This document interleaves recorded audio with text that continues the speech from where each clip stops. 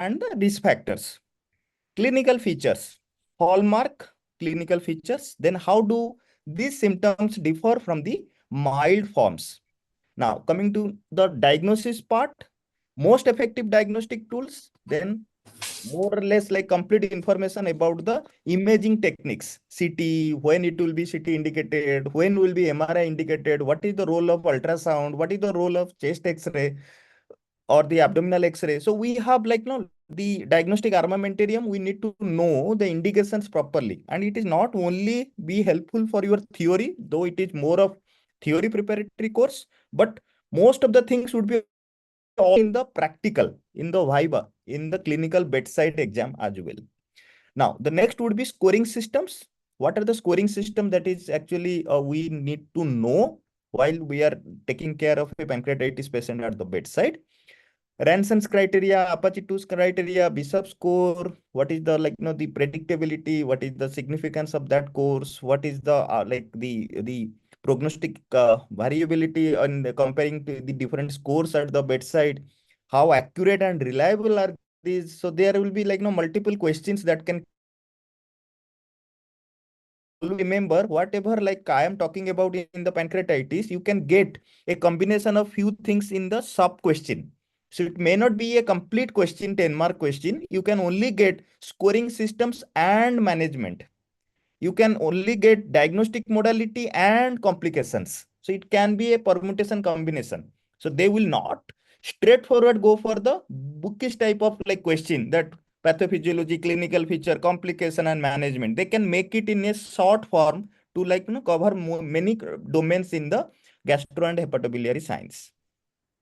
Differential diagnosis, what conditions must be ruled out and what clinical presentations may mimic pancreatitis.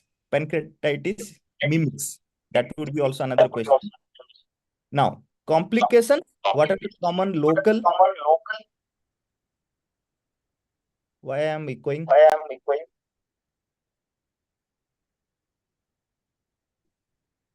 Hello? Yeah. So, what are the common local complications like pseudocyst, necrosis, and there would be also systemic complications like multi-organ failure. Now, the prognosis also we need to know. The management of complications, how should be the management protocol for the complications that can happen after 1 week, 2 week, 4 weeks. Recent advances in the literature, and there are certain controversies around pancreatitis, never-ending discussion related to fluid resuscitation, role of prophylactic antibiotics, timing of surgical interventions. So this would be the broad heading in which we will be discussing the first question, which is, I think, vast question itself. Now, the challenge for severe acute pancreatitis or the acute pancreatitis in our clinical practice is based upon two things. That is, first, we need to diagnose it correctly, and again, stratify whether it is a milder form, whether it is a severe form, or whether this patient is going to have a severe form. So these are the something like why it is so difficult in diagnosing pancreatitis because of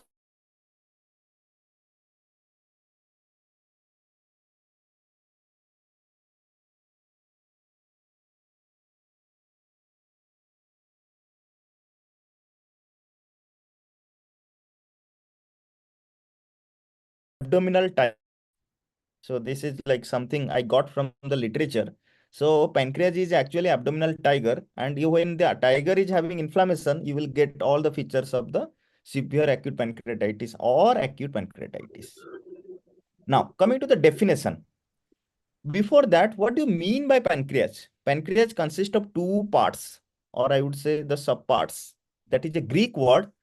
The pan means all or whole, and creas means flesh. So pancreas is itself a flesh.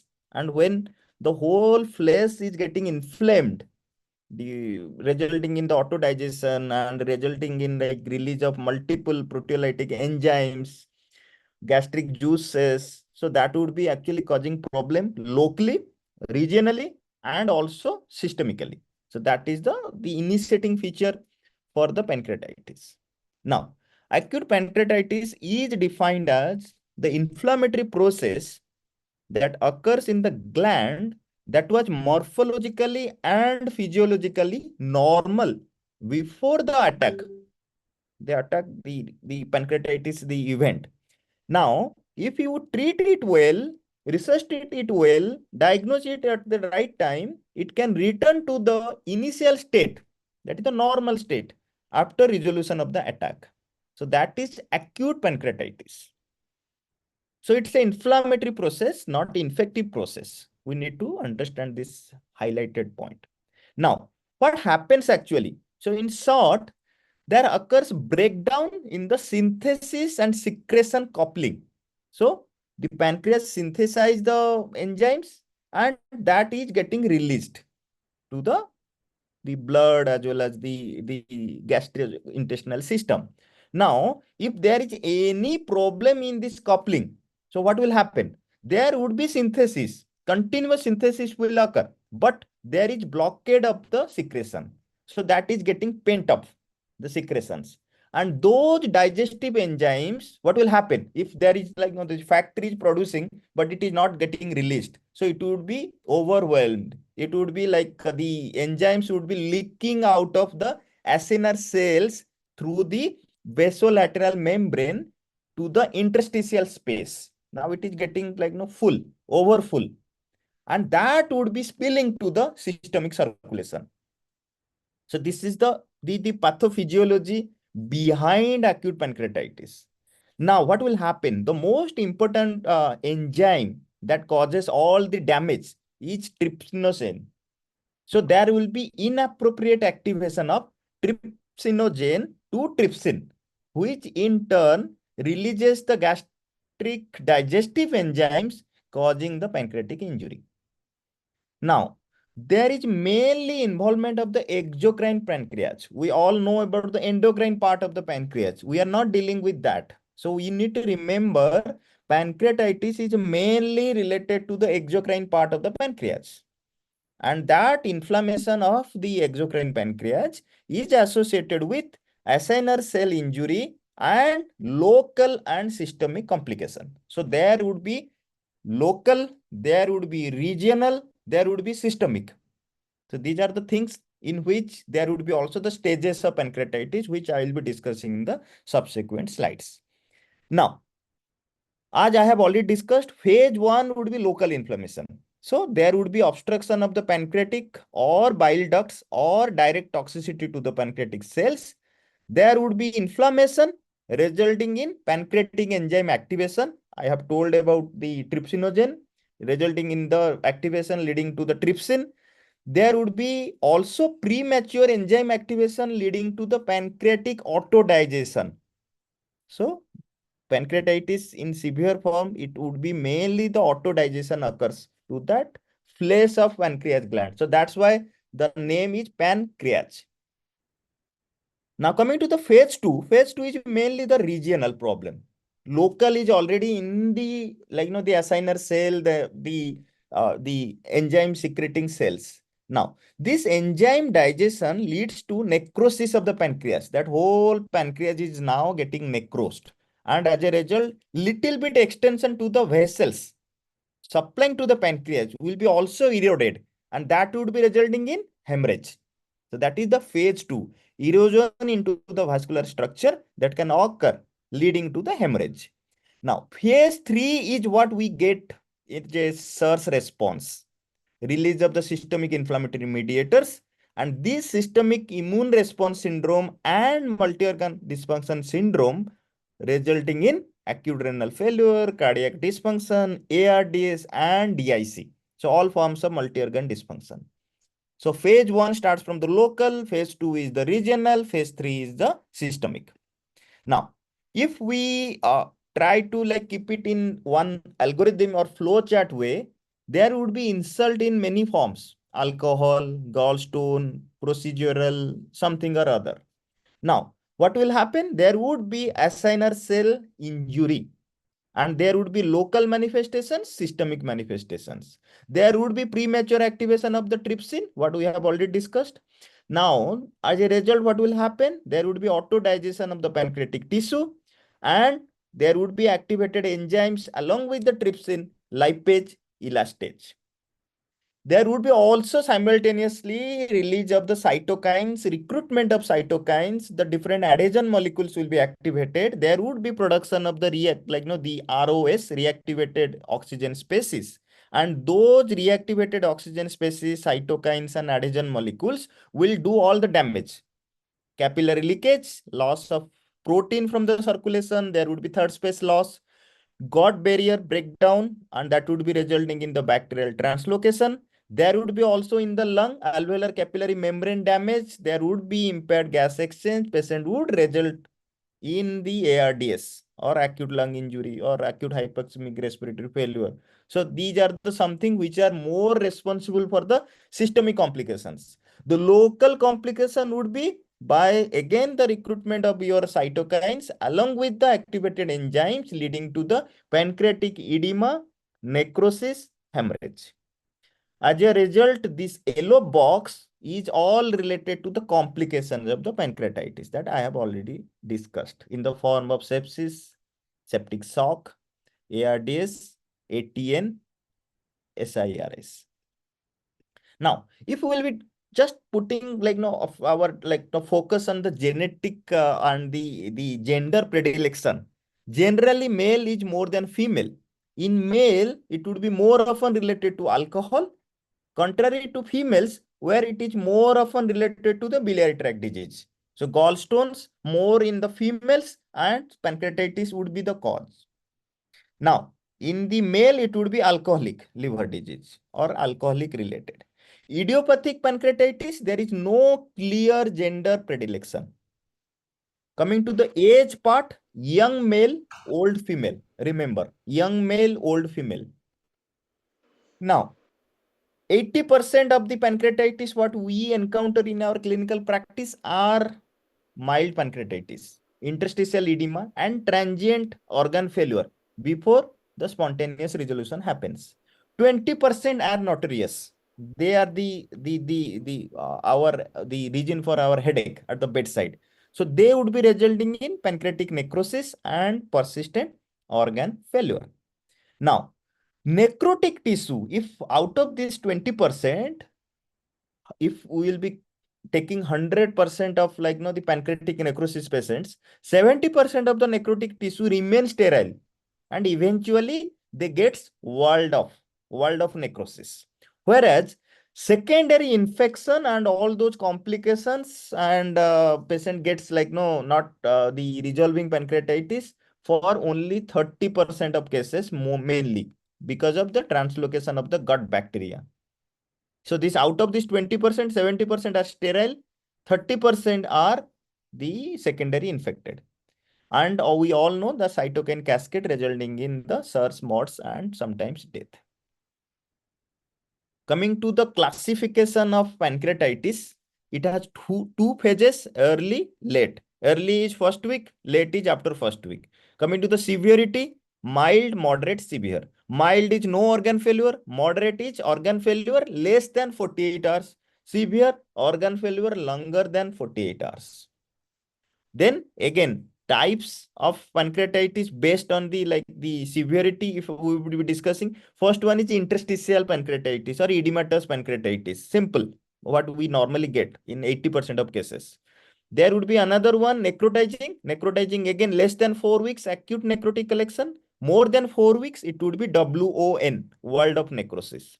In the edematous, less than 4 weeks, acute peripancreatic collection, which we normally get in our CT scan, abdomen repeated after 1 week or 3 days, 4 days. More than 4 weeks, it would be forming a pseudocyst around that collection.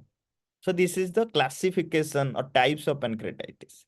Now coming to the etiology of pancreatitis, again, you have to remember in this type of boxes rather than arbitrarily if you will be putting in your answer sheet, it may not be impressive. So it has to be mechanical obstructive, vascular, toxic or metabolic, infections, others or miscellaneous. In the mechanical or obstructive, first one, gallstone. If you are missing this one, definitely the examiner would not be happy. Then biliary stones, post endoscopic retrograde, the post ERCP, pancreatic malignancy, ampullary dysfunction or stenosis, duodenal diverticulum trauma. In the vascular, vasculitis, embolism, hypercoagulability, ischemia. In the toxic or metabolic, the second most common cause of pancreatitis is alcohol. And third one is hyperlipidemia, hypercalcemia, uremia, drugs. In the drugs, you have to remember at least 4 to 5 most common drugs culprits that causes pancreatitis.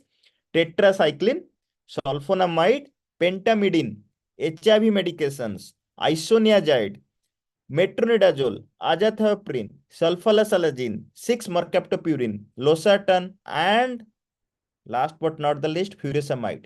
Lasix can cause pancreatitis. That may be one of the questions in some of the MCQ exams. Which diuretic can cause, or this is a very commonly used drug, though we do not encounter pancreatitis, but it can cause pancreatitis. Coming to infections, again divide into bacterial, viral, parasitic. In the bacterial, TB, Salmonella, Campylobacter, Legionella, Mycoplasma. Viral, mumps, Coxsackie, HIV, CMV, EBV, varicella.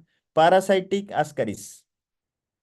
In the others or miscellaneous, idiopathic, hereditary, diabetic ketoacidosis can cause pancreatitis, or pancreatitis can cause diabetic ketoacidosis as well, autoimmune. So this is in nutshell the etiology of pancreatitis. So it will be asked, can be like asked in your theory exam, in your practical, viva. Now, just few lines about each etiology. Gallstones and biliary tract stone disease, almost 40% to 70% cases, they are like causing pancreatitis. There are many theories that you need to remember if somebody asks also. Biliary obstruction theory. So gallstone actually blocking the bile duct. So there would be increase in the pressure, intraductal pressure. The gland would be like swollen, and that would be causing the pancreatic enzyme backflow. And as a result, it would be stagnated there. There would be inflammation resulting in the pancreatitis. Reflux theory. Second one is the reflux theory. So gallstone would be impacted at the ampulla of Vater. That would be leading to bile reflux, because bile is not able to now going to the other side. So there would be reflux, and that reflux would be to the pancreatic duct, irritating the pancreas. So that is reflux theory. Now the third one would be microlithiasis theory. Small gallstones or sludge that would be blocking the ducts, and that would be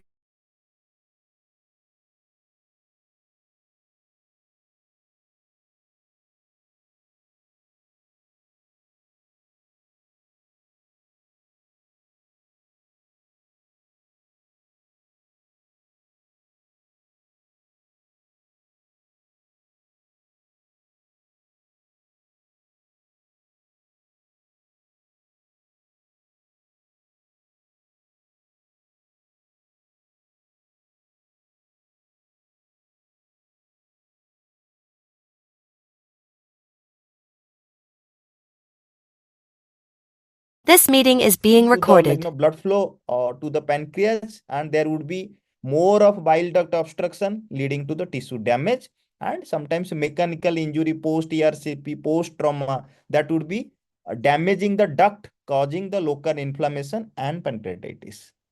So this is the etiology. The first foremost important is the gallstone related pancreatitis or biliary pancreatitis. Now the second one is the ethanol abuse. Second most common cause, 25 to 30% cases, but it cannot happen overnight. So please, all the friends, don't be worried about this point. I'm not discouraging you, but yes, you need to remember also it would be taking almost 5 years to get this type of present.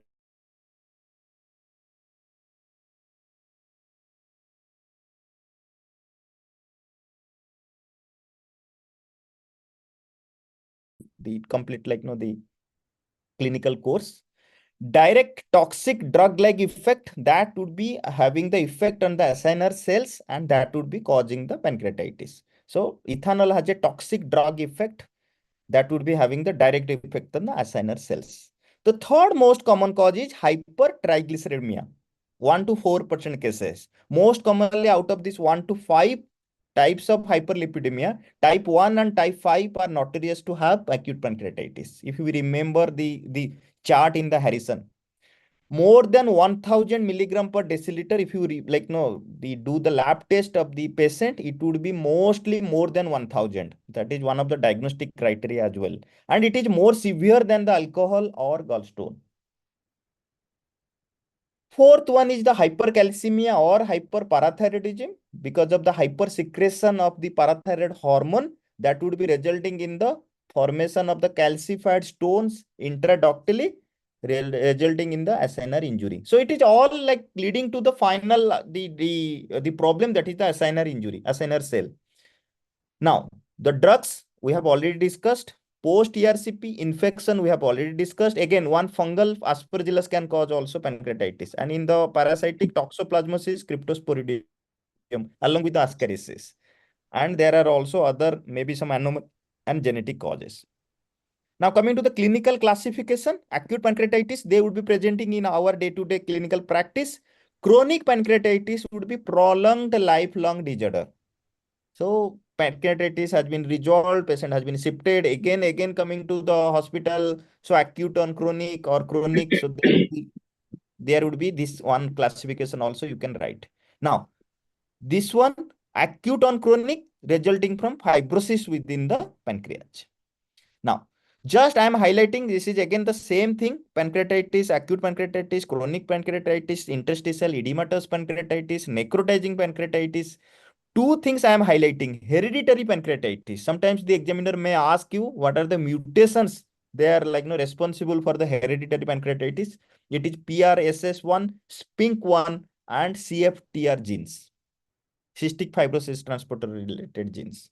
Now, autoimmune pancreatitis is again one of the things that can be asked. So it is mainly related to IgG4 related disease, type 1 and type 2, just for the sake of your understanding. Now, coming to the classification based on the guideline or the criteria, Atlanta criteria was published in 1992. They have divided into mild acute pancreatitis, 80% cases I have already discussed. You will not get any organ failure. There would not be any local complication. And severe acute pancreatitis, 20% cases where there would be local complications plus minus organ failure.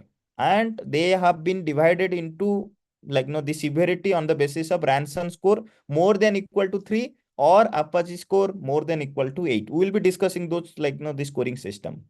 Now coming to the revised Atlanta criteria, you need to remember, if you are getting a question, you have to mention this 2012 mild acute pancreatitis, moderately severe acute pancreatitis, and severely acute pancreatitis. We all know this, just again and again it is been classified in some or other way. Now the next one would be modified Marshall scoring system for organ dysfunction. So this would be divided as on the basis of respiratory, PaO2 by FiO2. The scoring would be 0, 1, 2, 3, 4. Renal, based on again serum creatinine on the basis of your micromoles or milligram per deciliter. Cardiovascular on the basis of systolic blood pressure. So this would be the classification you to remember, and on the basis of the oxygen requirement, you can just put what is the FiO2. A score of 2 or more in any system defines the presence of organ failure. Right. So modified Marshall scoring system is another way of classifying. Now, how these type of patients will present clinically?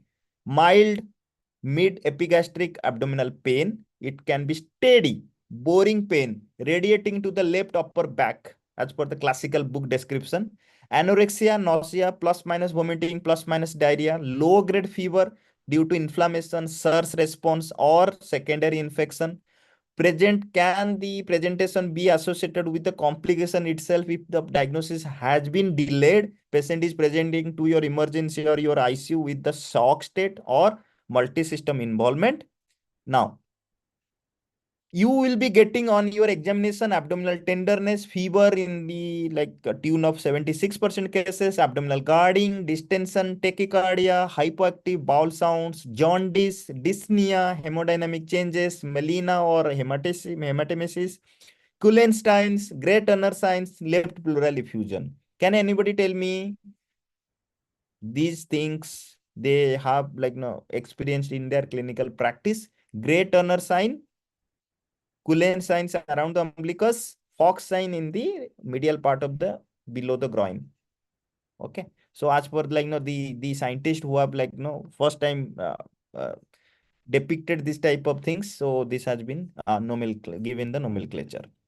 Now, coming to the differential diagnosis of pancreatitis, abdominal conditions, again, perforated peptic ulcer or gastroenteritis, biliary colic, acute cholecystitis, cholangitis, mesenteric ischemia, ruptured abdominal aortic aneurysm, intestinal obstruction, any carcinoma, viral hepatitis, irritable bowel syndrome.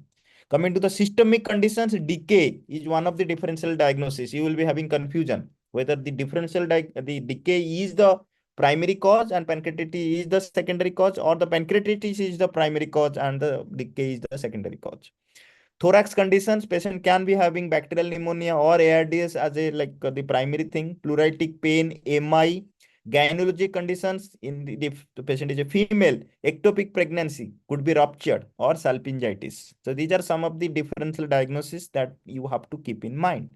Now coming to the scoring system, I'm not going into detail. There are a lot of scoring systems. If you start from 1974, Ranson criteria, 1984, Glasgow pancreatitis score, 1986, simplified prognostic criteria, 1989, Apache 2, 2002, SIR score, 1995, multiple organ dysfunction score. So they have their own parameters, they have their own limitations, and they have their own advantages.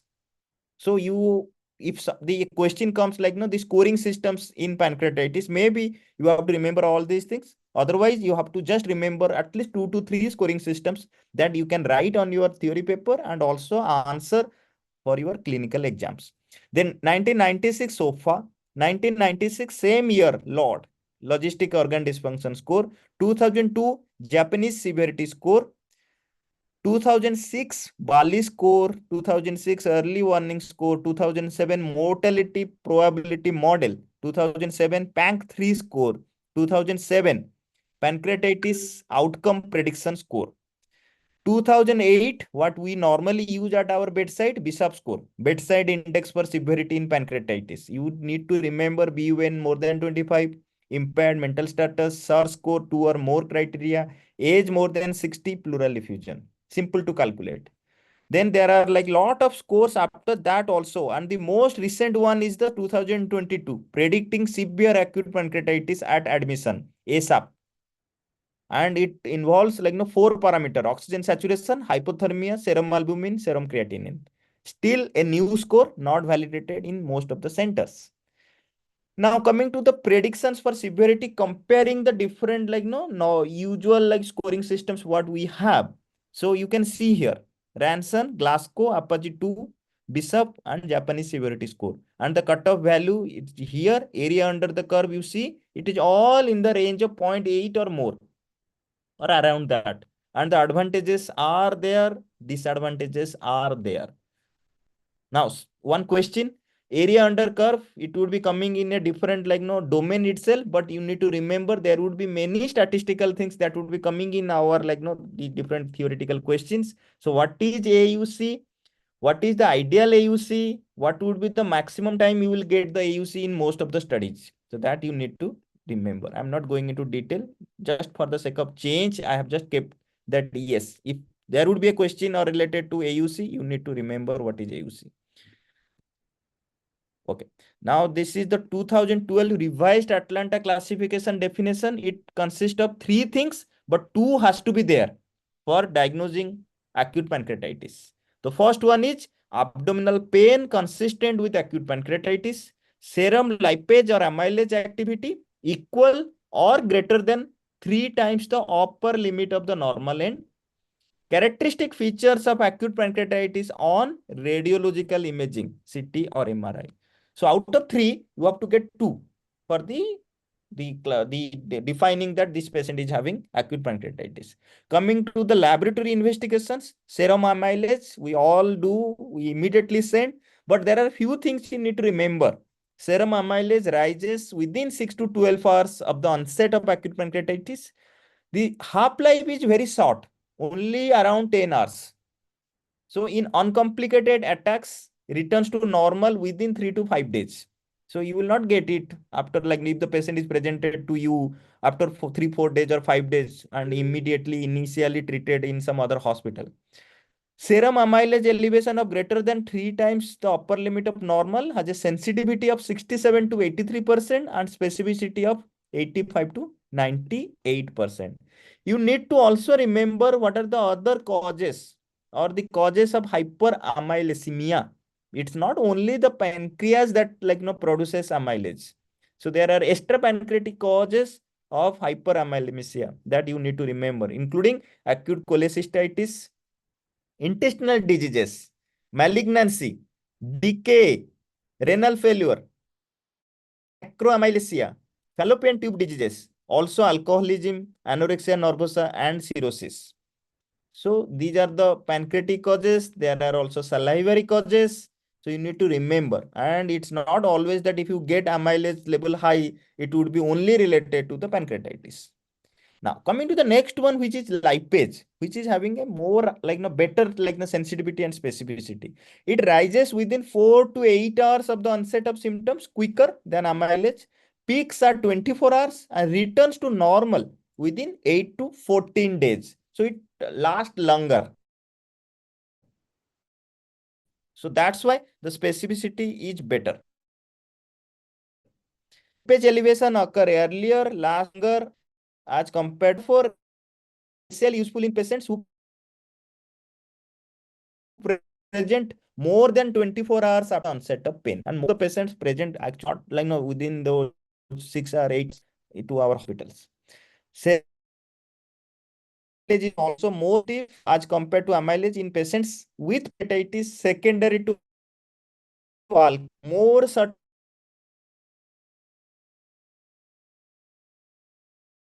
doesn't give the prognosis. Enzymes around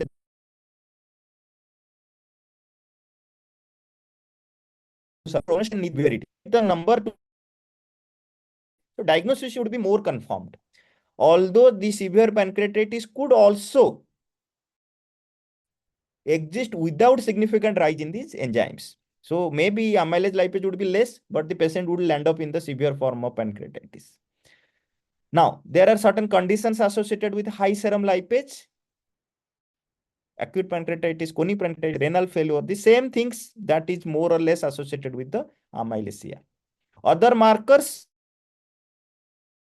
trypsinogen activation peptide, a 5 amino acid peptide that is cleaved from trypsinogen to produce active trypsin. Urinary and serum trypsinogen 2 levels are elevated. Also other markers of immune activation. It's not only the enzymes in TNF, PMN, elastase. CRP, again, a very standardized, like, biomarker, more than 150 milligram per liter at 48 hours is associated with severe pancreatitis. That was a MCQ also in one of the EDIC exam. Other laboratory findings: leukocytosis, elevated hematocrit you will get from the hemoconcentration. You will get, like, most of the time your hematocrit will be high due to extravasation of intravascular fluid into the third space. We all know the reason.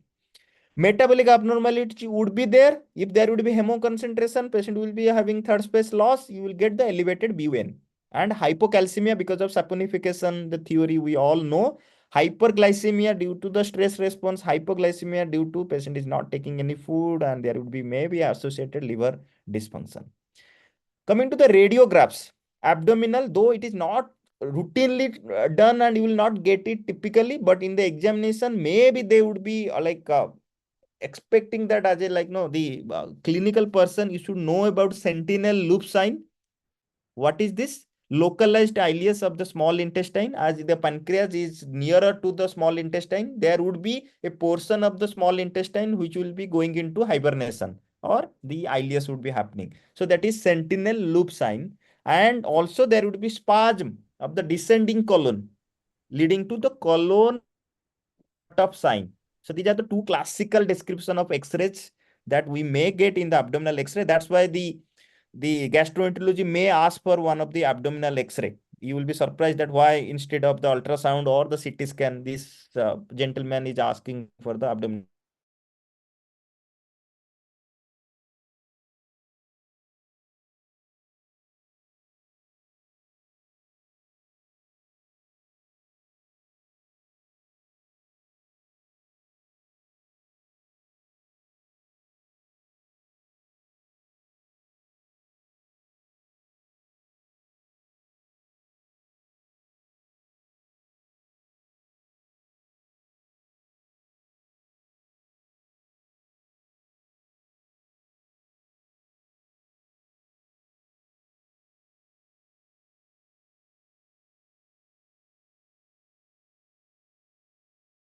This meeting is being Findings in recorded. the ultrasound.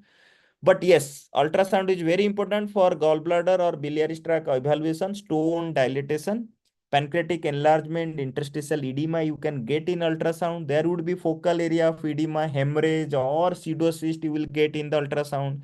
Sometimes endoscopic ultrasound will be useful for CBD stones, occult pancreatic tumors that can cause pancreatitis. You sometimes can order for Doppler, that would be going to help you in the diagnosis or eliciting the vascular complications, pseudoaneurysm, portal vein thrombosis. And as per the guidelines also, they say we suggest transabdominal ultrasound in patients with acute pancreatitis to evaluate for biliary pancreatitis, and repeat if your initial examination also is inconclusive. Clear? Now, CT, gold standard diagnosis and staging is you can do it with the CT scan. Ideal time is 48 to 72 hours. Do not do it on the first day of presentation. Thin slice less than equal to 3 millimeter. Contrast enhanced CT at the portal venous phase. Obtained, it's the typical description you need to know. It's not like no CCT abdomen. Obtained 60 to 70 seconds after intravenous contrast agent administration. That will be allowing you to identify the pancreatic necrosis and also extra pancreatic complications. Arterial phase is helpful for eliciting the vascular complications like the hemorrhage and pseudoaneurysm.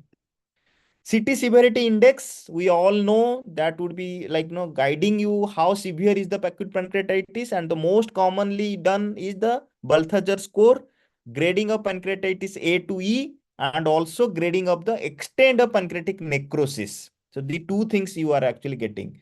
So this is the pancreatic inflammation prognostic indicator. You can see grade A to E and necrosis less than 30%, 30 to 50%, more than 50%, and everything has been given a mark or score. You add these two things and you will get out of 10 what is the the scoring system. Now, after this Balthazar CT severity index, they have changed from the Balthazar CT severity index to the modified CT severity index. What was the limitation of Balthazar CT severity index? It doesn't actually predict what are the other organ involvements or the dysfunction that is happening with a score of 4. Maybe a score of 4, which for us may be less, but the patient would be presented with multi-organ failure. So it is not giving you the extra pancreatic complications part. So that's why they have changed for the Balthazar CT severity index to the modified CT severity index. And in this, you can see pancreatic inflammation is there, which is just like the other one, previous one. Pancreatic necrosis is there, but there is also one more thing is involved, that is extra pancreatic complications. You have to also take into account the pleural effusion, the ascites, the vascular complications, parenchymal complications, then GI inflammation involvement. So that is also getting involved here. And then the extrapancreatic inflammation, again, I have already told this is mesenteric inflammation or not, the retroperitoneal inflammation or not, ascites, pleural effusion. So everything would be added, and this is named as EPIC score, more than equal to 4. That means severe acute pancreatitis. So this is something which is newer in our practice that you need to remember. These are some of the pictures. Balthazar CT scoring system. Grade A, you can see this is the normal. Grade B, pancreatic enlargement happening here. Grade C, pancreatic and peripancreatic fat inflammation. Long arrow, you can see. These are the fat inflammation happening here. Right? And grade D, single peripancreatic fluid collection. This one. there is actually fluid collection happening. And E2 fluid collections. So that means it is now getting almost the patient is going into the severe form of pancreatitis. Now, MRI, we all know MRI would be more helpful for the MRCP sequence, dynamic imaging after IV administration of gadolinium to know the extent of the necrosis. In certain patients where you cannot subject the patient to the CT scan, where the ionizing radiation is important, maybe children, young patients, pregnant women, patients with recurrent acute pancreatitis, how many times you will subject the patient to CT scan? So in that conditions, you have to subject the patient for MRI. But yes, you need to remember iodinated contrast agent allergy or renal failure. In these patients, maybe you have to have this the discussion of about how you will be subjecting to the contrast agent. Now coming to the approach part, I know it's no, this question is something taking almost 1 hour. Acute pancreatitis, at least two criteria we all know. Coming next to the etiology part, you have to ask for the history, the medical and surgical history, then the laboratory test, then the abdominal ultrasound. Initial treatment would be with the fluid resuscitation, then nutritional support. Then you may suggest the patient for ERCP. You are thinking for cholangitis or persistent cholestasis. There is no role of prophylactic antibiotics or probiotics. Maximal supportive care in the ICU. Then you have to also think about if the patient is going into necrotizing pancreatitis, you may go for a minimal invasive step-up approach. Intervention is preferably delayed until the acute phase is actually over and there is a phase of world of necrosis. Then assess for disrupted or disconnected pancreatic duct following necrotizing pancreatitis. And in the end, at the time of discharge, you will be also thinking how to prevent the recurrence. So that also you have to take into account. Now coming to the treatment part, it would be involving fluids, analgesia, nutrition, antibiotics, surgical or minimal invasive surgery. Initial fluid, we all know where to this patient will be admitted, whether HDU or ICU. That would be again, you have to score the pancreatitis if it is falling into the severe form or the patient will be going into the severe form. You will be definitely shifting the patient to the ICU or the HDU. Now fluids, we know the reasons why we want to give fluids because of the marked systemic endothelial injury or increased vascular permeability, leading to the fluid shifts to the interstitial space and peritoneum. There would be also third space loss, vomiting, reduced oral intake, increased respiratory loss, diaphoresis. That would all lead to decrease in the intravascular volume. That's why you want to give fluid. And finally, if there would be hypoperfusion of the pancreas, that would be again going into cell death and necrosis, which we do not want. Early intravenous resuscitation is essential. That would be helping to maintain the macrocirculation and microcirculation of the pancreas to prevent the later on complications such as pancreatic necrosis. Fluids, in the fluids, better would be balanced salt solution. That would be taking care of the electrolyte balance, the pH balance, also provides calcium in the SARS response. This is the latest article. What is the name of this article? Waterfall study, and that has shown that aggressive or moderate fluid resuscitation, if they have compared, they have found that this was stopped in the first interim analysis itself. And in this early aggressive fluid resuscitation is actually not having a greater benefit. Rather, there is a higher incidence of fluid overload without improvement in the clinical outcome. So you have to be judicious in giving fluids. And there are different phases of pancreas. You need to remember, if you are not giving fluid, there would be ischemic changes. If you are giving more fluid, there would be edematous pancreas. And there would be all the complications leading to the fluid accumulation syndrome. Now coming to the pain, you need to take care of the pain with NSAIDs, morphine, fentanyl, PCA or epidural depending on the clinical situation. Coming to the ERCP part, we suggest medical therapy over early within first 72 hours ERCP in acute biliary pancreatitis without cholangitis. But this is one of the indication if you are getting cholangitis along with pancreatitis, early ERCP within the first 24 hours has been shown to decrease morbidity and mortality as per the guideline. Antibiotics, there are a lot of the controversies related to that, but remember indications of antimicrobial therapy in case of severe acute pancreatitis Infected acute pancreatitis, presence of gas in the retroperitoneal area. If you are going for any procedure and you are getting the organisms in that, like FNAC sample. Prophylactic antibiotic not associated with a significant decrease in the mortality or morbidity. Type of antibiotic, it has to be both aerobic and anaerobic, gram-negative and gram-positive microorganisms. The antibiotic selection should be to penetrate the pancreas well. And what are the antibiotics of choice? Good penetration you can remember: fluoroquinolone, metronidazole, clindamycin, mezlocillin, imipenem. So carbapenem group, fluoroquinolone group, and clindamycin.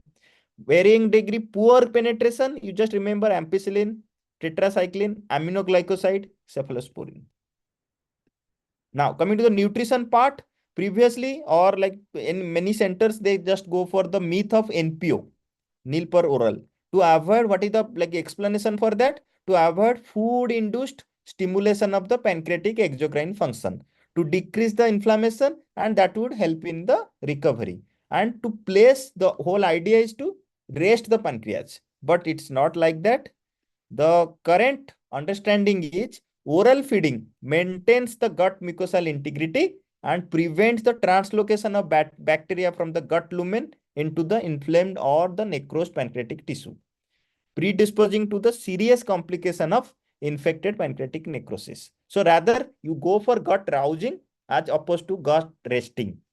So now the standard practice is go for oral feeding if the patient is not having vomiting, nausea, there is no bowel, like no, the bowel sounds are like no present, and there is no ileus. So early oral feeding in mild acute pancreatitis is recommended without waiting for the pain and pancreatic enzymes to normalize. Don't depend upon the amylase lipase level to come down.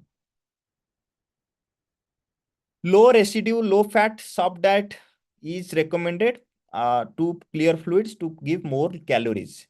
Moderate to severe pancreatitis,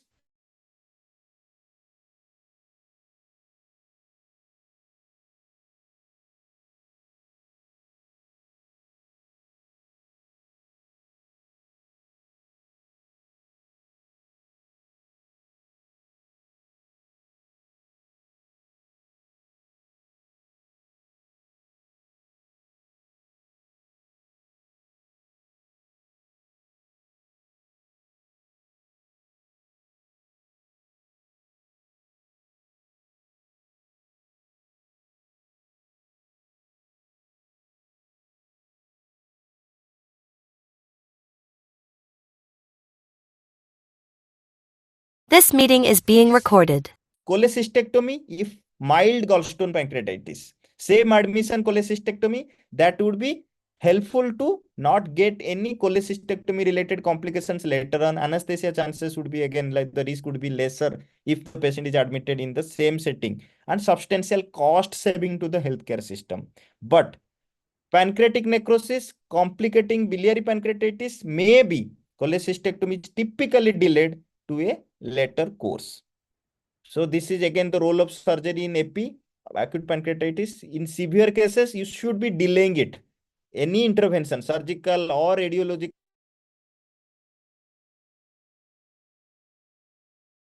weeks to allow for the wall of the collection to mature. That is the principle. ERCP, MRCP, I have already told, if you are getting the CBD stone and along with that elevation in the bilirubin, go for ERCP to find out where is the problem. And in case you are opting for laparoscopic cholecystectomy, maybe you can subject the patient for the intraoperative cholangiography plus minus postoperative or intraoperative ERCP. In patients with low to moderate risk, maybe MRCP can be used preoperatively. Now, debridement of the necrosis, again, we all know you need to give some time for the pancreatic, the infected necrosis to heal, and it should be mainly 2 to 4 weeks course of antibiotic before the surgery to allow the inflammatory reaction to become better organized. This is the standard practice. So that's why no surgical gastroenterologist would be touching the patient in the first 4 weeks in a case of severe necrosis of the pancreatitis.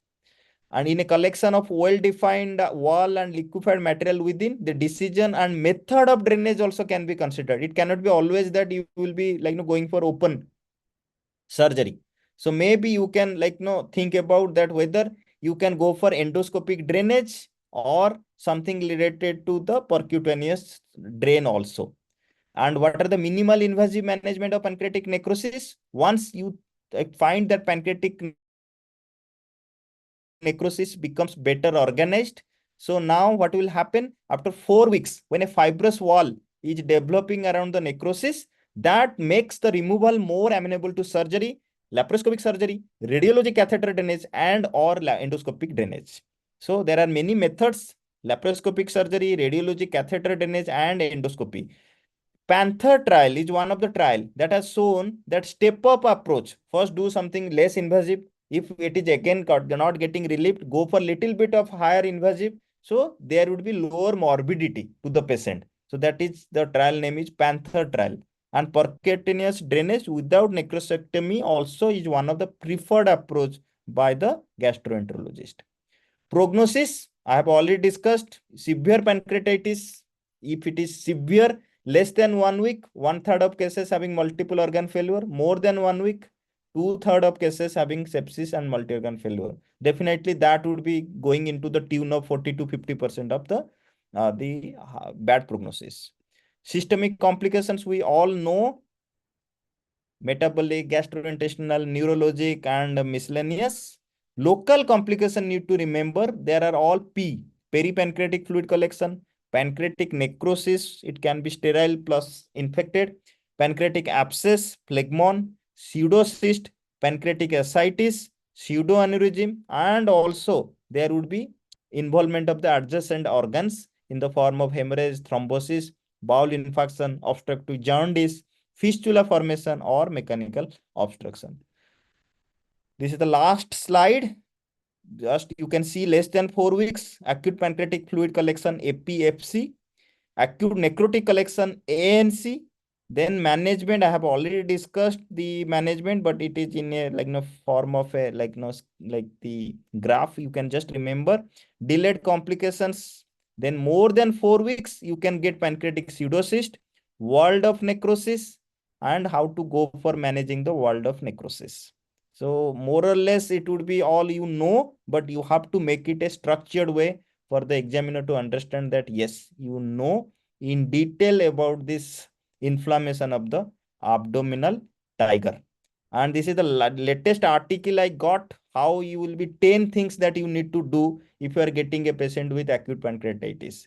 First one, assess the severity. Treatment on normal ward in case of mild pancreatitis, but you have to reevaluate. Two, consider the ICU admission in case organ failure or risk of the severe course is there. Third is the diagnostic workup. Identify the etiology. Consider early CT scan in case of diagnosis is uncertain, lacking response to the initial treatment, or you are getting clinical deterioration. 5, monitor the intra-abdominal pressure in severe acute pancreatitis. That part I am having the next question. So that's why I have not touched upon. That is one of the complication, the abdominal compartment syndrome.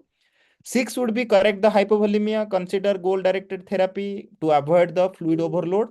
Urgent ERCP if you are getting cholangitis. Oral feeding as soon as tolerated. Otherwise, prefer enteral over parenteral, but don't prefer the parenteral nutrition from the very beginning. Antibiotics only in case of suspected infection or infected necrotizing pancreatitis. Consider drainage of infected necrosis. This is in nutshell what we have read in last 50 to 55 slides. So thank you very much. So on the date of examination, you will be not doing like this to get a single drop of quality matter on your theory paper. So with this, just I will take 1 minute break so that we'll go for the next question. Any questions, anything at this point of time? I think I was very comprehensive so that you will be thorough, at least you will be not confused what to read and what not to read in the pancreatitis. Darshan, are you here? Yes, sir, I'm here. Okay. So now we'll be going for the next one. Those two questions will be will be faster. Yeah.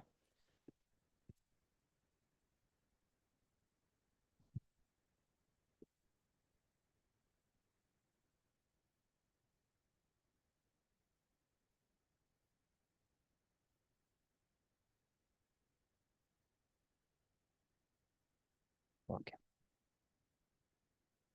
Okay. Now coming to the next question. Is my screen visible? Is my screen Yes. visible? Yeah. Yes, sir. Okay. So abdominal compartment syndrome, again, one of the most important question in the abdominal system. 2023 September DNB it was asked, and 2021 AIMS DM paper it was asked. Now moving forward, the outlines of our discussion. What is the definition of intra-abdominal hypertension? How is intra-abdominal hypertension classified according to the intra-abdominal pressure level? Differentiate between the intra-abdominal hypertension and abdominal compartment syndrome. Pathophysiology. What are the pathophysiologic changes that like associated with the increased intra-abdominal pressure? How does it affect the systemic organs, particularly cardiovascular, renal, and respiratory system? What are the risk factors for the intra-abdominal hypertension and abdominal compartment syndrome? What are the primary causes of intra-abdominal hypertension in critically ill patients? Diagnosis and monitoring. What is the standard method to measure the intra-abdominal pressure, and what is the gold standard for diagnosing intra-abdominal hypertension? How these patients will present clinically in the ICU, in the non-ventilated way, in the ventilated way? How intra-abdominal hypertension present differently in patients with different underlying condition? How do you manage and treat? Is there any outline of the steps in the management of patients with suspected IH? What is the role of fluid management in the treatment of IH? What are the surgical interventions that can be done in patients with severe intra-abdominal hypertension? What are the complications and prognosis in the setting of ICU? And what are the special considerations? What are like the challenges of managing intra-abdominal hypertension? I have given you two scenarios in burn patients, in trauma patients. If you do not give fluid, you are into danger. If you are giving more fluid, it will be resulting in intra-abdominal hypertension. So how will you like manage this type of things? Examiner may present with a like no clinical scenario rather than a straightforward question. So I have given you a question related to our the presentation, last presentation only. A patient with severe pancreatitis presents with abdominal distension and oliguria. What steps would you take to assess and manage this patient for possible intra-abdominal hypertension? Describe. Just 1 second, I'm getting a phone call from the hospital. This is like, yeah, again and again.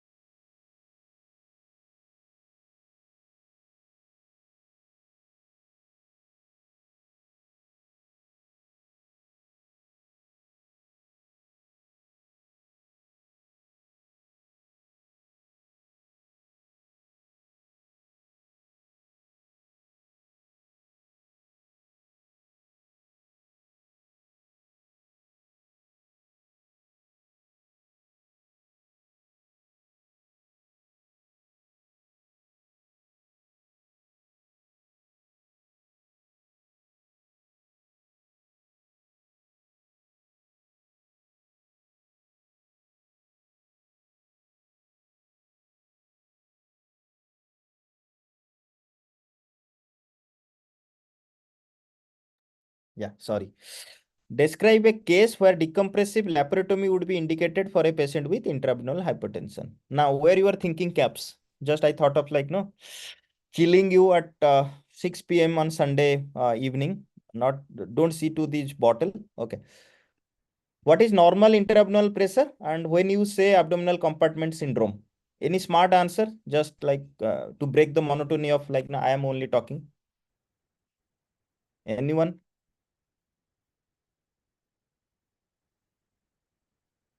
Yeah, post it quickly.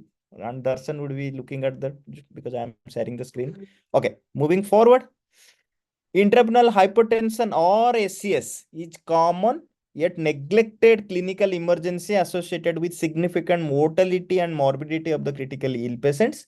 Routine institution of preventive strategies, timely detection, and early initiation of the management protocol is pivotal to improve the patient outcome. These are the two background things that we need to remember. Now, abdominal compartment syndrome is actually a misnomer. Why? Abdominal compartment syndrome is not only localized to the abdomen, rather there is one like no the terminology thoracoabdominal compartment syndrome, where there is like no relation between the abdomen as well as the thorax. And there is also another terminology, polycompartment syndrome, where the CNA is also is involved. And we all know, if you are getting intra-abdominal pressure high, intra-abdominal hypertension, you will get increased ICP and increased intrathoracic pressure in the form of increase the P peak of the ventilator. Now, appreciating the polycompartment nature of abdominal compartment syndrome, if you reduce the intrathoracic pressure, that would be beneficial for patients with intra-abdominal compartment syndrome. That's why we always advise that this patient should be in the propped up position, not to be put in the prone position, because that would be increasing the intra-abdominal pressure further. So that's why the terminology or the concept of polycompartment syndrome came. The same thing with the intracranial pressure. Patients with abdominal compartment syndrome are at increased risk of elevated intracranial pressure. Now let's start with a usual case. 28 years male admitted to the ICU with progressive abdominal distension, pain abdomen, and shortness of breath. He is 6 days post ERCP for the retrieval of the CBD stones. He had recent history of gallstone-induced pancreatitis. He was hypotensive on the admission and has received 3 liters of crystalloid over last 12 hours post admission to the ICU. Now he is complaining of abdominal tightness and worsening shortness of breath. He is currently anuric for last 6 hours and his arterial lactate is on increasing trend. Initially it was 2, now after like the fluid resuscitation also 6 hours after, the lactate has gone up to 6 from 2. He was intubated in view of worsening hypoxia and respiratory distress. So this is the clinical summary. And in the ventilator, your resident is again and again saying that very difficult to ventilate with very high plateau pressure. And the plateau pressure as well as the peak pressure is going above 40. So this is a standard clinical case that you are like struggling with. Now, what do you think what is happening here? Patient is sinking. I am getting intra-abdominal pressure to be very high. Hypoxia is happening due to atelectasis, high plateau pressures. The patient is going into oliguria and anuria. So we are somehow getting intra-abdominal hypertension leading to the abdominal compartment syndrome. So that is in short. Now, how to define and diagnose? Let's come to the point. Intra-abdominal pressure is the steady state pressure concealed within the abdominal cavity, and it is in the tune of 5 to 7 millimeter mercury. So it is a steady state pressure. Remember this, like this italic word here, steady state. Now, intra-abdominal hypertension is a sustained or repeated pathologic elevation of intra-abdominal pressure more than equal to 12 millimeter mercury. One isolated elevation more than 12 is not intra-abdominal hypertension. I am again and again emphasizing one isolated. It has to be sustained or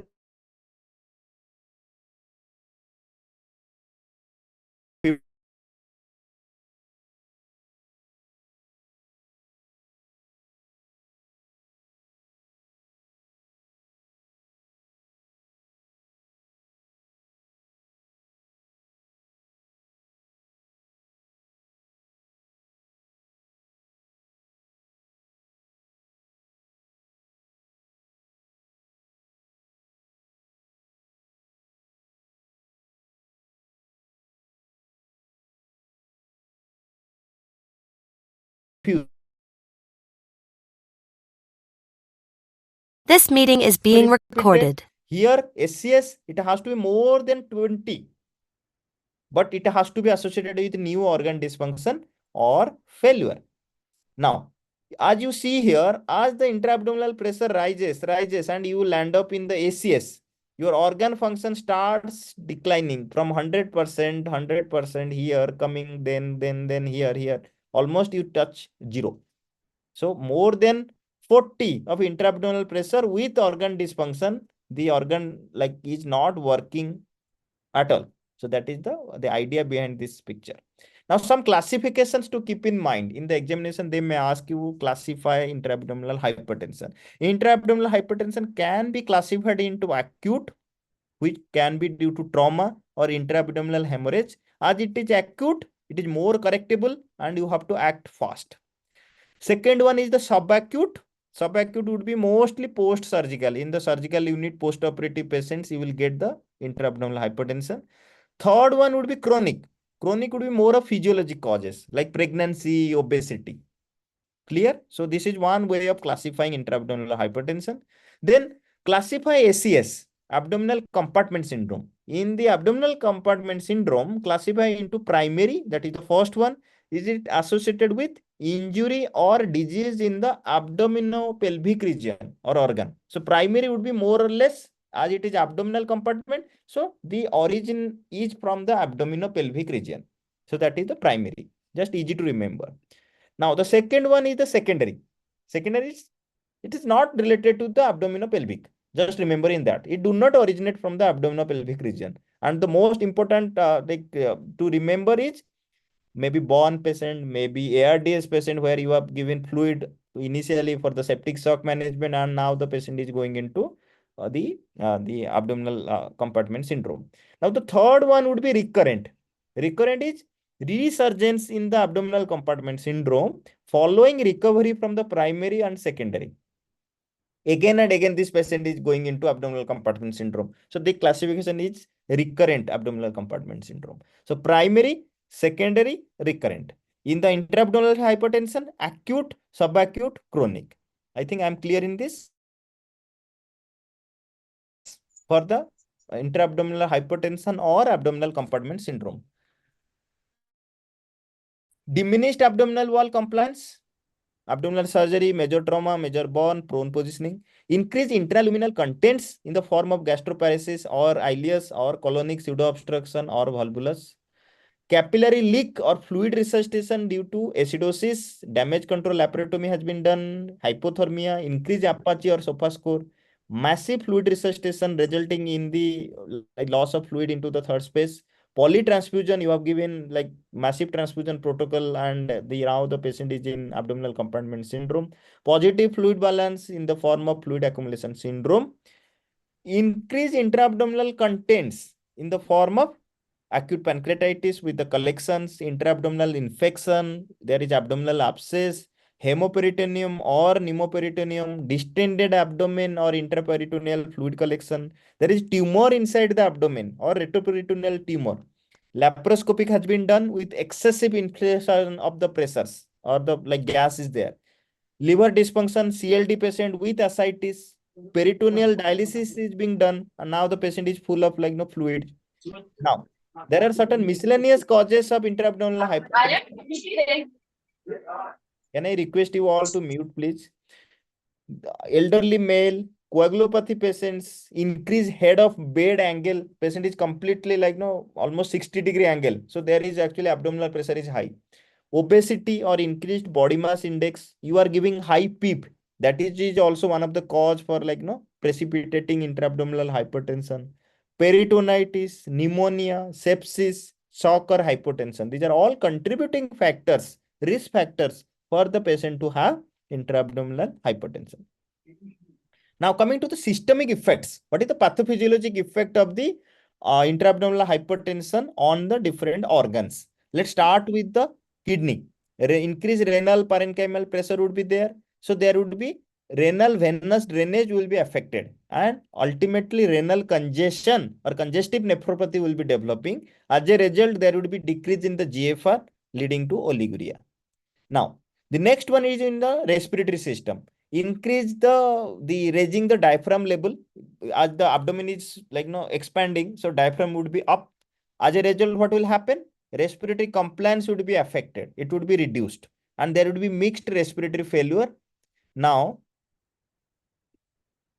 coming to the heart and the the different the blood flow.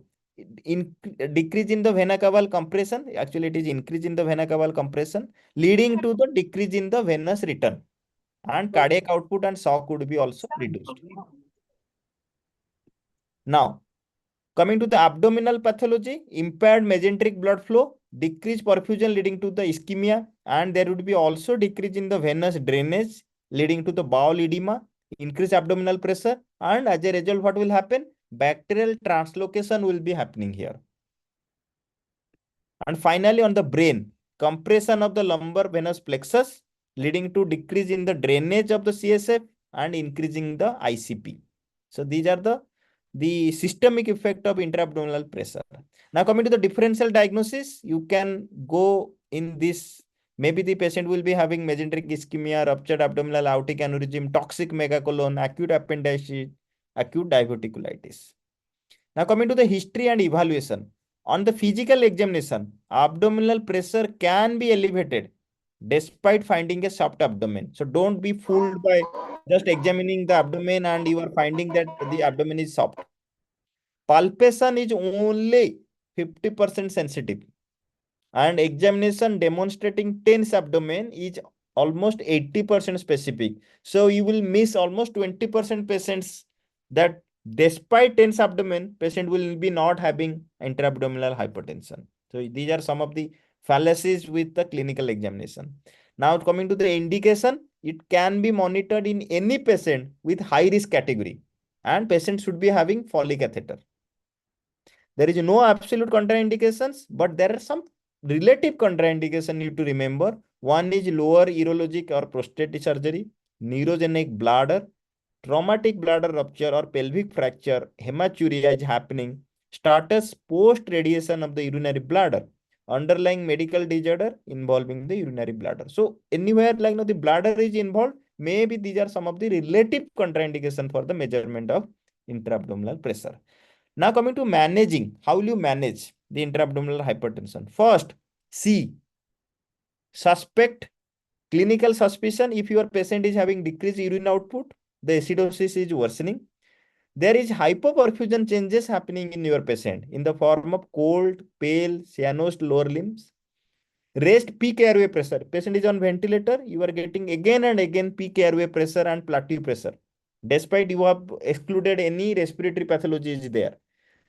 Patient is having raised CVP, raised JVP and hypotension in a normal baseline cardiac status. And somehow patient is having worsening sensorium and increasing ascites. So these are some of the clinical things that would guide you that yes, we need to think about intra-abdominal hypertension. The next one would be measuring. How do you measure? Monitor intra-abdominal pressure at least every 4 hours and the definition we have already discussed. See also for hypokalemia, hypomagnesemia, hypophosphatemia, hypercalcemia, because these things would be also like you have to exclude for the paralytic ileus part, and that would be increasing the propensity to get intra-abdominal hypertension. Third one would be ACT. So our goal is to increase the abdominal perfusion pressure more than 60 millimeter mercury. While I am talking about abdominal perfusion pressure, what is abdominal perfusion pressure? It is MAP minus intra-abdominal pressure. Now, evaluate the cause by assessing the risk factors 1, 2, 3, 4. So, what are the techniques of measuring the intra-abdominal pressure? So, one is direct technique. You put one needle in the abdominal wall directly and you transduce that pressure, you will get the direct intra-abdominal pressure. But it is invasive. So we normally don't recommend and we seldom do it, except in patients with indwelling peritoneal dialysis catheter. As the catheter needle tip is there inside the peritoneum, you can make it as a conduit for the direct pressure measurement. So they may ask, examiners may be asking you that how you can get the direct intra-abdominal pressure if a patient is in your ICU with dialysis. What form of or mode of dialysis? Peritoneal dialysis. So you can measure it.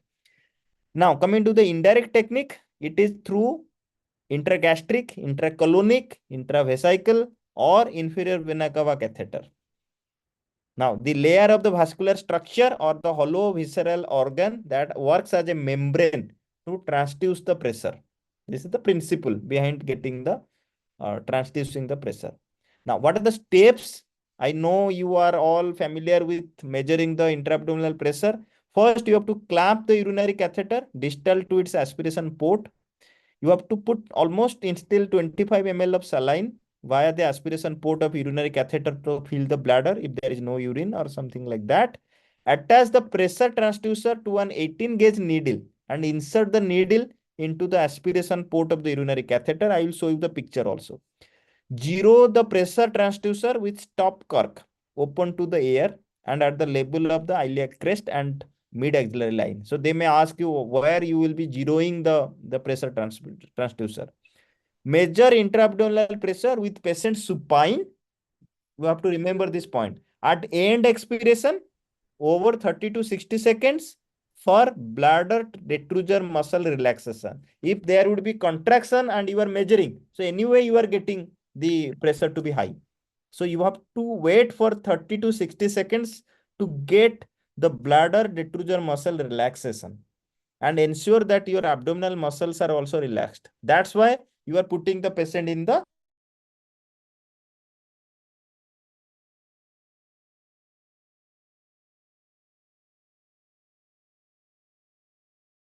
anyway.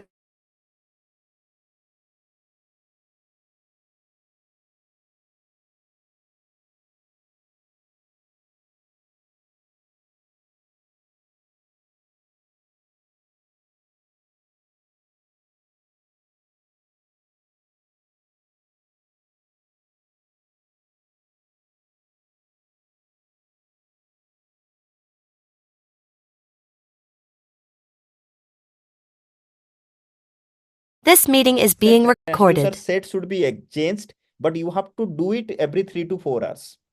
Discontinue the intra-abdominal pressure monitoring if you are getting consecutively intra-abdominal pressure less than 12 hours, 12 millimeter mercury for several hours, and you are also getting clinical improvement. Your peak pressures are getting like low now.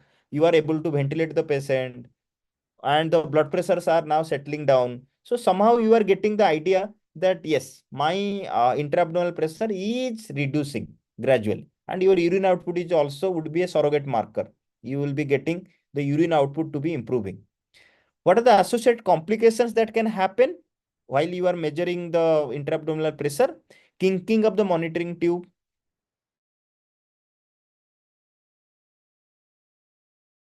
you are not putting your position correctly or transducing, and there is urosepsis. You are putting that catheter, you are doing some maneuver, so that is also one of the cause for having the urosepsis. Now this is in the picture. How will you normally monitor? So this would be the polycatheter. You have to clamp it. Then there is one aspiration port, and there is this one connection here, the 18 gauge needle, and this is now connected to the multiparam monitor, and you are transducing here, three-way stopcock with pressure transducer. And this is in the zoom picture. You can see how you are actually transducing, and you will get the intra-abdominal pressure like this: expiratory, inspiratory, inspiratory, expiratory. You can see here. How do you approach? So there are many things you need to do. I have already discussed this, but yes, in the examination, you have to mention it in the category wise. Increase capillary leak or resuscitation, increase intraluminal contents, increase abdominal wall, decrease abdominal wall compliance, and increase abdominal content. I have already shown you in the previous slides. Management, how will you go for the management? Depending upon the cause.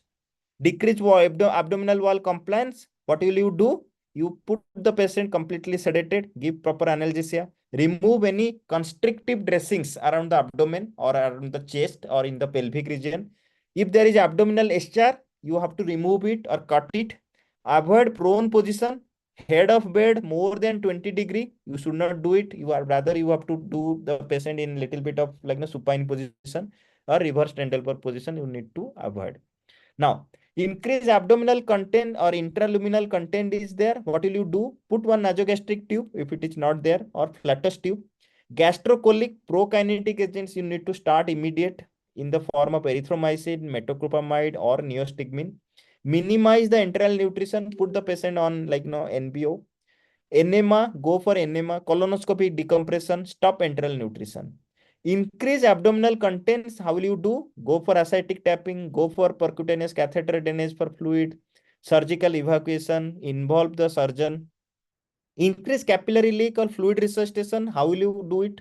Avoid excessive fluid resuscitation. Go for like hypertonic fluids or restricted fluid, colloid, rather going for colloid instead of the crystalloid. Aim zero or negative fluid balance by day 3. diuresis if your clinical condition permits, or else you go for hemodialysis or ultrafiltration. So these are some of the measures that is cause specific in case you are getting the intra-abdominal hypertension. And this is like in nutshell diagnostic algorithm. You diagnose intra-abdominal hypertension, go for identifying the etiology, begin the treatment, correct the positive fluid balance, optimize the organ perfusion, go for serial assessment of intra-abdominal pressure every 4 hours. Now, if you are still getting your organ failure and intra-abdominal pressure more than 20 millimeter mercury, divide whether it is primary SCS or secondary SCS. In the primary SCS, evacuate the abdominal fluid or the pathology inside the abdomen or pelvic region. Continue optimal treatment and assess again. If you are getting success, it's very good. If you are not, then still you continue to find out the cause and the treatment.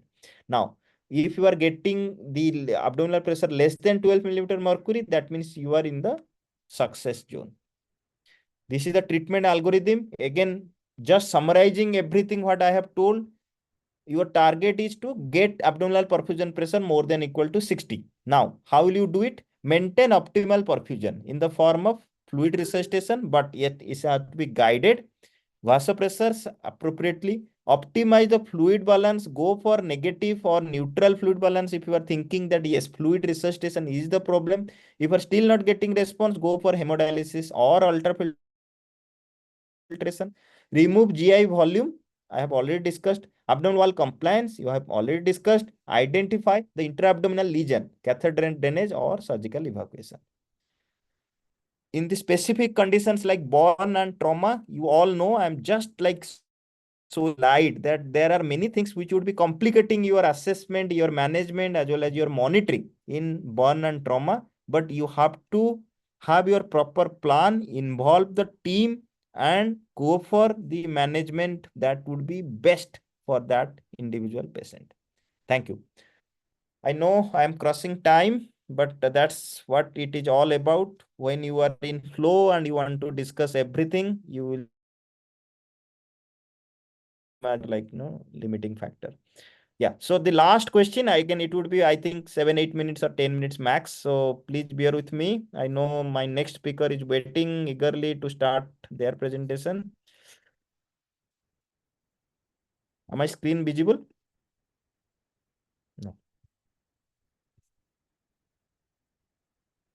Any questions at this point of time, you can post in the chat box. My colleagues would be answering that questions. This is all about our theory preparatory course. You will be completely lost in the presentations. So I'm just trying to start with, yeah, okay. It would be quick. Stress ulcer prophylaxis in the critically ill. What are the outlines? We'll be discussing the introduction. What is the definition of the stress ulcer? What is the pathophysiology behind developing stress ulcer in our ICU? What are the risk factors for stress ulcer? What are the indications for prophylaxis? What are the agents used for prophylaxis? In that, we need to discuss about, know about proton pump inhibitors, histamine 2 receptor antagonists, sucralfate, and antacid. What are the comparative efficacy between PPI versus H2RA? What is the comparative efficacy between sucralfate versus PPI or H2RA? What are the potential complications of the prophylaxis? Infectious complication, nutritional or metabolic effects. What are the guidelines and recommendation? When will you stop the prophylaxis? And conclusion. Ideally speaking, stress ulcer is a misnomer. Why? It is not ulcer. It is superficial erosion in the gastric mucosa. It is not ulcer. So the terminology is actually stress-related mucosal damage. SRMD is the ideal term, appropriate term. And it is a term used to describe an acute, erosive, inflammatory insult to the upper GI tract associated with critical illness. Clear? So it is stress-related mucosal damage. Though we preferably like always say stress ulcer. Stress ulcer, it is not ulcer. It is stress-related mucosal damage, SRMD. This is first time described in 1969 when small focal lesions were found in the mucosa of gastric fundus during post-mortem examination in 7 out of 150 critically ill patients. That was in like way before almost 70 years back. And in old study, 74 to 100% of critically ill patients have SRMD within 24 hours of admission. But now with all the precautions, all the prophylaxis, it is coming down to almost 0.6 to 4% of the total ICU patients. Now, category, definition and incidence of stress ulcer. Again, this can be divided into stress ulceration with occult bleeding, stress ulceration with overt GI bleeding, stress ulcer with clinically important GI bleeding. And the definition is, when it would be occult bleeding, you will get the fecal sample, what we normally send, stool occult blood positive. Okay, 15 to 50% cases will come in the category. Now, coming to the second category, hematemesis, bloody NG tube aspiration, and melena. So these are something which in our ICU. So that would be in the overt GI bleeding. But clinically significant GI bleeding would be something with decrease in the systolic blood pressure or mean arterial blood pressure or diastolic blood pressure. Patient is in orthostatic hypotension or postural tachycardia. The hemoglobin drop is more than equal to 2 gram per deciliter. You have to give blood to tackle that fall in the hemoglobin, and patient is in need of vasopressor or invasive interventions. That would be the lowest incidence. These are the three forms of stress-related mucosal damage or stress ulcer categories. Now, what is the pathophysiology of stress ulcer? Critical illness is the culprit. What happens in the critical illness? There is increased catecholamines leading to increased vasoconstriction. You are also giving all those vasopressors, that is also causing vasoconstriction. Now, there is also element of hypovolemia, and in the sepsis and critical illness, there is release of pro-inflammatory cytokines. All these things would be decreasing the cardiac output, and as a result, what will happen? Splanchnic hypoperfusion happens. Clear? As a result of splanchnic hypoperfusion, there is reduced bicarbonate secretion because blood is not flowing. There is ischemia at the end of splanchnic circulation. Reduced mucosal blood flow, decreased GI motility, and acid base or acid back diffusion. All these things would be causing stress ulcer, what we normally say, or stress related mucosal damage. So all these things happening due to the hypoperfusion mainly. Now, coming to the pathophysiology, there are many pathophysiologic factors. Just you need to remember, along with the hypoperfusion, still there is more and more acid secretion happening, mucosal barrier disrupting because of the ischemia. There is no proper protective mechanism to maintain that mucosal barrier. Inflammatory response is happening, oxidative stress is happening, decreased mucosal defense is happening, and as a result, what is there? Bacterial translocation happening. And the this splanchnic hypoperfusion as well as the blood flow is and microthrombi in the mucosal blood vessels in the gastric region. All these things are responsible for the stress related mucosal damage. Now, what are the risk factors for stress ulceration? There are certain acute risk factors: mechanical ventilation more than 48 hours without enteral nutrition, coagulopathy if your platelet count is less than 50,000, INR is more than 1.5, and PTT is more than 2 times control. Patient is continuously in hypoperfusion because of shock or organ dysfunction. You are giving high dose corticosteroid, more than 250 milligram per day hydrocortisone or equivalent. And in case the patient is having burn injury, significant, more than 20% body surface area, these are the acute risk factors for the patient to develop stress ulceration. Now, there are certain potential risk factors if your patient is concomitantly using NSAIDs or recent or concomitant use of corticosteroids. There is a history of upper GI hemorrhage or peptic ulcer disease or gastritis. So all these acute risk factors would be precipitating the stress-related mucosal damage risk. Now, you can divide this risk for upper gastrointestinal bleeding into acute illness, chronic condition, drugs, devices.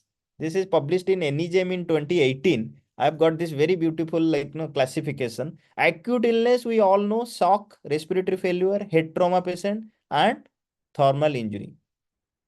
Chronic condition: renal dysfunction, liver disease, coagulopathy, H. pylori infection. Coming to the drugs part: anticoagulants, antiplatelet agents, and NSAIDs.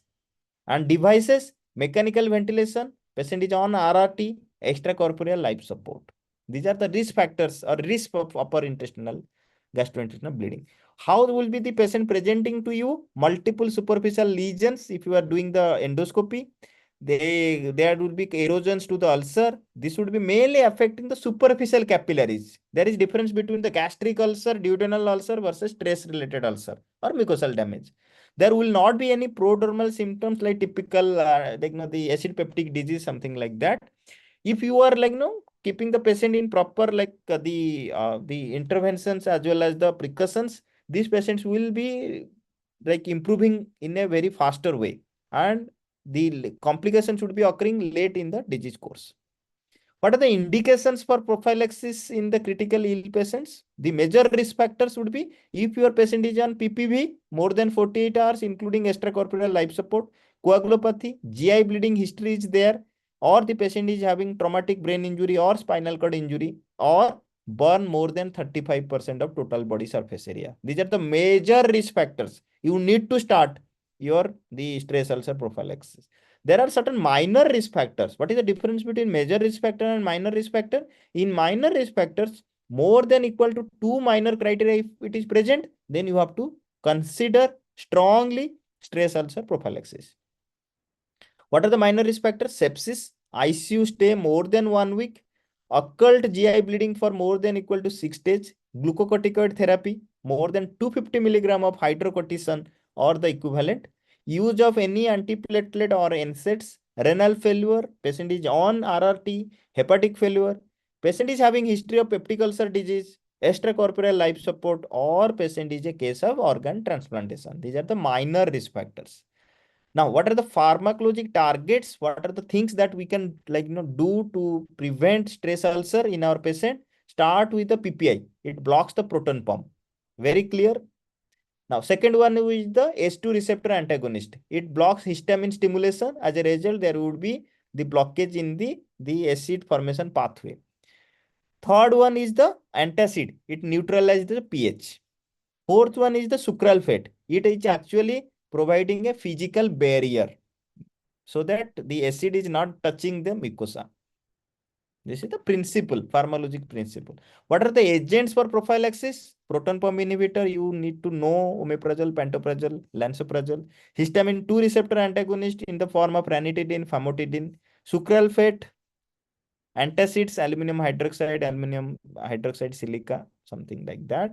What is the dose? You need to remember in the exam, the question may be asked about as a whole. So you need to say. So now coming to the important points about each one. PPI is the most effective way. S2 receptor less potent, but it has little bit of lesser side effects. Sucralfate, it forms a protective barrier over the ulcer, but the problem is it requires multiple daily doses. Antacid again require frequent dosing and less commonly used for prophylaxis. Nobody uses antacid for the stress ulcer prophylaxis. What is the comparative efficacy? PPI is more effective, but there is slight higher risk of infection such as C. diff. S2 receptor less potent, but lower risk of associated infection. So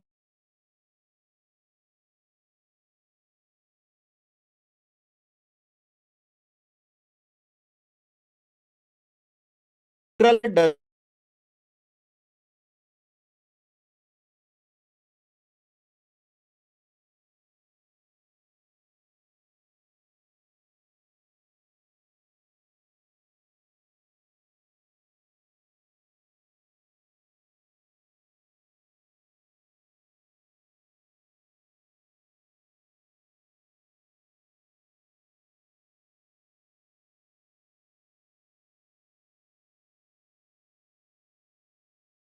This meeting is being recorded. peptic trial, SUP ICU trial, they found no increased incidence of infectious events, that is the nosocomial infection, pneumonia or C. diff infection between PPI and placebo.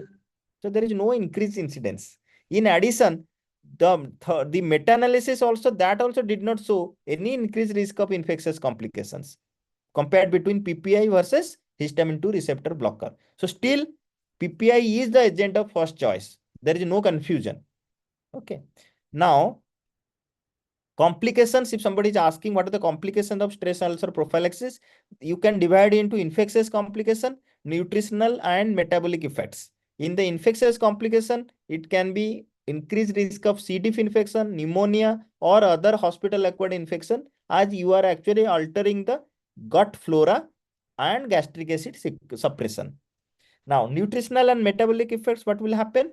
There is potential for malabsorption of essential nutrients in the form of magnesium, calcium, vitamin B12. As a result, what will happen?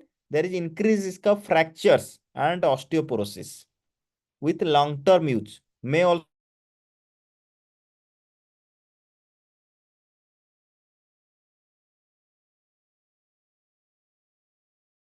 therapy, as long as the risk factor persists, you should be continuing the prophylaxis. But you have to reassess regularly when you can consider stopping, when the patient is taking orally, when the risk factors are no more, patient has been shifted to step down unit, the patient has been extubated, not on any more ventilator, the coagulopathic parameters are actually right now under control. So definitely you have to consider for the stopping or discontinuing the stress ulcer prophylaxis.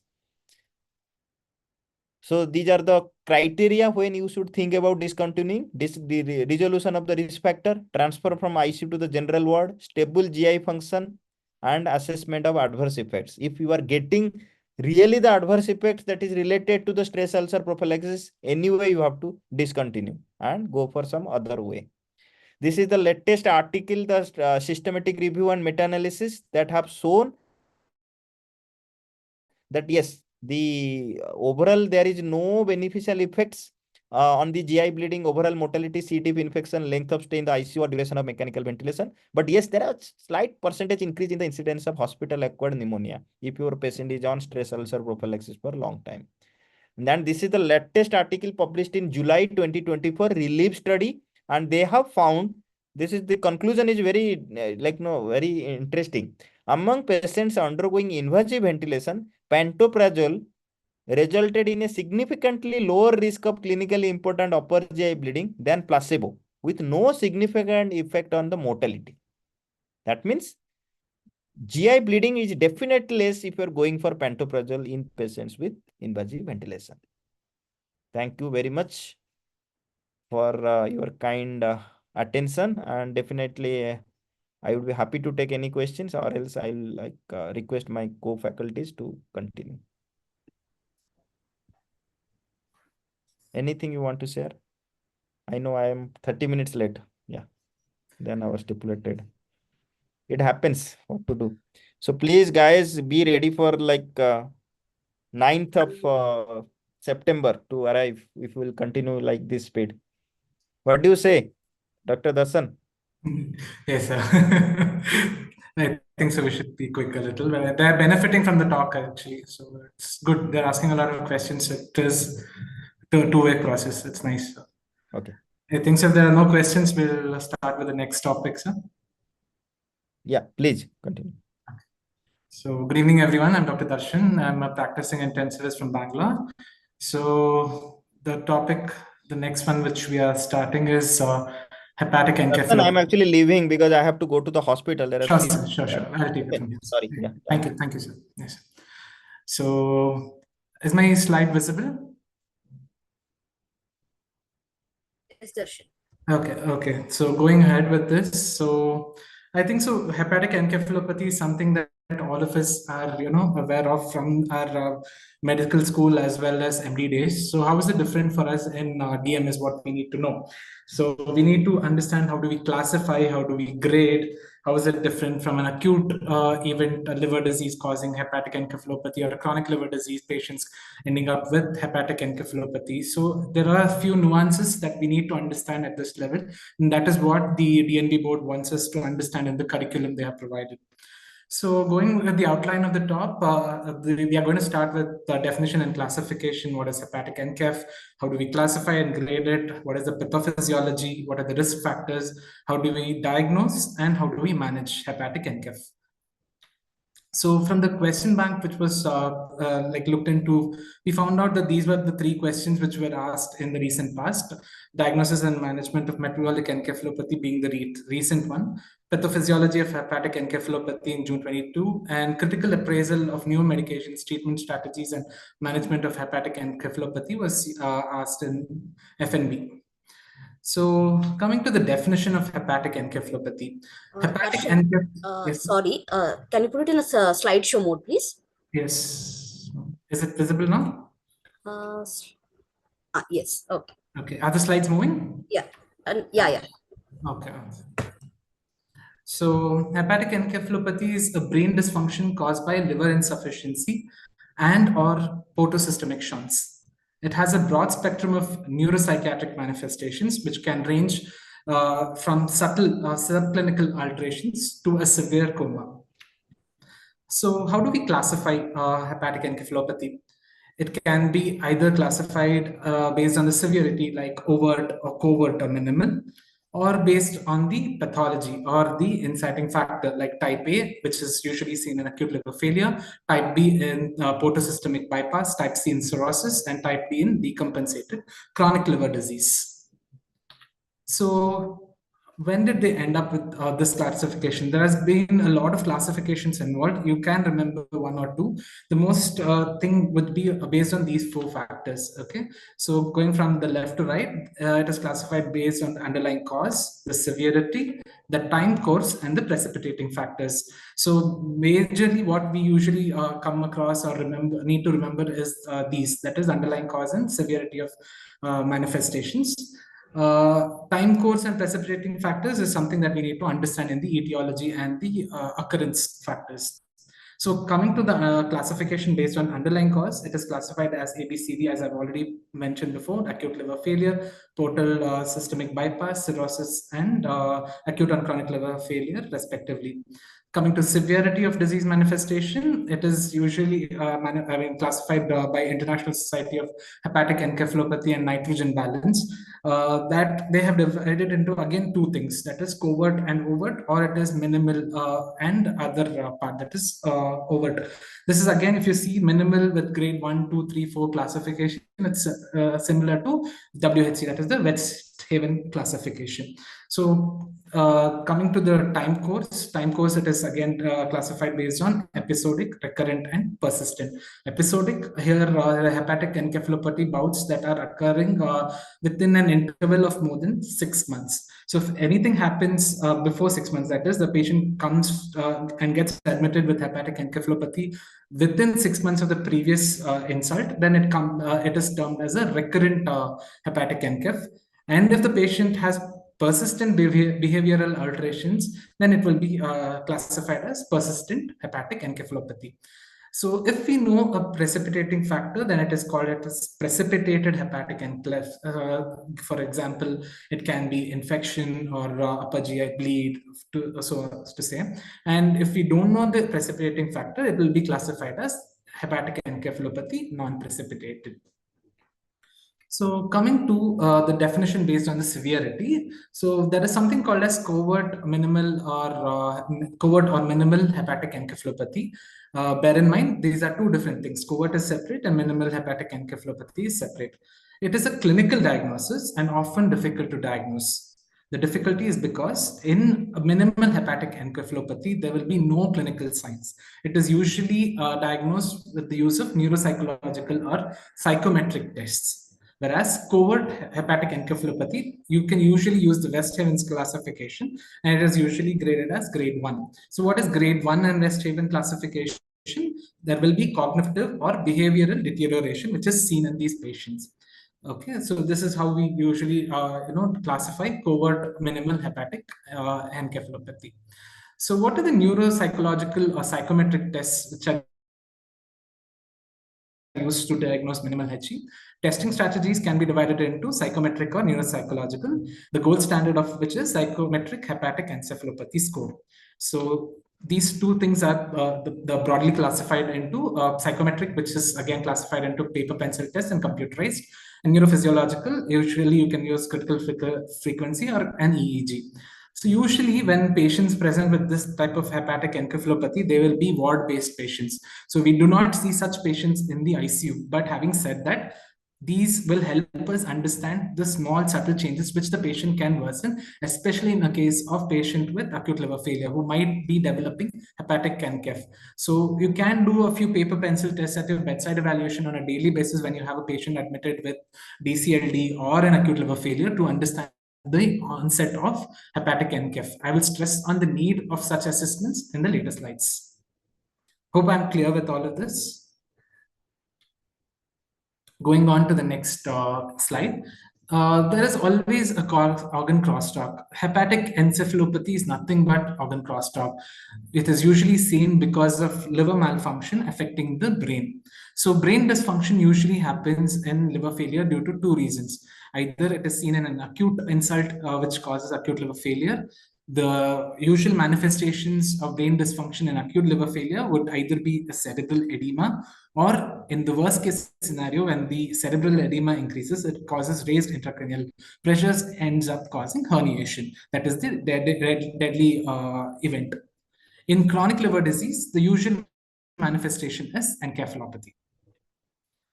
So coming to pathophysiology, before going to pathophysiology, can anyone just unmute and tell me the grades of Asterixis?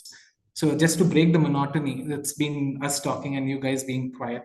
Can anyone just take in and tell me the grades of Asterixis? Asterixis is usually seen in any type of NCEFs, okay, metabolic NCEFs, so or failures. Yeah, please go ahead.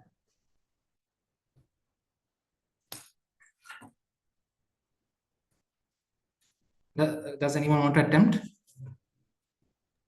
So Asterixis again is graded into 4 grades, okay, 0, 1, 2, and 3. So usually the grades are based on number of flaps which occur per 30 seconds.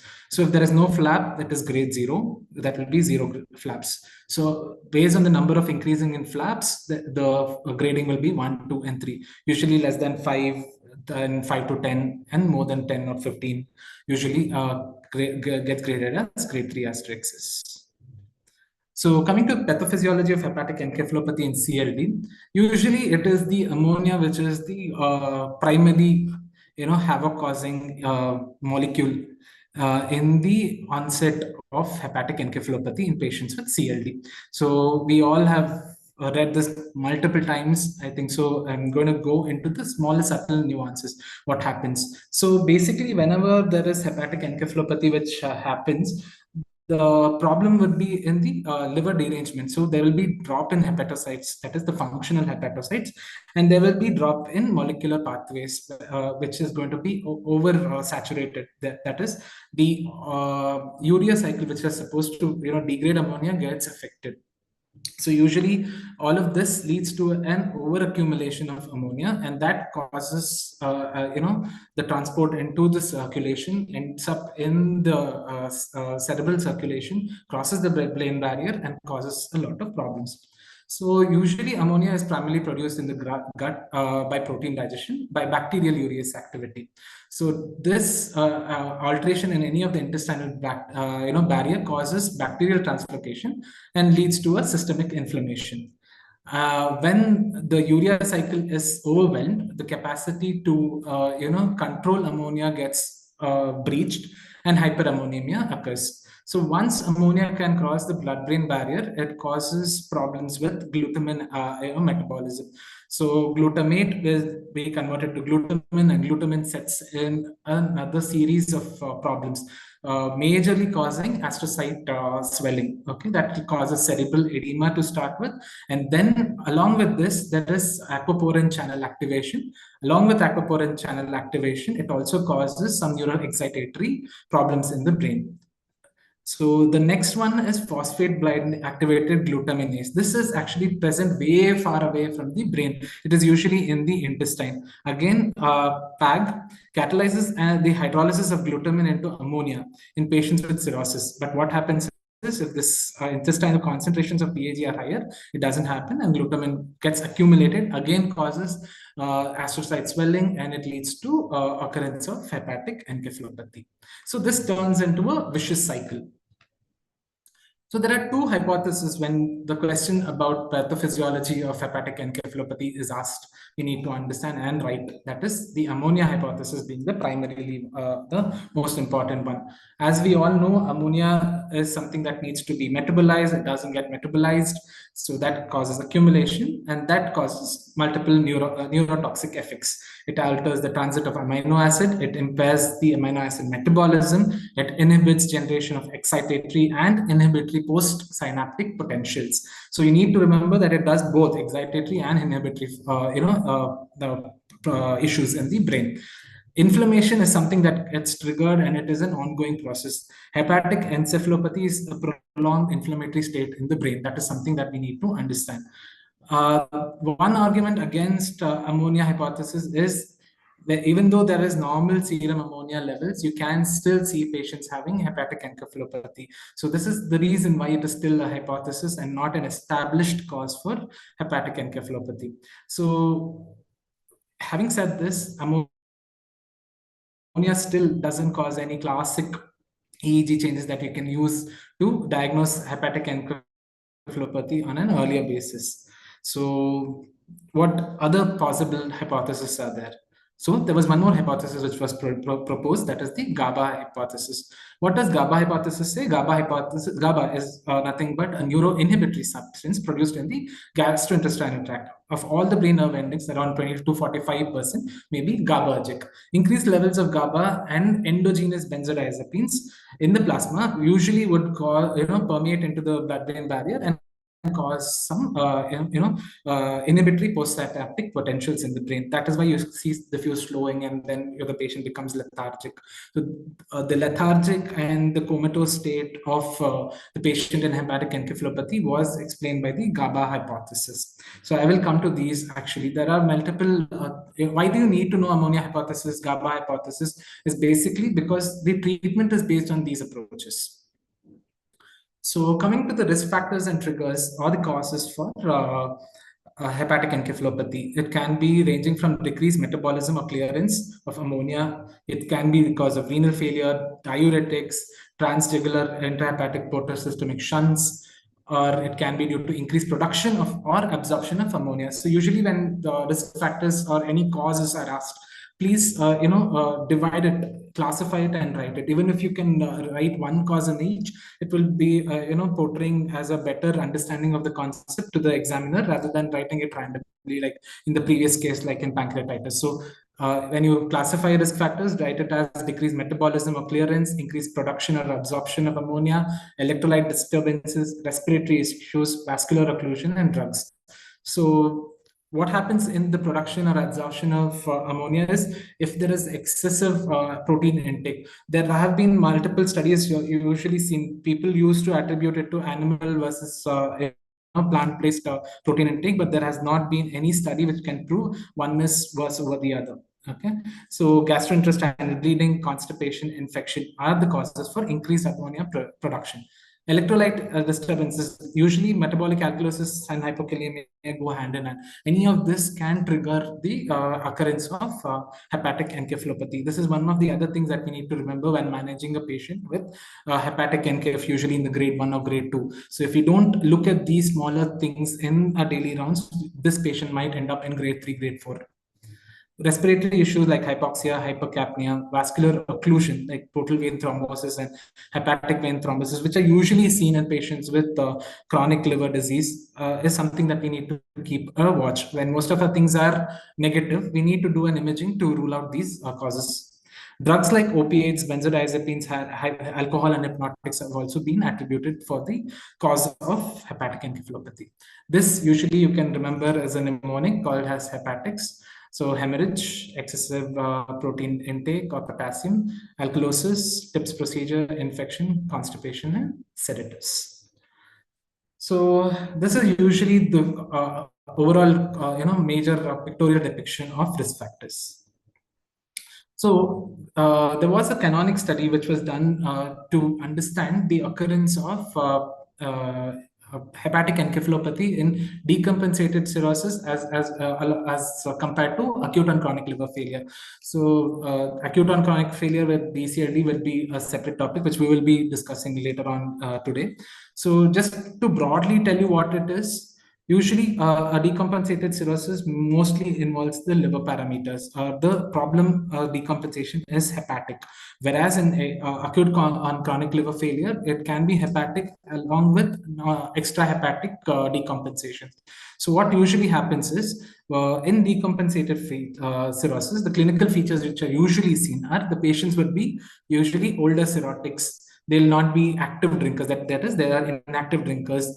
The liver dysfunction probably would be low. So whenever you see the OTPT enzymes, probably will be normal.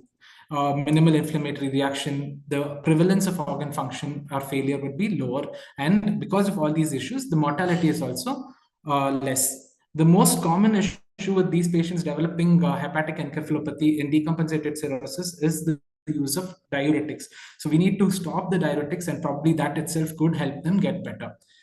As compared to this, if you see an acute and chronic liver failure, usually these are young cirrhotics. Okay, usually binge drinkers with very severely, altered liver functions, bilirubin crossing 15, 20, increased inflammatory response in SIRS. If you see the SOFA score, it will be sky high, more than 2 or 3, and prevalence of organ failure, like estimated by SOFA, would be high. So because of all these reasons, the mortality is higher in such individuals, and the precipitating factors here would be active alcohol abuse, bacterial infections because of gut translocation, or dyselectrolytemia, most commonly hyponatremia.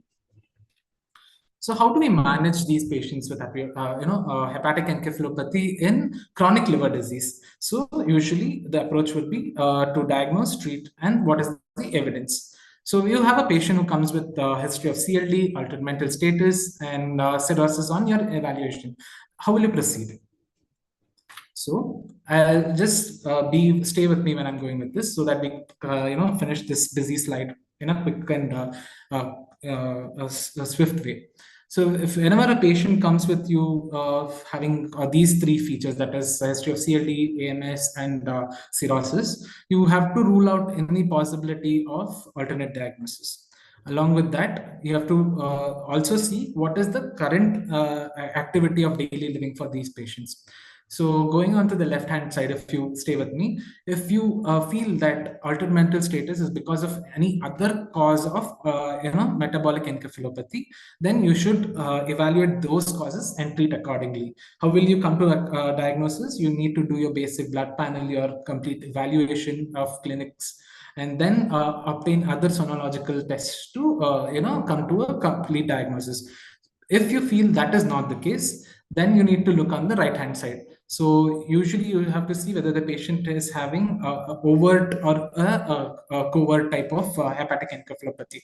And is this the first time that he's having hepatic encephalopathy, or is he a case of recurrent or a persistent hepatic encephalopathy? Based on that, we need to go ahead and plan our four-pronged approach. So initially, you have to get the complete history, rule out alternative etiologies, identify the precipitating factor, and correct the cause. So that will be the pillar of treatment in case of hepatic encephalopathy. Along with that, we need to initiate empirical therapy. What are the empirical you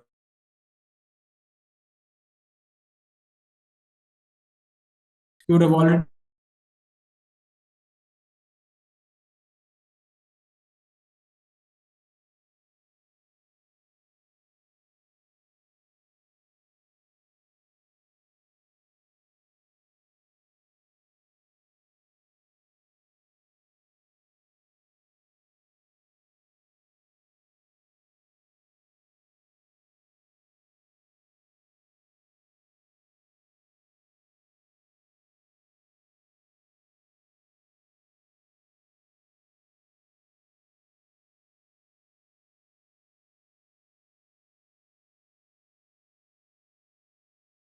This meeting is being recorded. any patient with metabolic encephalopathy.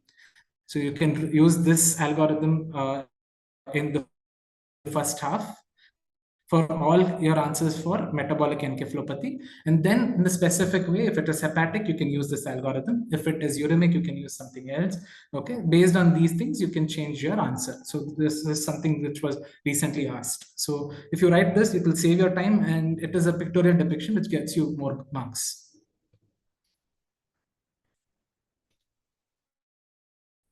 So understanding the need for management. So I spoke about the pathophysiology. So if you've understood the overproduction or the ammonia metabolism being, that can cause a lot of issues. So there have been various treatment strategies which are directed towards this. So there are a few things to address the neuromodulation, that is benzodiazepine antagonist. There is thought about getting systemic circulation shunt closed, which again reduces the ammonia delivery to the brain. Use of non-observable antibiotics like rifaximin, use of albumin, use of Mars, use of nutrition like L-ornithine, L-aspartate, branched chain amino acids, and the clearance of ammonia from the gut, that is lactulose, rifaximin, and probiotics. So these have been there since more than 3 to 4 decades. But still there is no solid evidence. So let's go check each of them accordingly. So whenever we feel that the patient presents to us with mood and personality changes, behavior and impulse control issues, memory and concentrative thinking, consciousness and lucidity or sleep cycle alterations, coordination malfunction, loss of autonomy. So along with this, if the patient is a diagnosed case of liver failure, go ahead, get his West Haven classification checked. You just see how bad the patient is, and then send for other routine investigations. There is no laboratory investigation which can help you in the diagnosis of hepatic NCEF. It can only help you to identify precipitating factors. Measuring ammonia levels might seem to be attractive, but there is no role which is implicated still. The ammonia which crosses the blood-brain barrier does not reflect the ammonia which you are drawing. So even if you're sending a serum sample, they say arterial ammonia, venous ammonia, it grossly doesn't matter, because the level which you need to check is the cerebral circulation and that. So invasive test for just getting the role of, getting the value of ammonia doesn't have any major role. So can ammonia be omitted with all of this? So the best evidence for the relationship between ammonia and hepatic encephalopathy in the context of liver failure, they say that a value of more than 100 millimoles per liter is, identifies the patient as a high-risk patient of developing hepatic NCEF. But they have also found out that a cutoff value of more than 80 millimoles per liter was associated with a 28-day mortality, higher 28-day mortality. So if not for initiating treatment, it can be used as a prognosticator or a yardstick to assess the worsening or the improvement of a patient, but never for initiating a gross therapy. So what does the EEG in hepatic encephalopathy look like? So usually in the grade 0 of hepatic encephalopathy, there are no EEG changes. Subclinical, none. Grade 1, 2, and 3 usually shows this triphasic. This is the triphasic. You can see 3 components in this, right? So usually there's one upstroke, downstroke, and then one followed by another upstroke, which you usually see in a 5 Hz pattern in hepatic encephalopathy.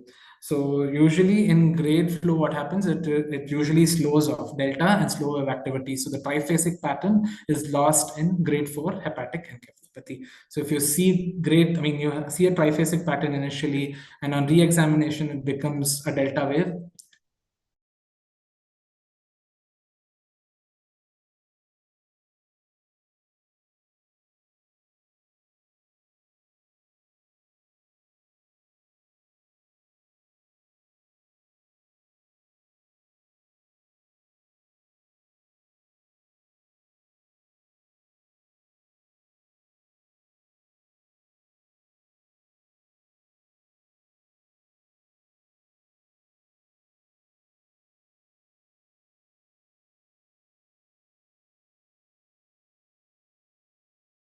Or if you patient is having hemodynamic instability, or if you have any pupillary abnormalities which you see, which is the earliest sign. So pupillary examination is very important in a patient with hepatic encephalopathy. So if you see any of these changes, it would warrant you to get a neuroimaging.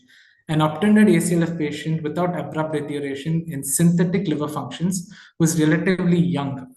These are the patients who usually tend to develop rapidly progressive cerebral edema and herniation. So what are the goals of care and management of hepatic encephalopathy in a chronic liver disease patient? So you identify the hepatic encephalopathy, whether it is because of decompensated cirrhosis or it is because of ACLF. ACLF, you need to know that it is a very rapidly progressing with high mortality. So have a lower threshold and keep closer watch. Look for precipitating factors and treat them accordingly. Initiation of the first year therapeutic strategy specific to hepatic encephalopathy. I will explain. Like in traumatic brain injury, hepatic encephalopathy also has tire-based approach, which I will be discussing in the further slides. Okay, so the first trial usually would be to initiate lactulose or initiate rifaximin. These are the things which are usually seen in first year approaches. Okay, so basically it aims at reducing intestinal ammonia production and nutritional and micronutrient supplementation in a cachectic patient or a poorly nourished patient. So the initiation of second-tier therapeutic strategies is usually plasma ammonia lowering devices like your MAS, albumin dialysis, etc., or doing a CRRT, eliminating spontaneous portosystemic shunts, like you do an embolization of some shunts, alternative pathway therapies. There are a lot of other newer things coming up in the medicine. So you can try those, and neurotransmitter blockade like flumizine. So these are the things which are broadly classified. Diet, cathartics, and antibiotics, which are starters. Then you go with L-ornithine, zinc, glycerol, phenylbutyrate, and L-carnitine, and hydroxyzine. So with all of this, usually there is not much of evidence which you have to see. I'll come to the evidence in the later slides. So how do these act? Okay, so we as of now know there is grade 1 evidence or the strong recommendation for two things, that is lactulose and rifaximin. So the mechanism of action is osmotic laxative, acidification of the colon, and it causes decrease in urease producing bacteria and decrease ammonia production and absorption. The benefits of the same would be it improves cognitive function. It is usually the one which is most extensively studied. It has been shown to decrease the progression to overt hepatic encephalopathy. So the mainstay of hepatic encephalopathy treatment is lactulose. Even having said that, you have to always ask three major questions when you're treating a patient with lactulose. How much lactulose? Usually 20 to 30 ml in the first 2 to 3 hours. The target would be to get a soft bowel movement. You should usually target 2 to 3 bowel movements in the first day itself. So unless you get that 2 to 3 soft bowel movements, you can still keep repeating lactulose around 20 to 30 ml every hourly. So once you get in first bowel movement, it shouldn't be continued till the stage where the patient has severe diarrhea and ends up being hypovolemic. That again would be a trigger causing worsening of hepatic function, leading to hepatic encephalopathy. So you need to be very careful while treating a patient with lactulose for the management of hepatic encephalopathy. With all of this, it's not shown any mortality benefit. What is the use of rifaximin? The mechanism is usually it reduces urea producing bacteria and increases the ammonia production. The benefit is it also causes improved cognitive functions and reduces hepatic encephalopathy related hospitalization. The most important thing in rifaximin which has been studied is it modulates the gut flora. The other side of it is usually rifaximin 550 BD. That is quite expensive if you have a patient who is going to be in the ICU. So having said that, it has shown to give strong recommendations in the recent guidelines to prevent worsening of hepatic encephalopathy. Branch chain amino acids, LOLA, glycerol, phenylbutyrate, zinc, and FMT, these do not have evidence still, but they are used in management of hepatic encephalopathy. Branch chain amino acids usually promote synthesis of glutamine from ammonia in skeletal muscles. So there is an organ pathway or crosstalk which happens. Glutamine synthase is still present in the skeletal muscles. So what can be done is glutamine gets utilized and ammonia is formed. But this can get saturated when the amount of ammonia gets higher in the body. So this is not for long-term patient, especially what the FDA approves for right now is BCA is used only for outpatient prophylaxis, but not for patients with ICU settings. There is no study or evidence for ICU patients. So if you see, there is no effect on overall mortality as well. L-ornithine L-aspartate is an ammonia scavenger. It is usually, shown to reduce the progression to overt hepatic encephalopathy, but this again has not proven any efficacious use. Glycerol phenylbutyrate has shown to increase excretion of glutamin. Increased excretion causes the occurrence span, that is from one episode of hepatic encephalopathy to the second episode, the time has been shown to be prolonged. That means to say the patient has a hepatic enceph free period for a longer time. So it hasn't shown to be anywhere superior to rifaximin, but there are still many head-on trials that needs to be done to prove that glycerol phenylbutyrate is better than rifaximin. Role of zinc has been recently studied in many papers, and RCTs have also been done. What it does usually is in patients with zinc deficiency, the urea cycle utilization of ammonia gets hampered. So if you supplement this zinc, the utilization of ammonia is improved and then hyperammonemia is reduced. This is the basic understanding of mechanism.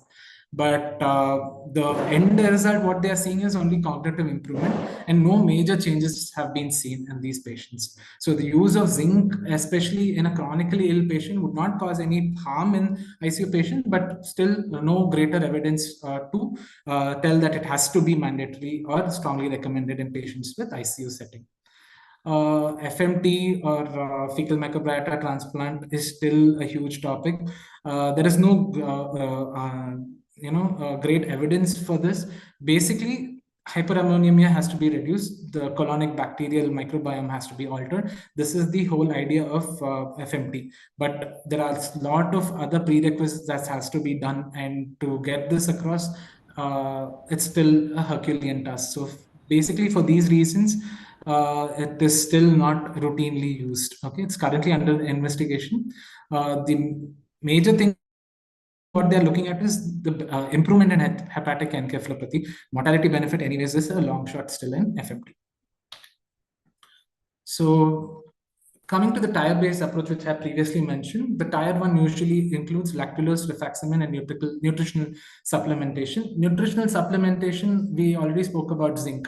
The most important thing which you need to remember is the use of L-carnitine. L-carnitine has been shown to be beneficial, and it is FDA approved in patients with chronic malnutrition, recurrent admissions to the ICU with hepatic encephalopathy, but first admission to the ICU with hepatic encaph or grossly deranged liver parameters still not proven enough. But still, there is role for L-carnitine. Branched-chain amino acids, I've told you, doesn't cause any benefit in ICU patients. The tier 2 ones are in patients who have not improved on tier 1, that is lactulose, rifaximin, nutritional supplementation. Tier 2, there are again two things, advanced and primary. The primary is usually the use of CRRT, MARS, therapeutic hypothermia, LOLA, or use of flumazenil. So these things are usually tried in patients more or less in acute liver failure developing hepatic encephalopathy. There is no gross indication for the use of tier 2 management in hepatic encephalopathy due to chronic liver disease. So in tier 2 advanced, we have embolization of shunts and liver transplant. So you need to remember tier 2 basically when I discuss about hepatic encephalopathy and acute liver failure. So coming to summing up all the evidence which is there for the management of hepatic encephalopathy. So the EASL, that is the European Association of Study of Liver, has recently published a guideline in 2022 September for the management of hepatic encephalopathy. So basically what has happened is there are a lot of recommendations, but the level of evidence is still very poor. So I don't want to overburden you. There are around 30 two recommendations which have been given. I'm just going to go to the most important one. So what we need to remember for starters, for people who still want to understand this, usually when we tell about grade of recommendations, either it is strong or weak or open. So the ones which are strong is usually backed with good evidence, usually with meta-analysis or RCT. The weak ones usually would be expert opinion or case-based scenarios. So lactulose, as you see, level of evidence is 1 and has a strong recommendation to as a secondary prophylaxis after the first episode of overt HE. As I told you previously, you should titrate it to obtain around 2 to 3 power moments per day. So if the patient presents with a GI bleed, rapid removal of blood from the GI tract, that is the precipitant hepatic encephalopathy management, is something that is also carrying a level of evidence 1 with strong recommendation. Rifaximin as an adjunct to lactulose is also recommended in secondary prophylaxis following more than 1 episode of overt hepatic encephalopathy within 6 months of the first episode. This is also having level of evidence 2 and a strong recommendation. So whenever you see patients coming back again and again, there's always better to start this rifaximin. So patients with hepatic encephalopathy, precipitating factors should be sought and managed. That is again level of evidence 2 and strong recommendation. Zinc supplementation is not recommended. So that is a strong recommendation. Patients with cirrhosis, previous episodes of overt hepatic encephalopathy, rifaximin can be considered for prophylaxis of hepatic encephalopathy prior to a non-urgent TIPS placement. So a standalone or a combination with lactulose or a non-absorbable disaccharide can be considered. This again is a level of evidence 2 and a strong recommendation. So what I mean by level of recommendation, evidence-based here would be a systematic review or RCTs or better evidence is seen in these things. So what you need to remember is use of lactulose, rifaximin, no role of zinc as of now, no role of BCA as of now for ICU patients. L-carnitine, if the patient is malnourished, you can still think. Lola, if the patient is coming back again and again with multiple things, you can still think. Okay. So this is about patients. So far, we have covered hepatic encephalopathy in CLD. So here onwards, we're going to go for hepatic encephalopathy in acute liver failure, or as by classification of causes, it is hepatic encephalopathy due to a reason. That is, it can be because of acute liver failure due to a drug, toxin, etc. So how do you go ahead with these things? So usually we want to prevent this patient from developing a type C hepatic encephalopathy. That is the whole idea. Okay, so whenever they come with type A hepatic encephalopathy, you need to clinically assess the patient, get a West Haven grading, check for the organ failure, probably use Asterixis and GCS. So with the previous pathophysiology picture in mind, this actually gives you a complete understanding of hepatic encephalopathy and ALF. So if you recollect from previous slide, I have told you that the worsening of hepatic encephalopathy in ALF is faster. So what happens here is we see that the cytotoxic edema or the cerebral edema, which happens in ALF, is faster. That is because there is a sudden load on the liver for metabolizing ammonia, which is not able to do, and ammonia just crosses the blood-brain barrier and enters. If you can look at the left side of the screen, you see what happens here is ammonia goes and it gets synthesized by glutamine synthase into glutamine, and that glutamine is osmotically active. So what happens when it becomes overly loaded in the cell, that is usually the astrocyte, it causes cell swelling or it causes cytotoxic edema. That is usually because glutamine triggers the upregulation of aquaporin 4 channel and water just starts entering into the cell. Along with this, ammonia also causes uptake of a lot of neurotransmitters, usually tryptophan, tyrosine. They are all precursors for excitatory neurotransmitters. Because of this accumulation, dopamine, norepinephrine, and serotonin goes up, and you'll see a surge response happening in patients with ALF. If you come and see the same glutamine, actually, again, the presence of glutaminase in the mitochondria of the same cell converts it back to ammonia, which again causes a lot of reactive oxygen species, causing cell, swelling. So what happens again is it increases the conversion from pyruvate to lactate. inhibits glutamate uptake, activates peripheral types of benzodiazepine receptors. This is where flumazenil has been indicated for the use. So why this happens is the GABAergic expression usually gets activated. The GABAergic expression usually would be, carried forward by the GLT-1 receptor, that is the glutamate. The presynaptic membrane usually contains a lot of the synaptic cleft, in fact, actually gets accumulated with a lot of glutamate, which is not being synthesized, and this causes neuroexcitatory phenomenon. Neuroexcitatory phenomenon can usually start with restlessness, agitation, and it can go to a worse spectrum of seizures. The consequences of progressing to a grade 4 hepatic encephalopathy is significantly worse in acute liver failure. Usually, it is due to increase in intracranial hypertension and resulting in herniation. It is imperative that early determination of acuity in liver failure needs to be addressed, closely monitored, and you need to transfer the patient as soon as possible if you feel that the patient is deteriorating rapidly to a regional liver transplant program, because these patients do well. Okay. Acute liver failure patients can rapidly decline and usually end up with distributive shock, leading to a multi-organ failure. So what are the neurochecks usually you have to do in ALF? Monitoring pupillary function, I've told you previously as well, it is very, very important. This might be one of the first things which we can see, especially when the patient drops from West Haven 1 or 2 to 3, and then from 3 gradually to 4. If you feel that the pupillary reaction is not good, then that is significance of increased cerebral edema, which is usually causing some sort of compression. Usually ankle compression is seen, and it causes stretching of the ciliary fibrils of the third cranial nerve, which leads to the loss of pupillary function.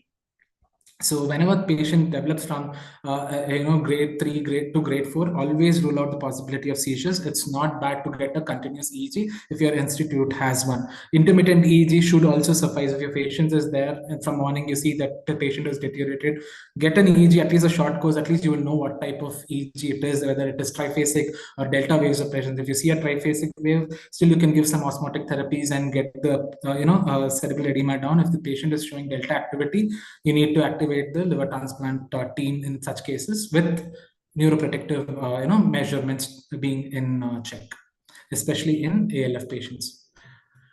Risk factor for developing ICH and ALF: plasma ammonia level usually more than 150 to 200 millimoles per liter is associated with development of intracranial hypertension. But what has been said is this level is not fully, optimal. There are patients who develop intracranial hypertension, especially with ammonia less than 146 as well.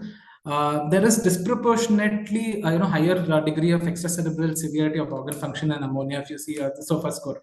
So we cannot relate ammonia to, cause of worsening organ failure. So that is also something that we need to keep in mind.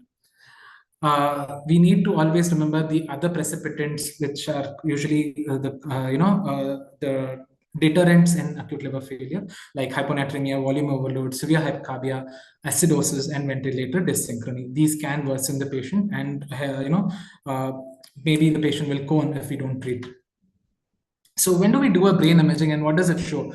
Usually what has been said is serial imaging is something that is necessary, because if you see CT does not give you much of an information. Probably it's an overt cerebral edema, you will just see overt cerebral edema. But if you have a baseline CT and you compare the CT over a progress of time, that is when you will be able to understand, yes, the cerebral edema has increased or not. MRI is usually done for patients who are very stable. If you can do it, what they suggest is the mandatory thing is there has to be a person who can manage the airway, and it has to be a trained intensivist who goes for the MRI scan. So what does MRI do? It helps us exclude CNS infection, brainstem stroke, Wernicke encephalopathy, or metronidazole encephalopathy, and central pontine myelinolysis. CT or brain imaging should only be pursued if there is a high index of suspicion. So what you see here is there are newer findings which have been mentioned. Okay, well, there is something called as a limited cortical restriction and the diffuse cortical restriction imaging, which we see. So if you see the image here, it shows the cingulate gyrus along with the insular cortex and thalamus being involved, which is seen in a limited setting. This is earlier changes. This can progress into diffuse changes in the later stages. So this is what you usually see in an MRI if you do it.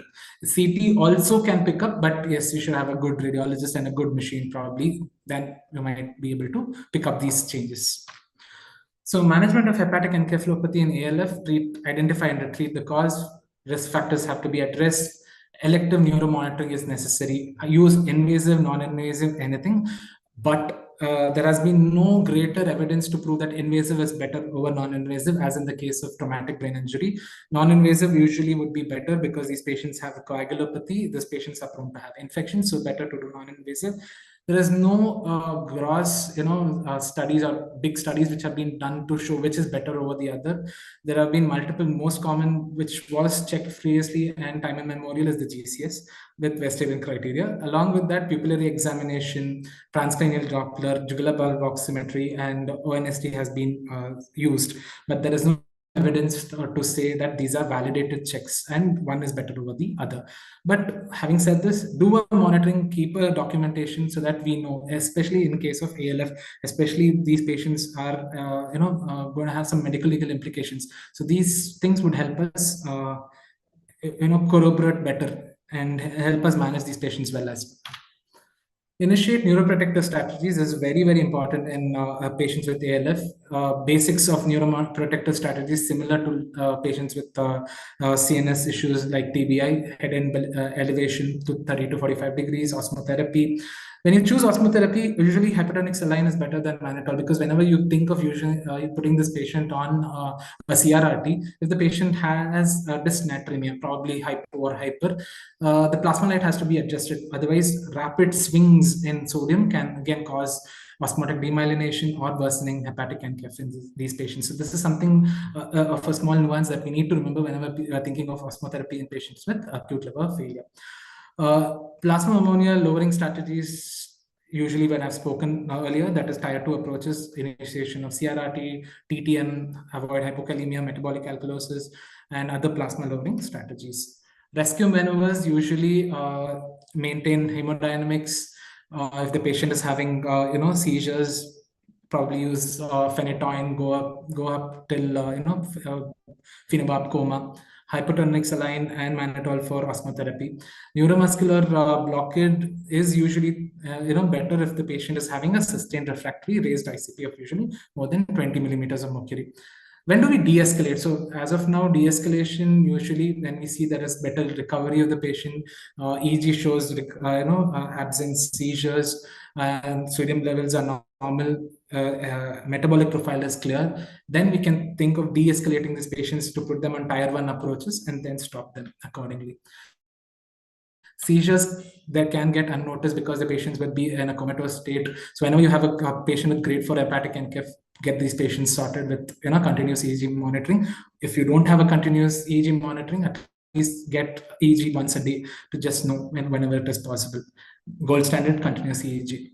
Phenytoin was shown to reduce breakthrough seizures, but prophylactic use of anti-epileptics was shown to not prove any benefit. So usually the drug of choice is phenytoin. You can even use levetiracetam as an alternate therapy.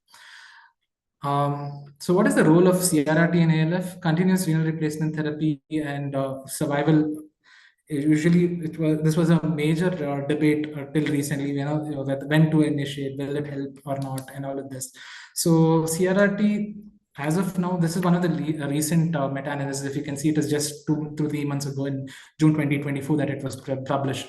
What it found was ammonia is a key driver of cerebral edema, and that is the harbinger of all the chaos that leads after that. So continuous renal replacement therapy, if you see that the patient is in ALF and worsening rapidly, has shown to prove benefit.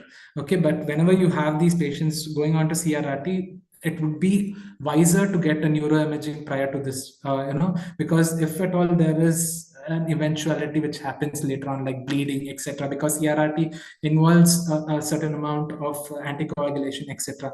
So you should not have any medical legal implications for blaming the CRRT to cause the bleed rather than the acute liver failure. So this is some practical tips that we have ourselves found as well, and we luckily had done that. So this is something that I wanted to highlight again. So whenever you're thinking of initiating any extracorporeal therapy in patients with ALF, get a baseline neuroimaging.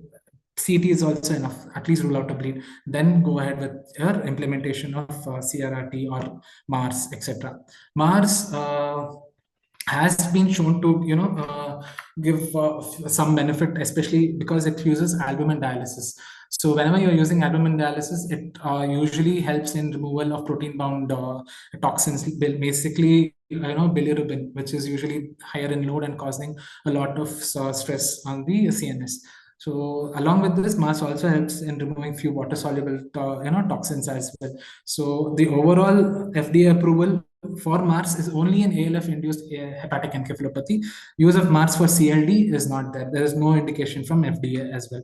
So there is no indication for FDA. There is no data available for CLD causing hepatic encaph. So summarizing the whole talk, the take-home messages: you should differentiate hepatic encephalopathy seen both in ALF and CLD. Management is based on the severity and speed of deterioration. Largely, neurological changes are seen in early ALF and may go unnoticed in CLD. Newer drugs need validation still. Lactulose, rifaximin, still, yes, there is benefit. Other drugs, still, you need to understand. There is no greater evidence in ICU patients, especially. Decreasing ammonia load seems to be backed by good evidence in reducing morbidity, even though it is not shown to have any mortality benefit. So one thing there is no doubt about is there is no single therapy which has shown mortality benefit in management of hepatic encephalopathy. So in ALF, acute deterioration in sensorium and worsening metabolic profile warrants early CRRT based on the recent meta-analysis. Thank you. Questions, I'll take it in the box and I'll answer accordingly because of lack of time, I think. So the next speaker is already waiting. So I'll be happy to answer your questions later on.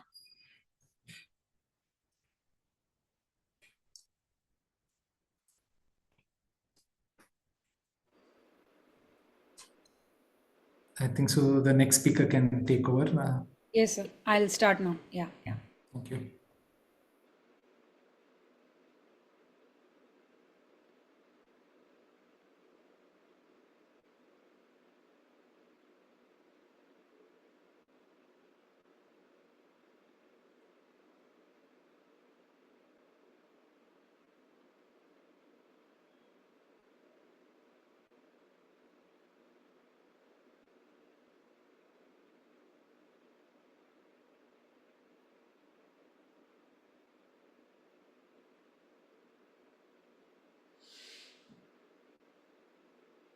So can you see the video? Can you see the video? I mean, the PPTs?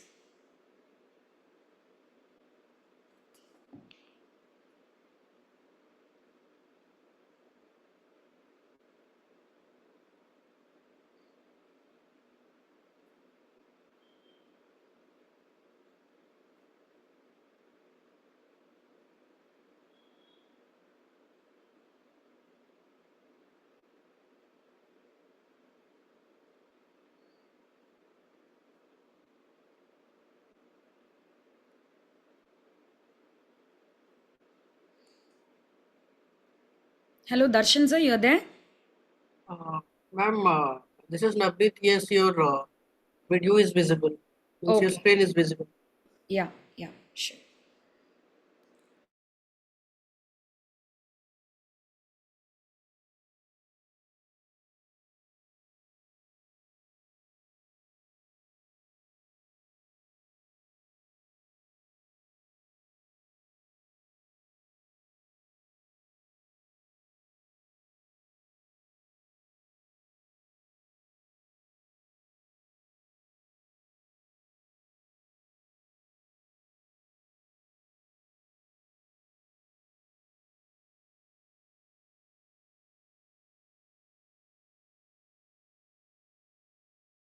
This meeting is being recorded. So what is acute liver failure? So basically, it is a reversible liver injury that is within 26 weeks from the onset of the disease, which includes coagulopathy, encephalopathy, and worsening jaundice. So it is a severe liver injury, reversible in nature, with the onset of hepatic encephalopathy, coagulopathy within 26 weeks of the first symptoms in the absence of pre-existing liver disease. So the main components are encephalopathy, coagulopathy, and jaundice. So it is defined by an increase in the PT by 4 to 6 seconds more, INR more than 1.5, presence of encephalopathy and jaundice without any pre-existing liver disease with the reversible cause. So there are many named grading systems for acute liver failure to define the phenotype, that is hyperacute, acute, and subacute. O'Grady system, Bernoulli system, Japanese system. So overall, what we have to remember is within 1 week it is hyperacute, within 1 month it is acute, anything between 4 to 12 weeks it is subacute. So why the phenotype of acute liver failure is important? Because the cause may vary, the prognosis may vary, and with that we can easily diagnose and treat accordingly. So if it is an hyperacute liver injury, so the severity coagulopathy will be bad, the severity of jaundice will be okay, the degree of intracranial hypertension chances are high, but the chance of recovery is better. So the major causes of this phenotype could be drug induced or hepatitis A infection, hepatitis E infection. But when we come on to the acute, the coagulopathy might be mild compared to the hyperacute. The degree of hypertension, intracranial hypertension could also be mild, but the chances of recovery is actually a bit moderate. The most common cause would be hepatitis B infection.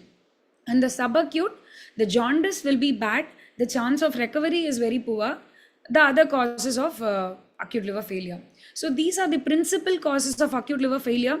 Drugs including paracetamol, tubercular drugs, chemotherapy, statins, NSAIDs, phenytoin, carbamazepine, flucloxacillin, etc. Viral, there could be BAV and other herpes zoster and varicella zoster viruses. Toxins, mostly mushroom toxicity. Other autoimmune causes could be Wilson's disease, lymphoma, HLH, malignancy. Pregnancy, of course, this forms an important set of questions for theory exam, like which we will cover during the pregnancy chapter, that is preeclampsia, HELP, AFLP, and other vascular causes including Budd-Chiari syndrome. But if you see the pie chart, the most common cause being drug induced, second followed by idiosyncratic, and third hepatitis. So what is a common clinical feature of acute liver failure? So it mostly involves all the organs. If it is in the lung, involving lung, it could cause features of ARDS. In liver, there could be changes of hypoglycemia, lactic acidosis, hyperammonemia causing encephalopathy, coagulopathy. There could be bone marrow suppression, impaired function of more susceptible infections, isolation, could be a myocardial injury, pancreatitis, there could be adrenal insufficiency, total hypertension. Overall, what are we going to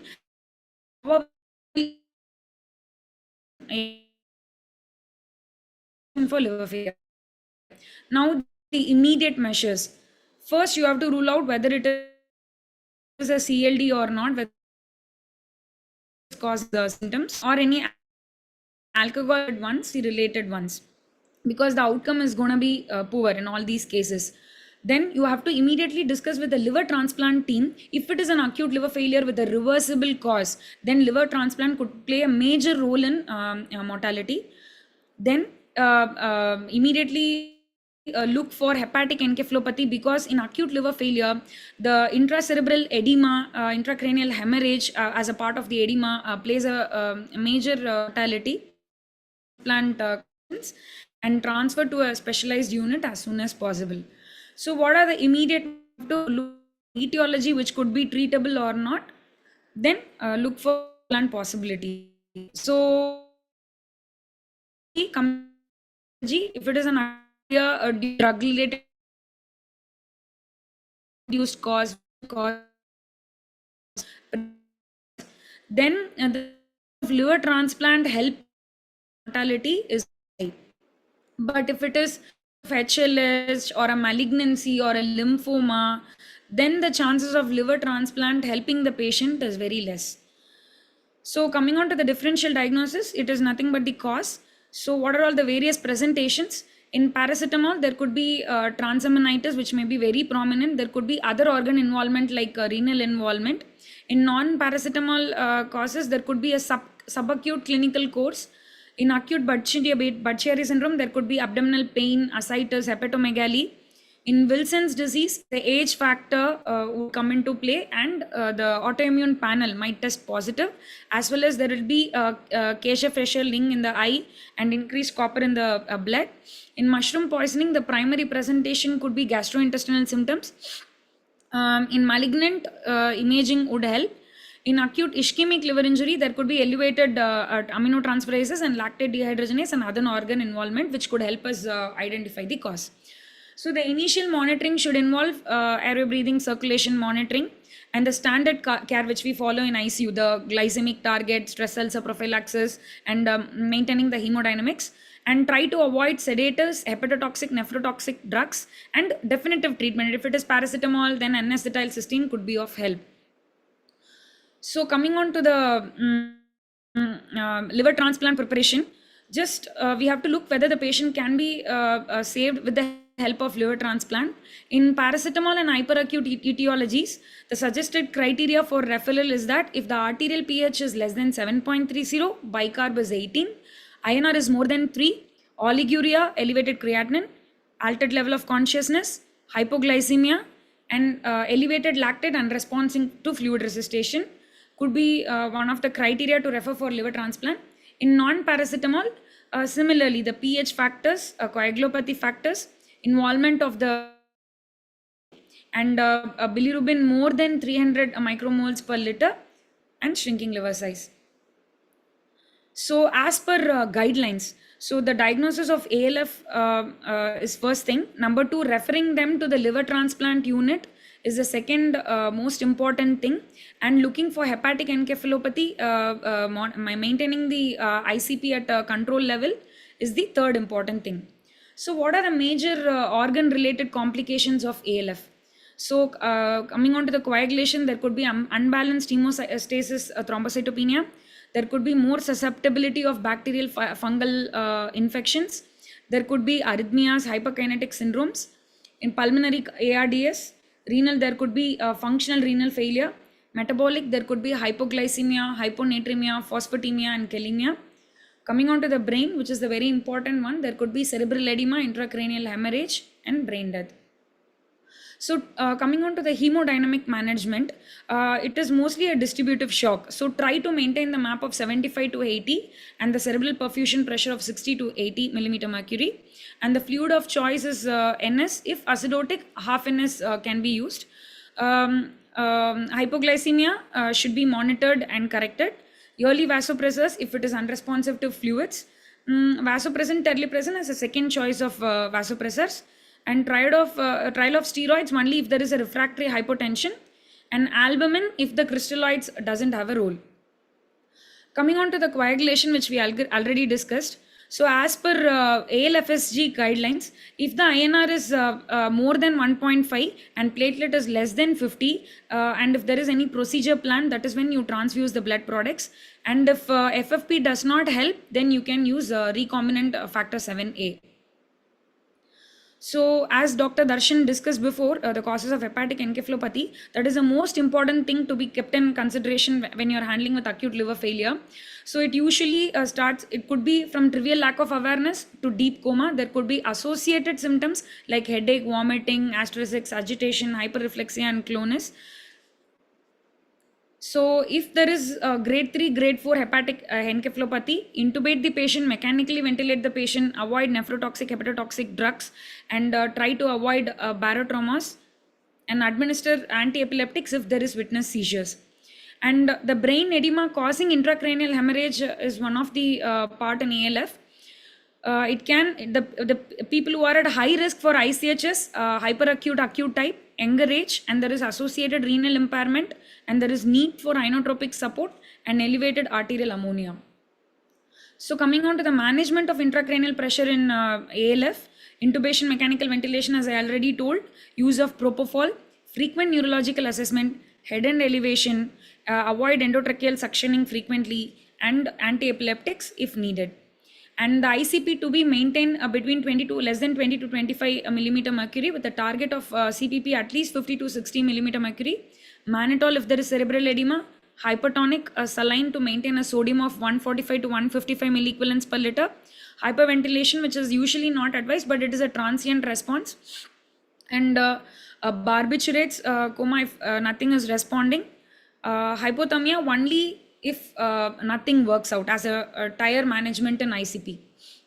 Coming on to artificial and bioartificial liver diseases, it is still in the stage of randomized control trials but not in practice. It can be used if facilities are available, but there is no major evidence. Plasma exchange in randomized control trials has shown improved a transplant-free survival in patients with acute liver failure, but it should be used as a bridging therapy if liver transplant is failed. These are some of the liver assist devices. So coming on to liver transplant and acute liver failure, it plays a major role. The 1 year survival following an emergency liver transplant is around 80%. So the major part lies on how you quickly identify the patient and refer him to the liver transplant unit. So a selection of candidates for liver transplant based on age, severity of hepatic encephalopathy and severity of liver injury. There are various criteria to choose. King College criteria, as I already told you, not due to paracetamol criteria is there. Clichy criteria, same, it involves confusion or coma. Factor 5 less than 20% of normal if the age is less than 30 years. Factor 5 less than 30% if the age is more than 30 years. So this is about acute liver failure. So the common questions when we digged into the question bank we found was mainly because of paracetamol overdose, pregnancy related, and of course hepatic encephalopathy was a major question, drug-induced liver injury and use of NAC, and post-operative management of liver transplant and ICU. These are the questions in ALF. Any doubts in ALF, you can put into the chat box. I will get back to you. So coming on to the decompensated liver disease. So the questions in DCLD which we found was pathophysiology of HE, management of variceal bleeding and HRS management. So coming on to the chronic liver disease, it is the progressive deterioration of liver function, which are the liver functions, the synthetic function, the detoxifying function, the metabolic function and the excretory function. It is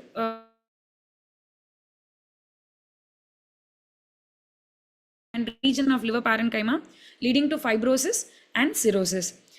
So it is a final stage of CLD that which involves a disruption of the liver architecture, formation of nodules, vascular reorganization, neoangiogenesis and deposition of extracellular matrix. So what is the etiology of DCLD? The most common cause is alcoholic liver disease with or without hepatitis, which is the most frequent cause, and non-alcoholic fatty liver disease involving metabolic syndrome with obesity, hyperlipidemia, diabetes mellitus, NASH leading to fibrosis of the liver, and chronic viral hepatitis because of BCD infections, and other causes like genetic causes, that is alpha-1 antitrypsin deficiency, hereditary hemochromatosis leading to deposition of hemosiderin in the organs causing organ fibrosis, Wilson's disease leading to copper accumulation into the organs, and other autoimmune causes involves primary biliary cirrhosis, primary sclerosing cholangitis and autoimmune hepatitis,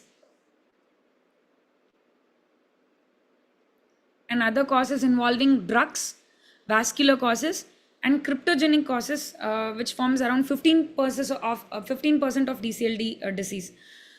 So coming on to the model of clinical course of cirrhosis, so from compensated cirrhosis to DC occurs approximately at 5 to 7% per year. It is a systemic disease which involves multiple organs eventually.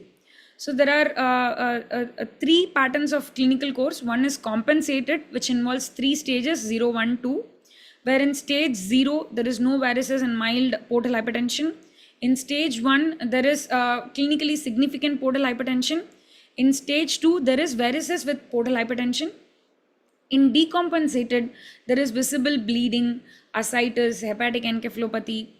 In stage 4, first non-bleeding compensation. Stage 5, second decompensating event. When it comes to end stage, that is the with a bad mortality, that is refractory ascites, jaundice, hepatic encephalopathy, and other organ dysfunction. And there could be on and off ACLF, and finally death. So when we see the mortality, the median survival in compensated spectrum is 12 years. In decompensated spectrum is 2 years. So coming on to the pathophysiology, whenever there is a disruption of the liver architecture with portal hypertension, there is a bacterial dislocation, and there is pro-inflammatory release of pro-inflammatory molecules leading to splanchnic vasodilatation, and effective arterial volume comes down, leading to multi-organ involvement like adrenal dysfunction, hepatic encephalopathy, renal dysfunction, hepatopulmonary syndrome, causing mortality. So, when we are managing DCLD, what are all the complications we are looking into? Number 1 is ascites, which could be responding to treatment, or it could be refractory. There could be hepatic hydrothorax. There could be renal impairment in form of AKI or HRS. There could be cardiopulmonary leading to a cirrhotic cardiomyopathy, hepatopulmonary syndrome, and GI bleeding, ACLF, and electrolyte disturbances. So coming on to the management of decompensated liver disease, so general management and management of decompensation episodes. So this general management, treat the underlying cause or the trigger which is responsible for the decompensation and complications. Now coming on to the first decompensation part, that is ascites, which is the most common complication in cirrhosis. 5 to 10% of the patients develop cirrhosis per year, ascites per year. So which could be the major cause of impairment of the social life, frequent hospitalization, secondary infections like SBP. It could be responding to treatment, it could be refractory. So the uncomplicated ascites, evaluation and diagnosis, history, physical examination, abdominal ultrasound, with which we are grading the ascites. Grade 1 is mild ascites, only detectable by ultrasound examination. Grade 2 is moderate ascites with moderate distension of abdomen. Grade 3 is gross ascites. So in case of uncomplicated ascites, with new onset ascites grade 2 and 3, you should always do a ascitic tapping, a diagnostic tapping at least. So if it is a gross ascites, obviously we'll be doing the therapeutic also. So if why we do a diagnostic tapping, because high chances of SBP could be there, and we should assess the neutrophil count and send for culture of the ascitic fluid. We should always measure the SAG to identify the etiology of the DCLD, and cytology to be performed to rule out malignancy. So the treatment of uncomplicated ascites involve moderate restriction of sodium intake, that is approximately 80 to 120 millimole per day, usually to a no salt diet, and diuretics. What is refractory ascites? When the ascites cannot be mobilized with sodium restriction as well as diuretics, then that is when we call refractory ascites. Diuretic resistant ascites is the one that cannot be mobilized, or the early recurrence of which cannot be prevented because of a lack of response to sodium restriction or diuretic treatment. But what is diuretic intractable? Ascites cannot be prevented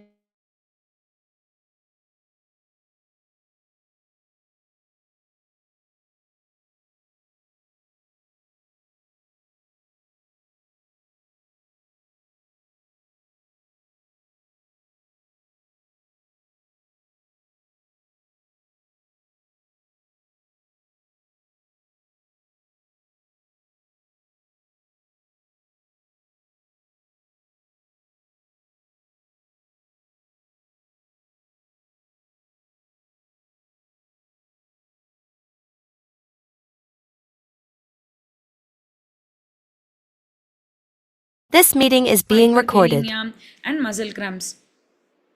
So what is the treatment of refractory ascites?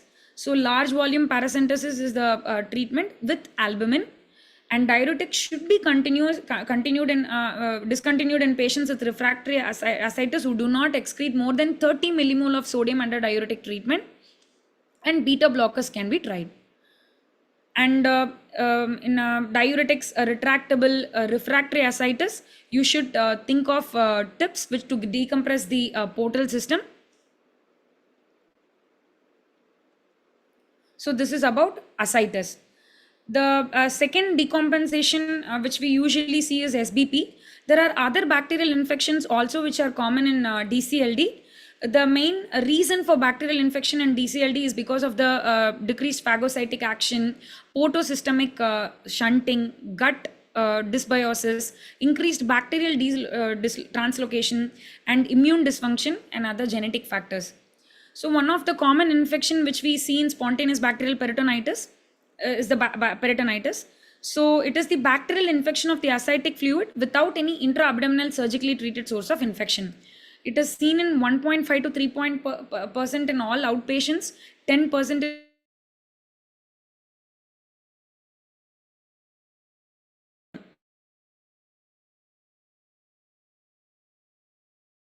and that is why diagnostic tapping in ascites is very important when the patient presents with ascites with any grade 2 to 4. So what is the common symptom of SBP? There could be abdominal pain, abdominal tenderness, vomiting, diarrhea, ileus. There could be hyperthermia, chills, altered white blood cell count, tachycardia, tachypnea, worsening liver function, associated hepatic encephalopathy, and because of sepsis, there could be septic shock, there could be renal failure, and GI bleeding. So a diagnostic paracentesis of SBP involves usually should be done in patients with GI bleed, shock, fever, and other signs of systemic inflammation, and in patient with worsening liver or renal infection and hepatic encephalopathy. If the neutrophil count is more than 250 millimeter cube, is positive for SBP. If it is less than that,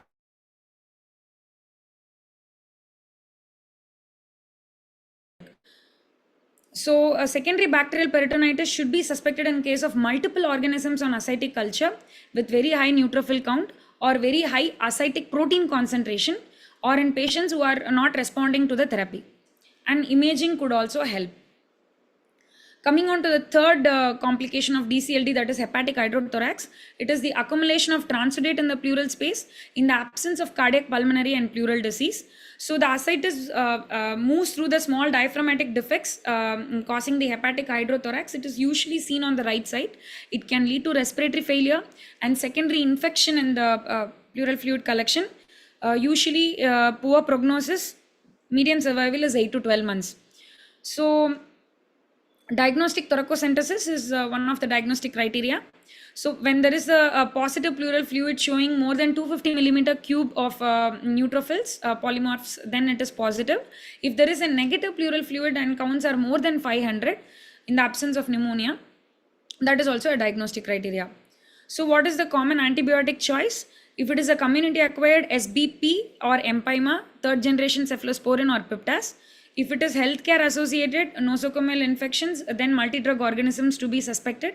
Then we should start on carbapenem alone or with our plus or minus gram positive cover. And along with the antibiotics, albumin should also be administered because as per studies, a combination of antibiotics with albumin had given a better mortality benefit. So other infections which could be common in DCLD is cellulitis, pneumonia, and UTI. So if it is community acquired, either it's piptas, for cellulitis, either it's piptas or third generation cephalosporin. If it is nosocomial, then consider carbapenems with oxazolin. If it is pneumonia community acquired, piptas or ceftriaxone with atypical cover. If it is nosocomial associated, then carbapenems with fluoroquinolones can be considered. If it is a UTI, then community acquired, then it is ciprofloxacin, cotrimoxazole can be tried. If it is a nosocomial, then carbapenems with higher antibiotics to be considered. So coming on to the fourth part, that is hepatopulmonary syndrome. The four main complications associated with DCLD is pneumonia, hepatic hydrothorax, HPS, and portopulmonary hypertension. The hepatopulmonary syndrome is defined as a disorder in the pulmonary oxygenation caused by intrapulmonary vasodilatation, less commonly by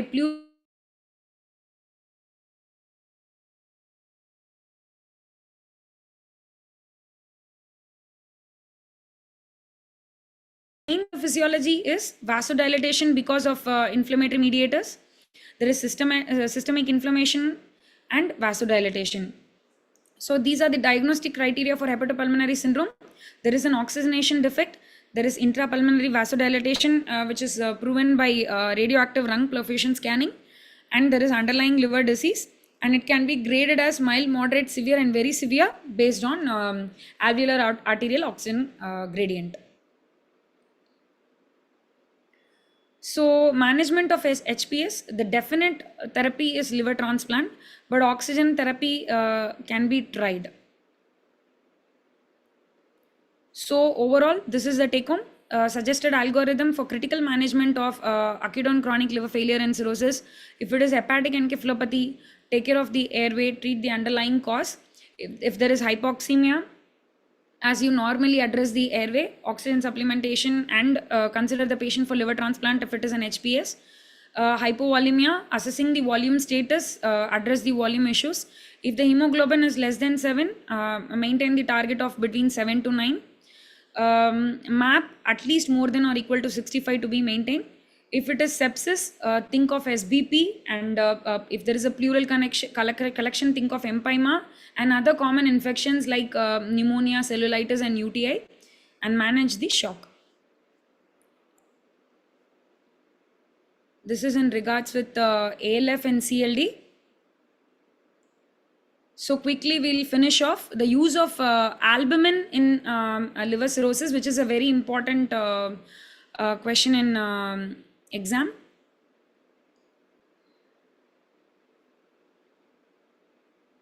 Just a moment.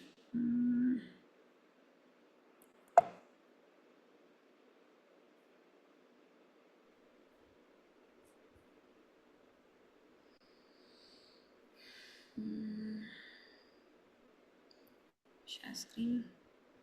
Yes.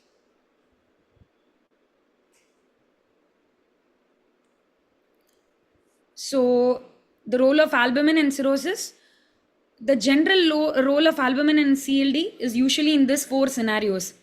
Number 1, ascites, which we already saw. Number 2, spontaneous bacterial peritonitis. Number 3, hepatorenal syndrome. And because you take a large volume, when you do a large volume paracentesis, there could be paracentesis induced circulatory dysfunction, during which time albumin is very effective. So what is the use of albumin in ascites? There could be reduction in edema, prevents PICD, expansion of the plasma volume, and improves the response to diuretic treatment. Whereas in case of spontaneous bacterial peritonitis, there could be anti-inflammatory effect, antioxidant effect, reduction in the renal impairment, and improved antibiotic delivery. In hepatorenal syndrome, there could be anti-inflammatory effect, small volume fluid resuscitation, improved cardiac function, and prevention of renal dysfunction. And to prevent PICD, it restores the oncotic pressure, it improves the hemodynamic instability, and it maintains the mean arterial pressure. This is the gist of albumin use in CLD. Now going on to the individual use. So as we already discussed, it maintains the oncotic pressure. When you remove more than 5 liters of ascites, there is high risk of PICD. So it increases the effective blood volume, it maintains the colloid osmotic pressure, and that is why when you volume paracentesis, albumin is advised. So the recommended dose is 6 to 8 gram albumin per liter of fluid removed, more than 5 liters of fluid removal. So when you do a large volume paracentesis, there is mechanical decompression of the splanchnic vascular blood leading to splanchnic vasodilatation, and there is reduction in the effective arterial volume. So this will in turn activate a neurohumoral response RAS system, leading to complications, and that is why albumin is effective here. So there was a meta-analysis involving 16 randomized trial, which showed the use of albumin in circulatory dysfunction improved mortality. So as per British Society of Gastroenterology, as we discussed already, 6 to 8 grams of albumin to be given per liter of fluid removed after 5 liter of ascitic, large volume paracentesis. And the use of albumin in HRS.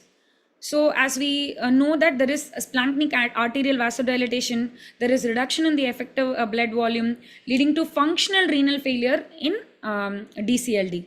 So what does albumin do? The infused albumin binds to nitric oxide and TNF alpha and reduces the splanchnic vasodilatation. It also increases the circulatory volume to prevent further complication. The RAS pathway is suppressed, the MAP increases, and the systemic vascular resistance increases. There is resolution of hepatorenal syndrome. So for hepatorenal syndrome, albumin infused with terlipressin at a rate of 1 gram per kg of body weight on day 1, followed by 20 to 40 gram of albumin infusion per day until terlipressin is stopped, or for a maximum of 2 weeks. This is the guideline recommendation. So coming on to the evidence, as per systematic review and meta-analysis, albumin plus terlipressin reduces the mortality in hepatorenal syndrome. So coming on to spontaneous bacterial peritonitis.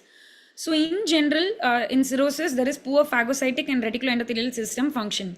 So when you administer albumin, there is significant increase in MAP as well as there is anti-inflammatory effect.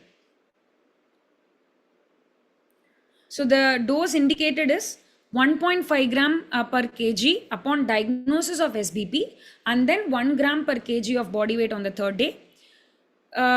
If the creatinine less than 1 milligram per deciliter, and if the bilirubin is less than 4 milligram per deciliter, then the albumin infusion can be stopped. So this is the evidence for SBP. What they have found is, along with albumin and antibiotic, the mortality is reduced rather than plain antibiotic. So how does it help with hepatic encephalopathy? So being a potent plasma expander, it reduces the levels of ammonia in plasma by increasing the urinary ammonia excretion. And because of albumin's unique structure, it can have anti-inflammatory effect, preventing the breach of blood-brain barrier. Because of its antioxidant effect, the ions of copper and iron form free radicals that contribute development of edema in HE. So albumin binds to these metal ions and exhibit a protective effect. And as per studies, albumin with lactulose, there is reduction in the mortality in hepatic encephalopathy, but this is just few studies, not good randomized control studies I could find of. So overall, as a gist, the use of albumin in cirrhosis, from the disease perspective, as per ANSWER trial, 40 gram twice a week, first and second week, and then 40 gram per week. Coming on to the complications perspective, if it is a large volume paracentesis, we should give 6 to 8 grams of albumin for every liter removed more than 5 liters. In spontaneous bacterial peritonitis, 1.5 gram on the first day, followed by 1 gram per kg on the third day with antibiotics. And in hepatorenal syndrome, 1 gram per kg for 2 days, followed by 20 to 40 grams per day with terlipressin is useful, reduces the mortality. So this is the gist of albumin use in CLD. This is a very important question because they had asked with evidence, critically apprise the use of albumin in CLD. You should remember the evidence. Okay, now I will pass on the mic to the next speaker.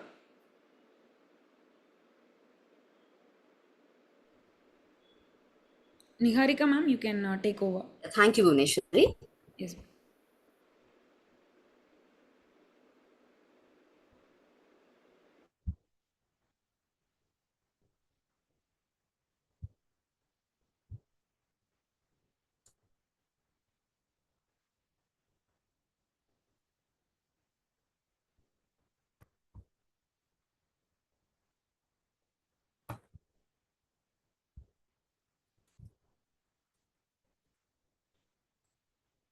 So you people are able to see the slides? Yes, ma'am. Yes, ma'am. Put on the PowerPoint mode. It is seen. Okay, hi everyone. I'm Dr. Niharika, practicing as an intensivist in Bangalore. So we are into 3 hours discussion, but I'm sorry to tell that more than half of the topics are fast and crisp. So the next important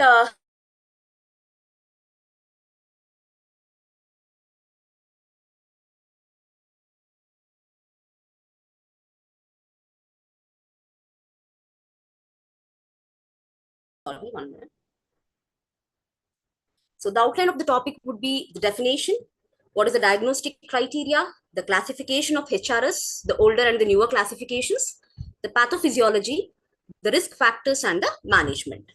So coming to the previous year questions, actually HRS is asked recently in all the DRNB question papers. So in 2023, the HRS diagnosis and management was asked for 5 marks, and in the 2022 DRNB, the pathophysiology of HRS. So coming to the introduction, what is HRS? So it is a serious complication of end-stage cirrhosis and portal hypertension, which is characterized by increased splanchnic blood flow, a state of decreased central volume, decreased renal blood flow, and decreased GFR. So it is typically diagnosed when there is a marked reduction in GFR in the absence of any intrinsic kidney disease, such as hematuria, proteinuria, or abnormal kidney ultrasound. So coming to the classification. So when I was taking for an FNB examination, this was the classification which I knew. So it was basically classified as HRS type 1, type 2, but there is also HRS type 3 and 4. So HRS type 1 is nothing but a cirrhosis with a rapidly progressing acute renal failure. Type 2 is cirrhosis with subacute renal failure. And type 3 is, which is superimposed on a CKD or a acute renal injury. Type 4 is fulminant liver failure with HRS. Now, these are the older diagnostic criteria which was proposed by International Ascites Club. So 1996, 2007 and 2015 criteria. Okay, so now the recent criteria is the which was actually modified in 2023. So this is the one, if they ask, please tell hepatorenal syndrome or write it as HRS AKI and HRS NACI. So this HRS1 was treated as HRS AKI here, where there is an absolute increase in serum creatinine of greater than 0.3 mg per dl in 48 hours, or an increase in greater than or equal to 50% in 3 months.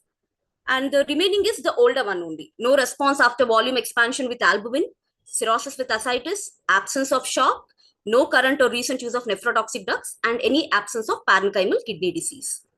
Now, what is HRS2? Also known as HRS non-AKI, and it's been divided into 2, HRS acute kidney disease and HRS CKD. Now, coming to the stages of AKI. So, stage 1, stage 2, stage 3, it is same as the KDIGO criteria. So, but the stage 1 is divided into stage 1A and 1B.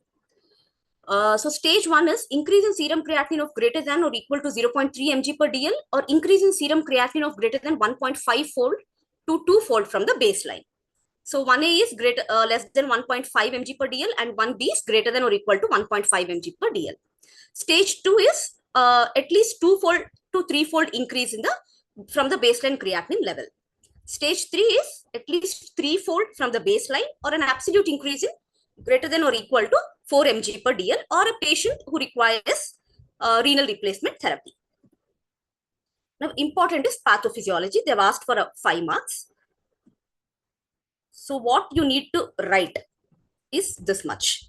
So basically, the pathophysiological hallmark of HRS is vasoconstriction of the renal circulation. This sentence should be present. Okay, this sentence actually carries 1 mark. Now, the remaining is, what is the major pathophysiological mechanisms? So first one is circulatory dysfunction. Second one is nitric oxide dysfunction. Third one is systemic inflammation. So if you write this, you might get 1 more mark. And when you put this diagram, schematic representation, you might get the other 3 marks. So coming to the diagram. So advanced cirrhosis leads to cirrhotic cardiomyopathy. So when cirrhotic cardiomyopathy occurs, there is decreased cardiac output, which may lead to effective arterial hypovolemia. So when this occurs, there is activation of the vasoconstrictor factors like RAS, SNS and vasopressin, which leads to renal vasoconstriction, leading to decreased GFR and the HRS. The second mechanism is, which I told, the nitric oxide dysfunction, which occurs due to portal hypertension. So what happens in portal hypertension? There is release of vasodilator mediators like nitric oxide, carbon monoxide, and endocannabinoids, which leads to splanchnic arterial vasodilatation. And this leads to decreased vascular resistance and subsequently the decrease in effective arterial hypovolemia.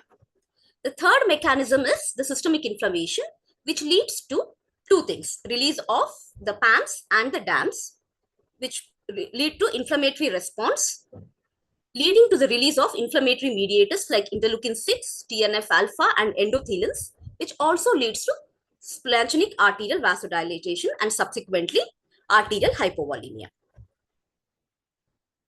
Now coming to the risk factors. So the major risk factors are spontaneous bacterial peritonitis, any systemic infections, depends on the severity also, large volume paracentesis that is greater than 5 liters with inadequate albumin substitution, any nephrotoxic drug use, bleeding from esophageal varices, post-DIPS and diuretic treatment. Coming to the treatment of HRS. So if you write the schematic diagram, it would be a better thing. So you have done a workup and management of AKI. Any patient who is presenting with AKI, you have done all the workup and you have seen that there is an acute increase in serum creatinine of greater than or equal to 0.3 mg per dl. After that, you're going to stage the AKI, okay, stage 1A or stage 1B to 3.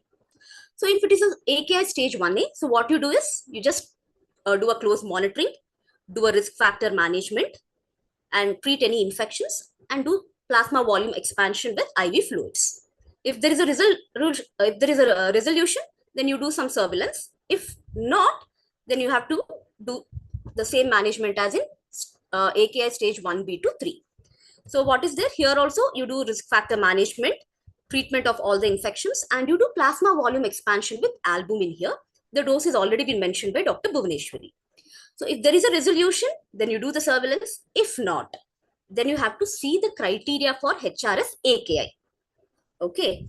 If the criteria fulfills, then we have to give vasoconstrictor therapy along with albumin. If it doesn't meet a HRS criteria, then you have to consider the renal replacement therapy. So what are the important medical managements in HRS? There are two things. One is vasoconstrictors. Second one is the albumin. So we'll just go into the detailed treatment. So what is the rationale to use this vasoconstrictors? Basically, it is used, to counteract the splanchnic arterial vasodilation.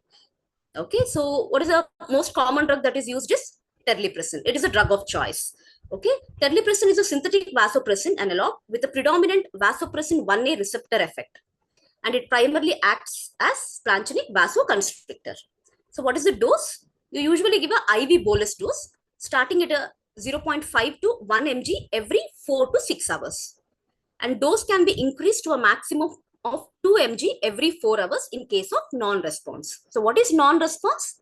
It is defined as less than 25% reduction in serum creatinine level after 3 days and no side effect occurs. What are the adverse side effects with the terlipressin? It causes diarrhea, abdominal pain, myocardial infarction, intestinal ischemia, and respiratory failure.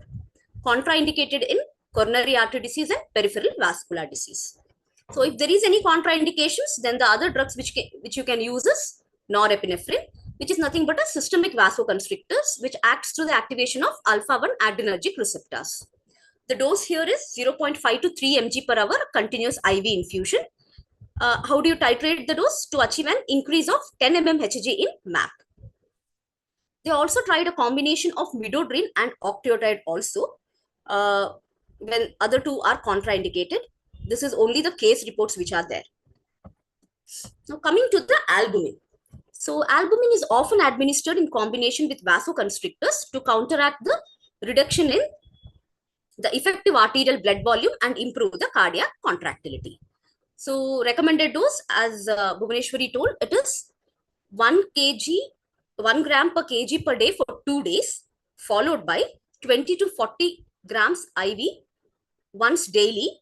Maximum you can give for 14 days. What is the mechanism of action of albumin in HRS? It increases the systemic vascular resistance and cardiac output. It has both antioxidant and anti-inflammatory actions, which helps in mitigating the inflammatory state associated with HRS. And it is able to bind to a wide range of substances, including various bacterial products, bile acids, cytokines, nitric oxide, and endotoxins, hence the role in albumin dialysis. The next option is the renal replacement therapy. So when do we do RRT in HRS? So what are the indications? Those who are unresponsive to pharmacological treatment and any conventional indications for RRT, that is volume overload, uremia, electrolyte imbalances, or as a bridging therapy to a transplant. So the ideal timing and the best modality of RRT in the cirrhotic patient is not known. So the better would be to do a CRRT. Why? If the patient is hemodynamically unstable, or if the patient has hyperammonemia and encephalopathy. And coming to the cutoff values of ammonia in HRS for CRRT is not known. And the other modalities, as I told, MARS, so that albumin helps in removal of so many toxins. The next is TIPS. If you remember, I told TIPS as a risk factor also. So now how TIPS helps in the treatment also we'll know. So TIPS is nothing but it connects the portal vein with one of the hepatic veins. Theoretically, it improves the kidney functions in HRS by decreasing portal hypertension and reducing and reversing the hemodynamic changes that precipitate the HRS. Also, it improves serum creatinine, serum sodium, and urine output. But one thing you should keep in mind, the relative liver ischemia that immediately follows TIPS insertion could potentiate the hepatic failure and also predispose to severe liver dysfunction. There is one recent trial which is still ongoing, the Liver Hero trial, okay, which is actually seeing the HRS AKI treatment with TIPS and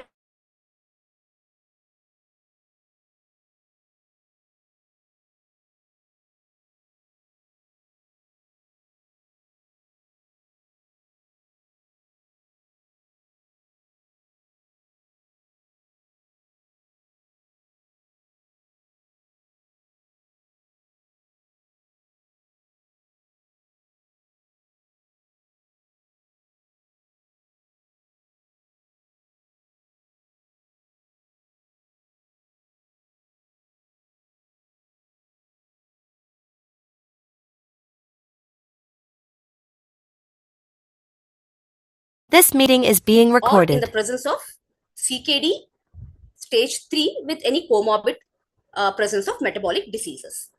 Coming to the European guidelines, they tell that combined transplantation should be done in patients with CKD stage 4 or 5, or cases of patients requiring renal replacement therapy for more than 8 to 12 weeks, or if the biopsy sample reveals greater than 30% glomerulosclerosis and fibrosis. So this is about HRS. So basically you should know the definition, the risk factors, important is the pathophysiology and the management, which are broad headlines are 5. Now next I'll be discussing about acute acalculous cholecystitis. Any questions, please post it in the chat.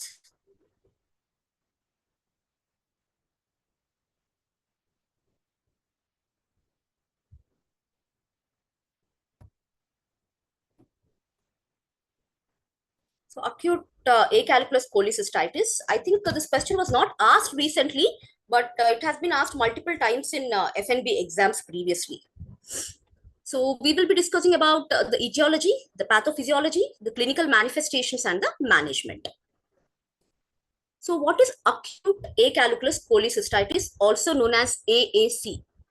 So it is nothing but an acute necroinflammatory disease of the gallbladder with multifactorial pathogenesis, but in the absence of 3 important things. One is cholelithiasis, sludge, or cystic duct obstruction. So this is associated with high morbidity and mortality, And coming to the etiologies, there are two etiologies. One is as a complication of a severe acute conditions like acute AML, severe burns, shock, aortic dissection, or TPN, or as a secondary infection of gallbladder during systemic sepsis, like disseminated candidiasis, gram-negative sepsis, or any tropical illness, chronic biliary tract carriers of Salmonella, cholera, TB, ascariasis, and any viral infections like CBV, EMV, hepatitis A and B. Coming to the pathogenesis, there are four important pathogenesis mechanisms. The most important one is the gallbladder wall ischemia. So how does this occur? This can be secondary to hypotension, dehydration, or due to vasoactive drug administration.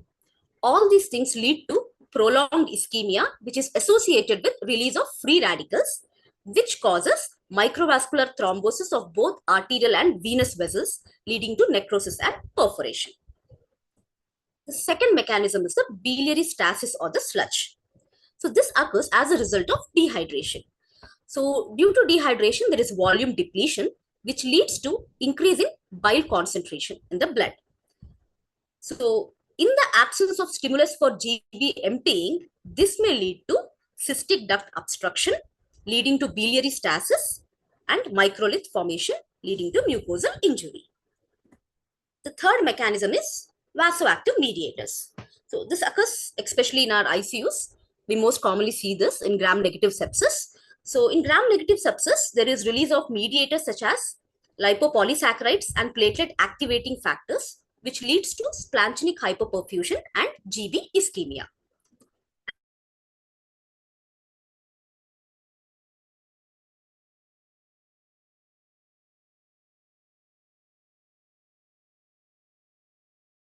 Manifestations.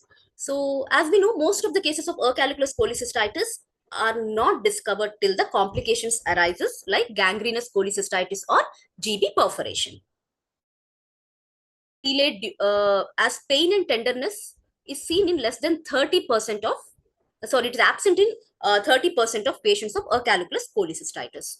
In 70% of patients, they may present with fever, leukocytosis, hyperbilirubinemia, hypotension, and multi-organ failure. Coming to the diagnostic approach. So any critically ill patients with sepsis without a clear source of jaundice, or any patient with a post-operative jaundice, he should be suspected as acalculous cholecystitis. And when you suspect, you do some lab investigations like complete blood count, serum electrolytes, LFTs, pancreatic enzymes to rule out pancreatitis, and urine analysis and the chest X-ray. So in around 90% of cases, the blood cultures are positive, and most common organisms are the GNBs. And after the lab evaluation, you go to a definitive modality, that is the ultrasound, where you can see that the gallbladder wall thickness increases. Normally it is 2 to 3 mm. Here it might increase to 3.5 to 4 mm. And there could be a sonographic Murphy sign, pericholecystic fluid or submucosal edema, intramural gas, and echogenic bile. In case of inconclusive USG, but you are still has a high suspicion of acalculous cholecystitis, then you do a CECT abdomen. Coming to the differential diagnosis, so it is acute calculous cholecystitis, acute pancreatitis, hepatic or subphrenic abscesses, and right-sided pyelonephritis. So how do you manage? So you have confirmed that there is a calculous cholecystitis and abdominal imaging. So you do a supportive care. How do you do it? By giving intravenous fluids, correction of electrolyte abnormalities, and pain control. And start with empirical antibiotics. So basically these antibiotics should be started to cover the Enterobacteriaceae and Pseudomonas. So you start usually with Piptaz or Meropenem. And if there is a risk for MRSA, add vancomycin. And after that, after the supportive care and the antibiotics, you have to see three things in the abdominal imaging. One is GB necrosis, emphysematous gallbladder, or GB perforation. If that is present, then you have to take for an emergency cholecystectomy. If that is not the case, then you have to do percutaneous GB drainage. or if emergency cholecystectomy is not possible as the patient is in requiring higher vasopressor support on a higher ventilator support, then that is the time you can also do a percutaneous GB drainage. So if there is any failure to improve within 24 to 48 hours, then you have to take the patients for an emergency cholecystectomy. If the patient improves with the percutaneous GB drainage, then you have to continue antibiotics and perform a USG abdomen to rule out for any gallstones or sludge. If yes, you have to plan for an elective cholecystectomy. If no, then you can remove the cholecystectomy tube when the drainage is very minimal, that is less than 10 ml. Thank you. So Bhuvana, will you continue with your other topics? Yes, ma'am. Starting now. Yeah.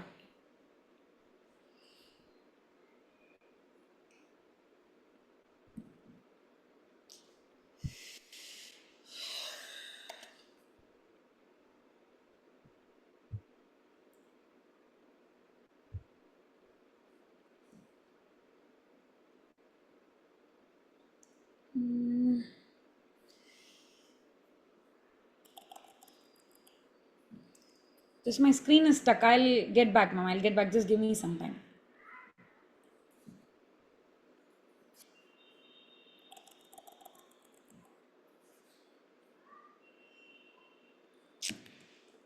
Accessibility shortcuts.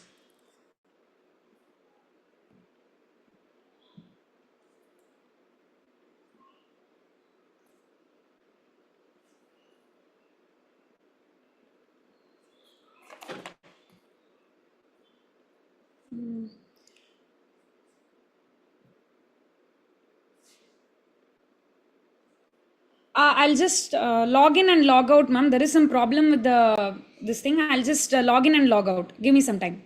Okay, Bhuvana. Ah.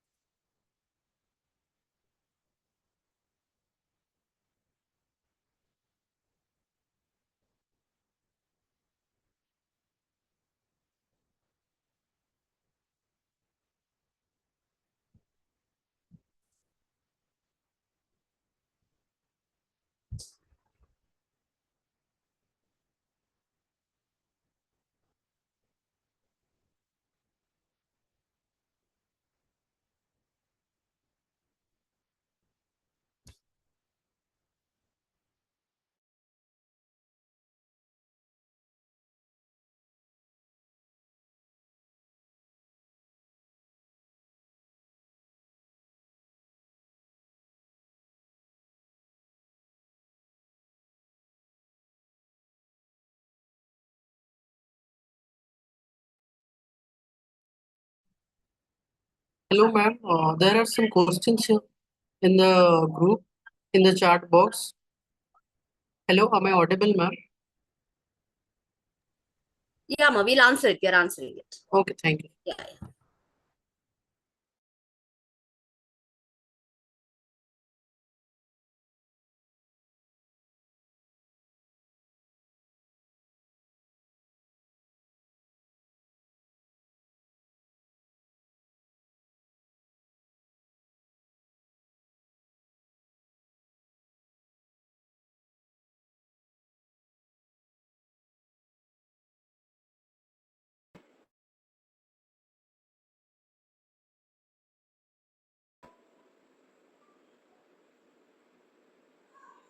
Ma'am, can you end your screen sharing, ma'am?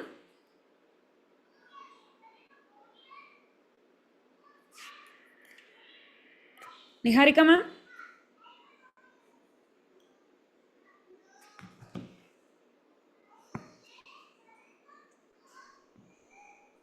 Haan, Bhuvana? Ma'am, can you end your screen sharing? I'm not ending it.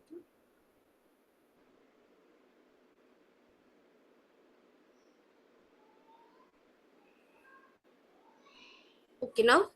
Yeah, yes, yes, yes.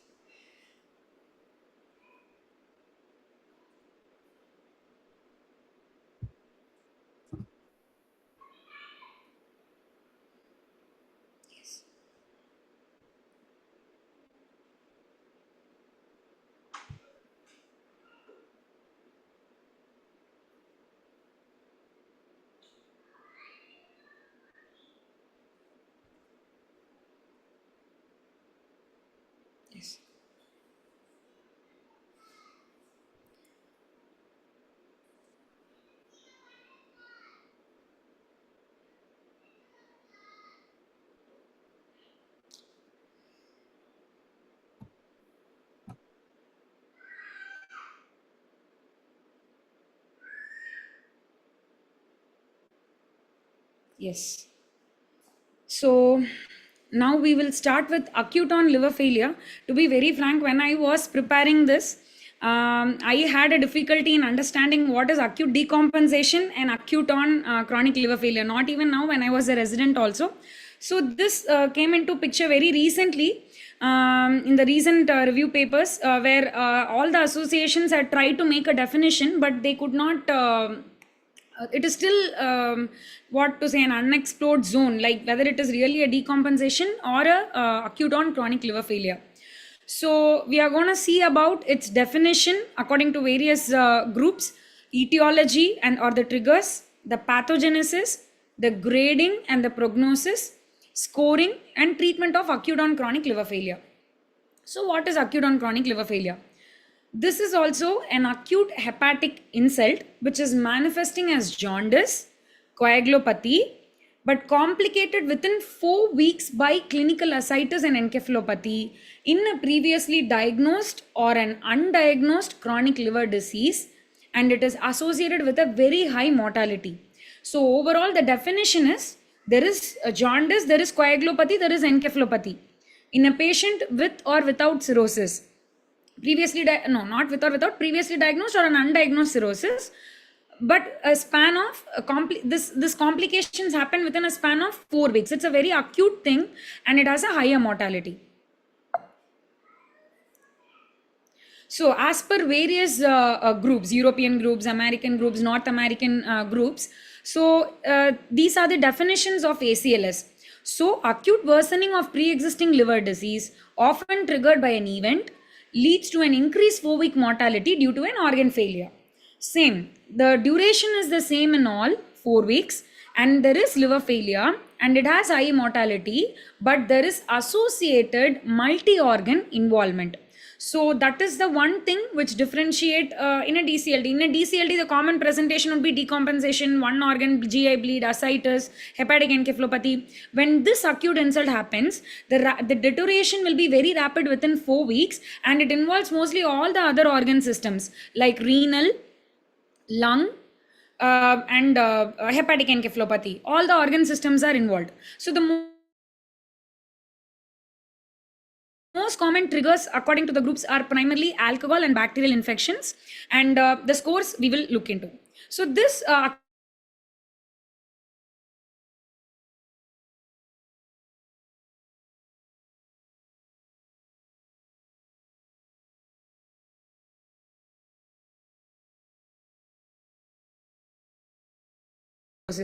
the most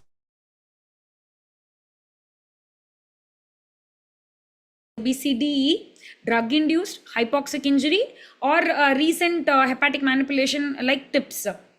And extra hepatic causes could be infections or major surgery. Now, so this is overall the picture which I told you. So in a CLD, if there is an acute insult and all the deterioration is happening within a 4-week span, then it is called ACLF. If there is a compensated cirrhosis, it comes under type B, but there could be associated decompensation symptoms like GI bleed, sepsis, HRS, like that, ascites. In a decompensated cirrhosis, of course, a combination of all the features would be there. So the pathogenesis remains the same. So there is cirrhosis, portal hypertension, there is systemic inflammation, there is vasodilatation, circulatory dysfunction, and there is multi-organ failure and dysfunction of the immune system also. So this is a table which simply describes the differentiation between ACLF and acute decompensation. So at a presentation, there could be a hepatic insult like an hepatic infection, alcohol, DILI or manipulation. Whereas in decompensation, there could be hepatic or extra hepatic causes as an index event.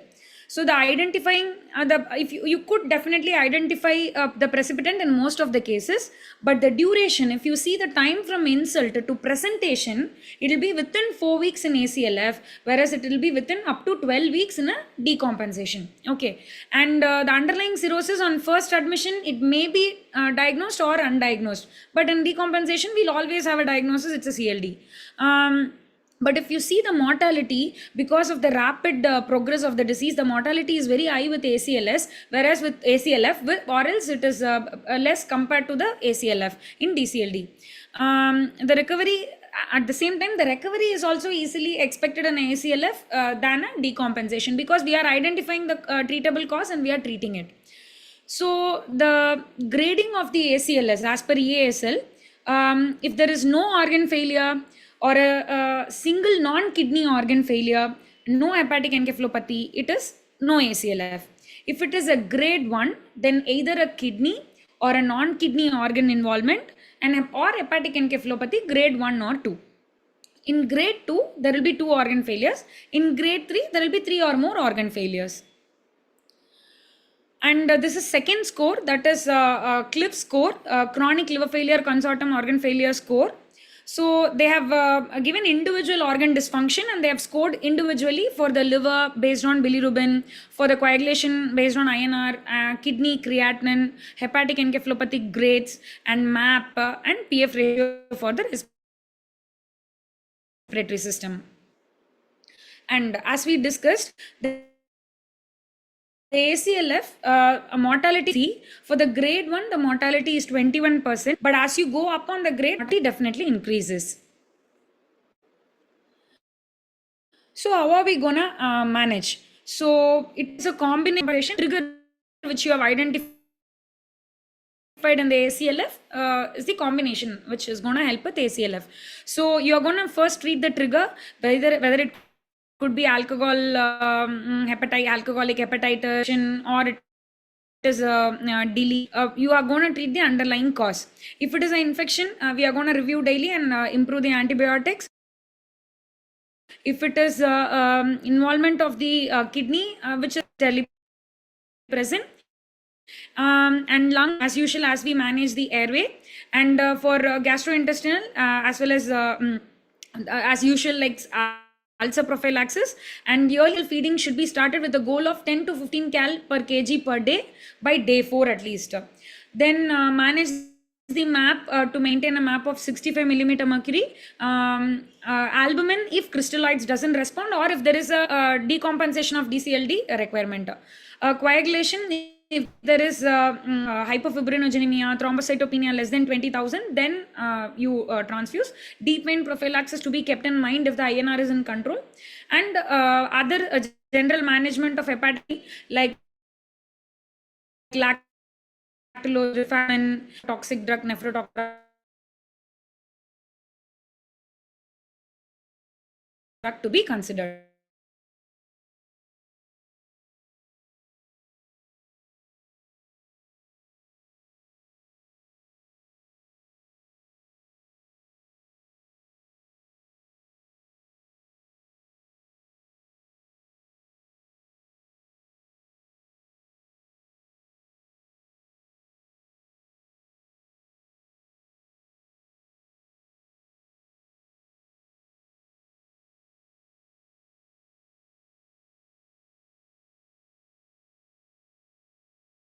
This meeting is being recorded. That is what we have covered. So what is an upper GI bleed? Whenever there is a bleeding originating proximal to the ligament of Treats, then it is called as an upper GI bleed. So when we are sorry, come again. Screen is not seen. Oh, is it? Oh, sure. Sorry. I'll open. Yeah, now is it shared? Yes, ma'am. Yes, ma'am. Okay, thank you so much. Thank you. So,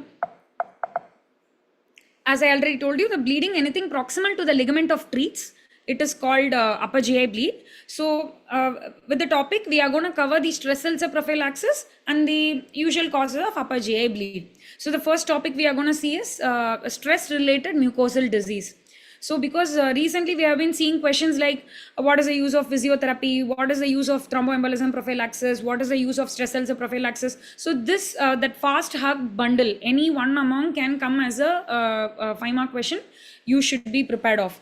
So the stress related mucosal disease, it is a stress related injury which could be a diffuse lesion in the stomach, or it could be a superficial injury, but it can present as hematemesis, but usually does not result in a severe hemodynamic compromise. So stress ulcer is something which could be a deep or focal ulcer, which is same as a normal ulcer, which can cause an hemodynamic compromise. So in such a situation where an GI medgastro person could not stop the bleeding via endoscopy, using an endoscopy, then this patient may need to be taken up for a surgery for cessation of the bleeding. So what is the main reason for the stress related mucosal disease? So, see, most of the critically ill patients we see have shock or altered GI motility or nutritional issues. So, those are the main reasons. So, there is hyperperfusion of the upper GI tract leading to a reduction in the mucosal protective mechanism. That is dysfunction in the mucus production, impaired production of mucosal prostaglandins. There is impaired epithelial repair. There is free radical injury, the bile reflexing, and even the motility impairment is seen in 80 to 90% of the patients in a critically ill, which could expose the mucosa for a high risk, and because gastric acid is potentially a irritant, right? So what are the risk factors? So the patient who are having respiratory failure or on a mechanical ventilation, who have a baseline coagulopathy, who have uremia, for whom there is failure to provide enteral nutrition, early enteral nutrition is not provided, and failure to provide gastric alkalization, and these are the common risk factors for the stress related disease. So coming on to the PPI, proton pump inhibitors, they have been found more effective compared to ranitidine and sucralfate in case of stress related mucosal diseases. So how are we going to treat? Obviously the first step is treating the underlying cause. If there is a shock, you treat the hemodynamics, fluids if needed as per volume status, as much as possible start enteral nutrition, avoid irritant by giving PPIs, because PPIs have 85 to PPIs are giving a benefit of approximately 85 to 90% compared to sucralfate and H2 blockers in stress related mucosal disease. So this is about the stress related disease. Coming on to the GI bleed, which is the common causes which are entering into now. So it is the most common condition which causes morbidity and mortality, which causes more hospital admissions in a gastro OPD. Usually the incidence is approximately 5 to 150 per 1 lakh persons per year. They have an 20 to 25% of them have an adverse outcome with a complication of recurrent bleeding, and few need surgical intervention, and 5% death chances are there. So coming on to the causes of upper GI bleed. So this table shows us the causes. The important causes are ulcer disease. Second is esophageal varices. Third is erosive gastritis, Mallory Weiss syndrome, malignancy, gastric polyp, malignancy of the stomach, and the esophagus. So duodenal ulcers, coming on to the ulcer disease, duodenal ulcers are the most common ulcers compared to gastric ulcers, like approximately 35 to 40% than the gastric, which is 20 to 25%. And coming on to the varices, they have a higher morbidity and mortality.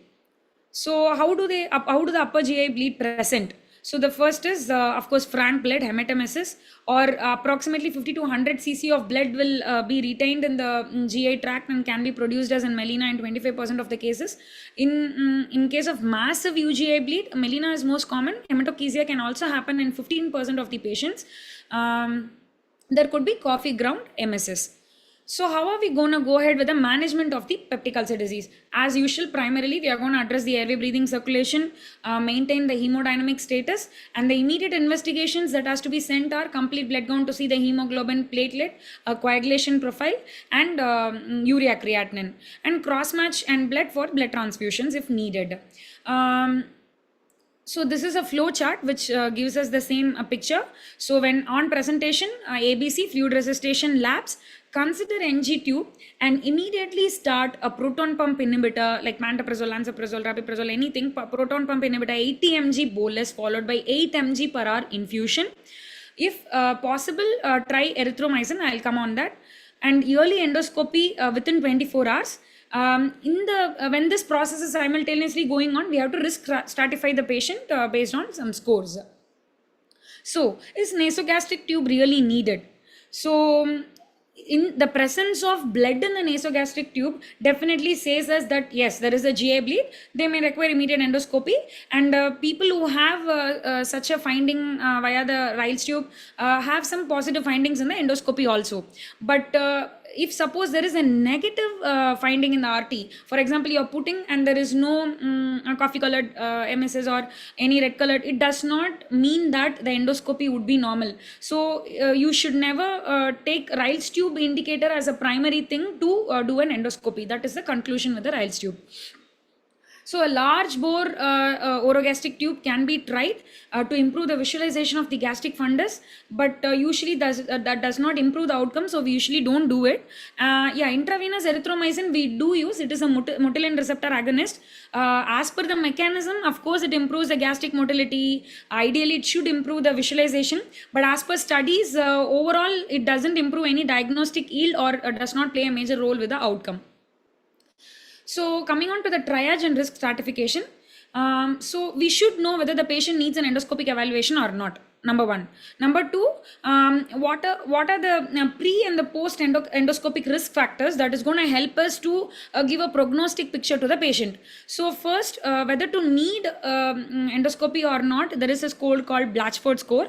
And number two, there is a clinical Rockel score before and after endoscopy to see intra and pre-endoscopic findings to define a prognostic outcome.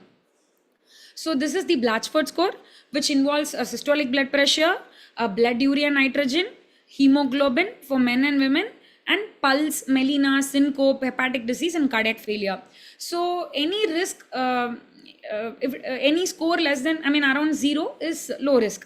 So even 1 is positive, it is in high risk. We have to intervene in some way, like medical intervention, endoscopic or surgical intervention we have to think of. And if the score is more than 8, ICU admission is indicated. This is about whether the patient needs an endoscopy or not.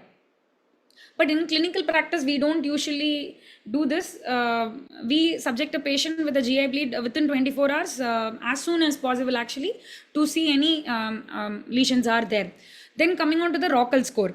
So Rockel score more or less involves the same thing like age factor, shock, coexisting illness, and post endoscopy. It also involves what is the type of lesion involved, whether it's a peptic ulcer, erosive disease, esophagitis, what is the stigmata in the endoscopy and its course. So clinical Rockel score of 0 or a complete Rockel score of 2 or less are considered to be at the low risk of rebleeding. So this is about the pre and post endoscopic score. Coming on to the definitive treatment for the GI bleed. So of course a trained endoscopist is required as soon as possible, like within 24 hours is a cutoff time. As soon as possible, like we have to get the endoscopy done. Why do we do endoscopy? To determine the cause of bleeding, of course, to see explain the prognosis, and any endoscopic therapy can it be administered to administer.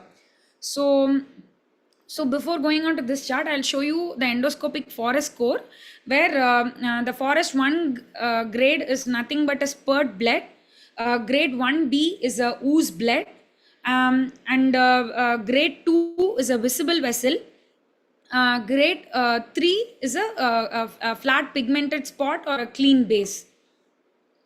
So acute GI bleed endoscopic findings, if it is a lesser grade, they can only see a ooze or a spot, then you try to perform endoscopic hemostasis. If it is a high grade with an adherent clot, you can see the visible vessel bleeding, then you have to administer an endoscopic, remove the clot and endoscopic hemostasis. And you have to administer the patient into ICU, and PPI infusion should be continued for 72 hours, and oral intake of clear liquids after 6 hours if hemodynamically stable. Transition to oral PPI after completion of 72 hours of IV therapy, and always test for H. pylori.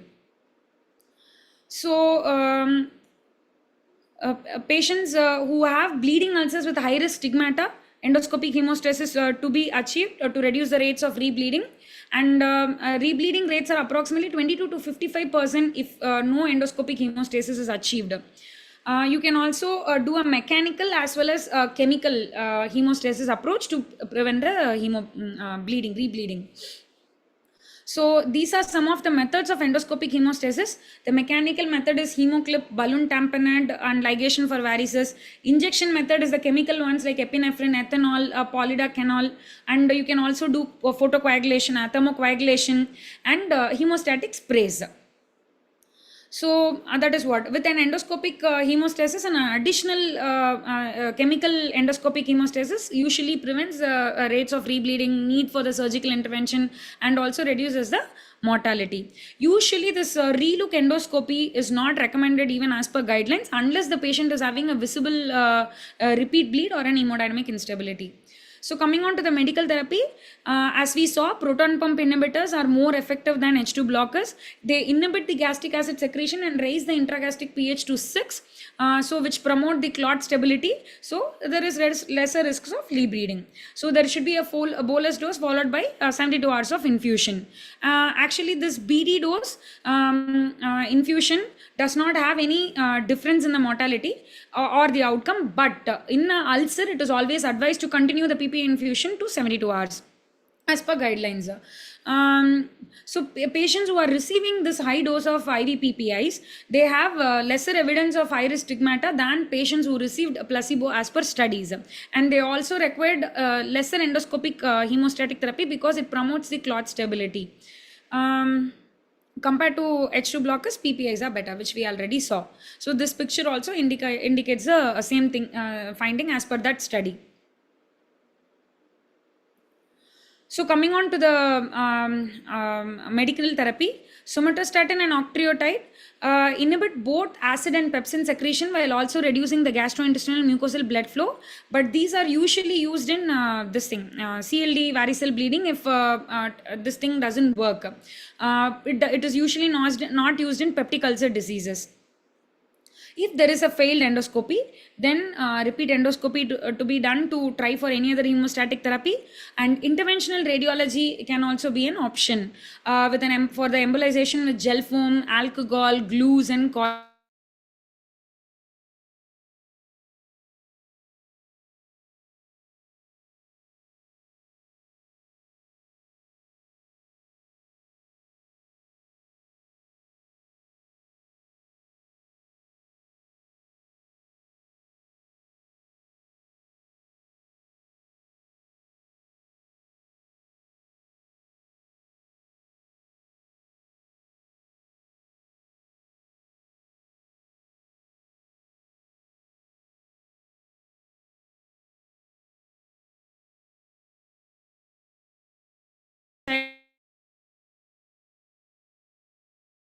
This meeting is being recorded. It occurs yearly at the rate of 5 to 15%.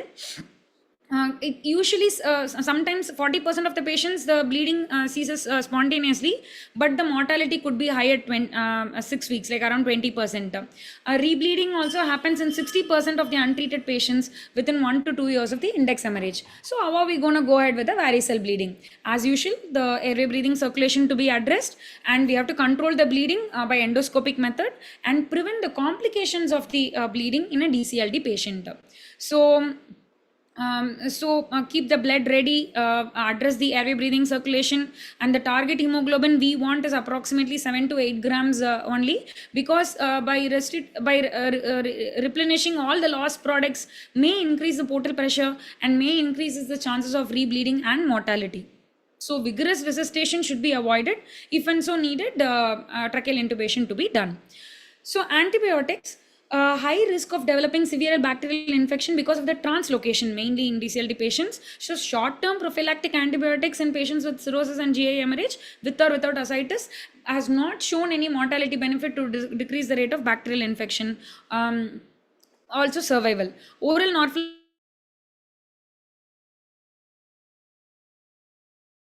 can be tried.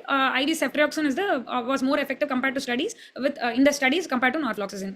So what are the specific measures we are looking at? Pharmacotherapy, in a meta-analysis involving 15 trials comparing emergency sclerotherapy and pharmacological treatment, vasopressin plus nitroglycerin, terlipressin, somatostatin or octreotide had a similar efficacy with the fewer side effects with pharmacological therapy. So it should be considered first line. So, as in an order, hemodynamic stabilization, pharmacological therapy, if endoscopy is not available, then endoscopic therapy. So, vasopressin, it is the most potent splanchnic vasoconstrictor, reduces the blood flow to all organs, thereby leading to decrease in portal venous inflow and decrease the portal pressure. But there are multiple side effects if you consider vasopressin. There could be vasoconstrictive properties, cardiac peripheral ischemia, arrhythmias, bowel ischemia. Usually it is in the IV infusion is in the range of 0.2 to 0.4 units per minute.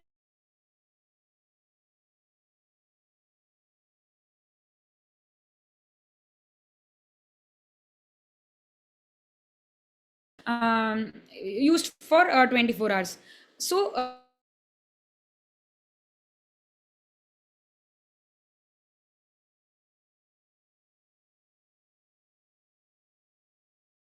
it is effective in controlling of acute variceal hemorrhage, and it has been associated with decreased mortality, and the dose is approximately 2 mg IV every 4 hours and can be titrated down to 1 mg every 4 hours once the hemorrhage is controlled.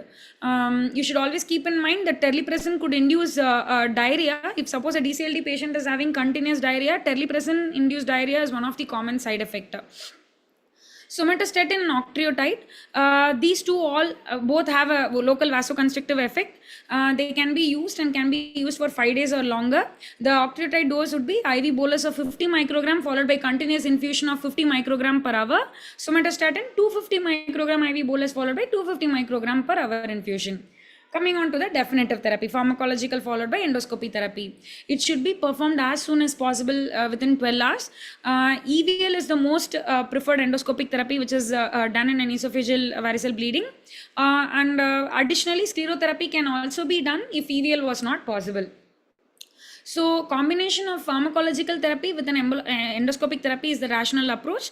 A meta-analysis had showed, compared to endoscopic therapy alone, and versus endoscopic plus pharmacological therapy, improved the initial control of bleeding and 5-day hemostasis without difference in the mortality.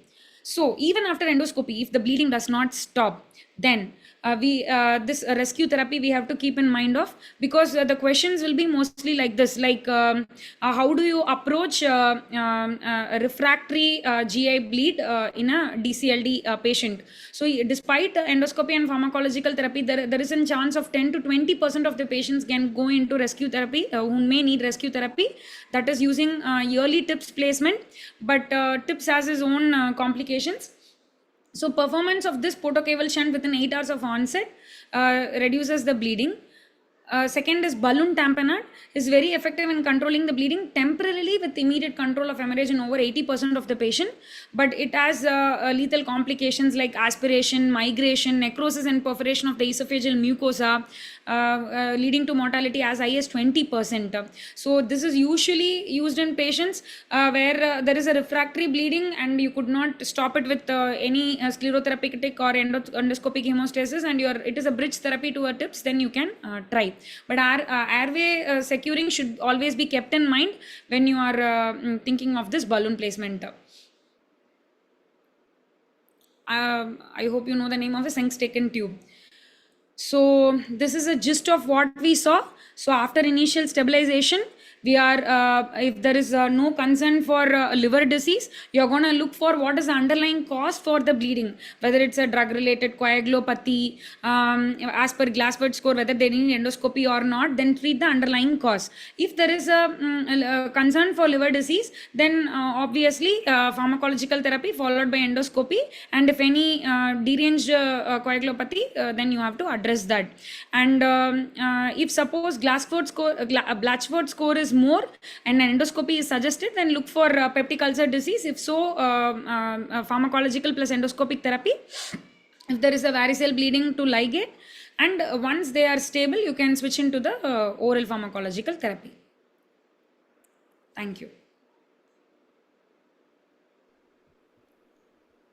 So we have covered DCLD, acute liver failure, ACLF, GI bleed, and use of albumin in liver disease. Niharika ma'am, you can take over, ma'am. Yeah. Thank you, Bonu.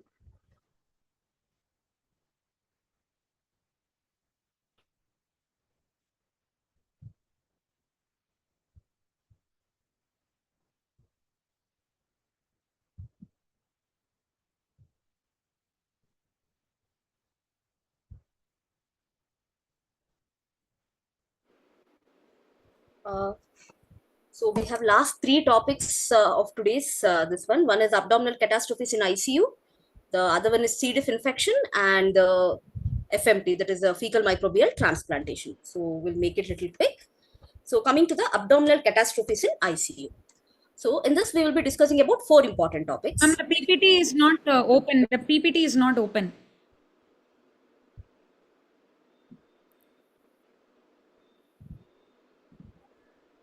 It is stuck in your list page. The PPT is not seen.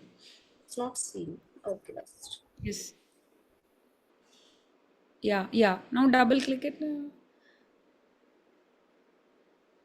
Able to see now? It is opening, ma'am. It is still not seen.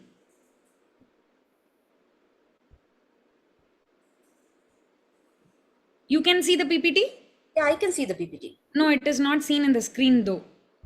Okay, just wait. Just close it and retry, ma'am. Yeah.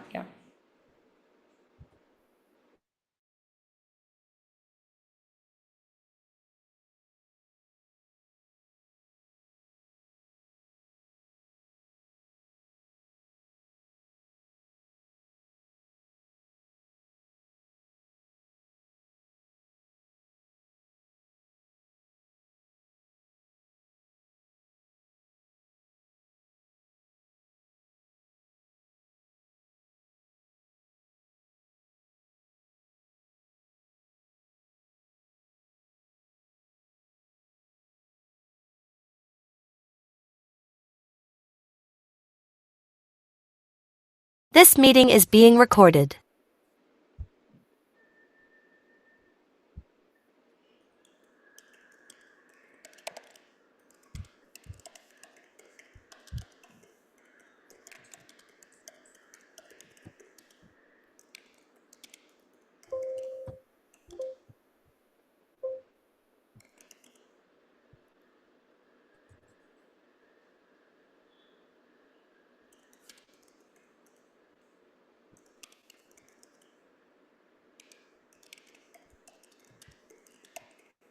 Bhuvana now?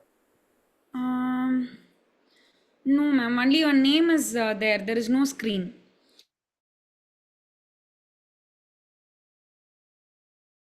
Again, I try sharing, ma'am.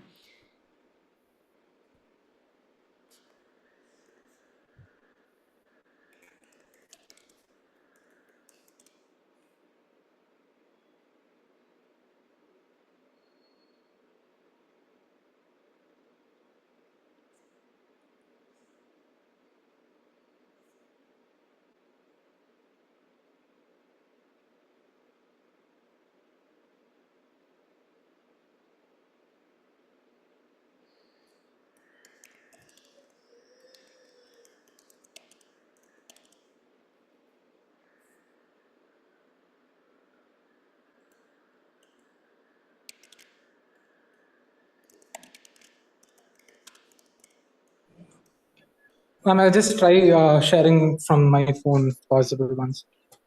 Okay, I think ma'am is logged out, sir, actually. Oh, is it? Okay. Sorry for the technical issues, guys. Just a minute. The recording has stopped.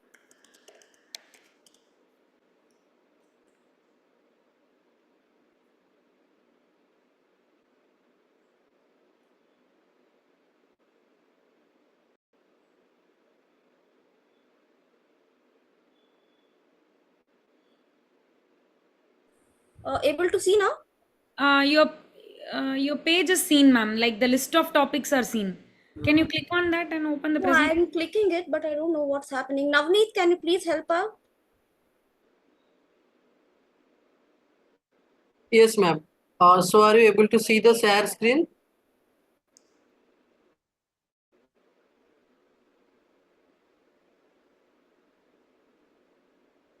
Ma'am, are you able to share screen button? Just click over there. Yeah. And if you are getting the option to share, that one.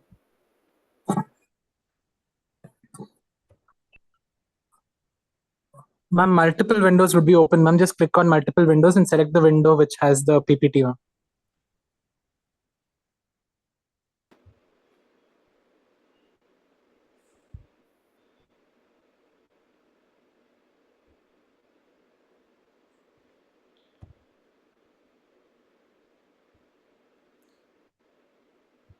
Now, Now select the window which has the PPT, ma'am. This window is the list of the PPTs. no, I'm selecting. It's opening here. I'm so sorry. Okay. But still it is not seen.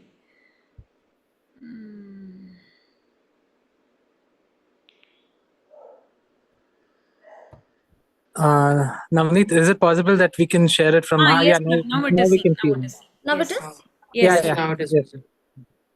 We can just scroll, just ma'am, move 1 or 2 slide. Let me see. Yeah, it's working Yeah, fine. it's working. I'm so sorry. I'm so sorry. No issues. Okay. Let me start the recording as well. Yeah.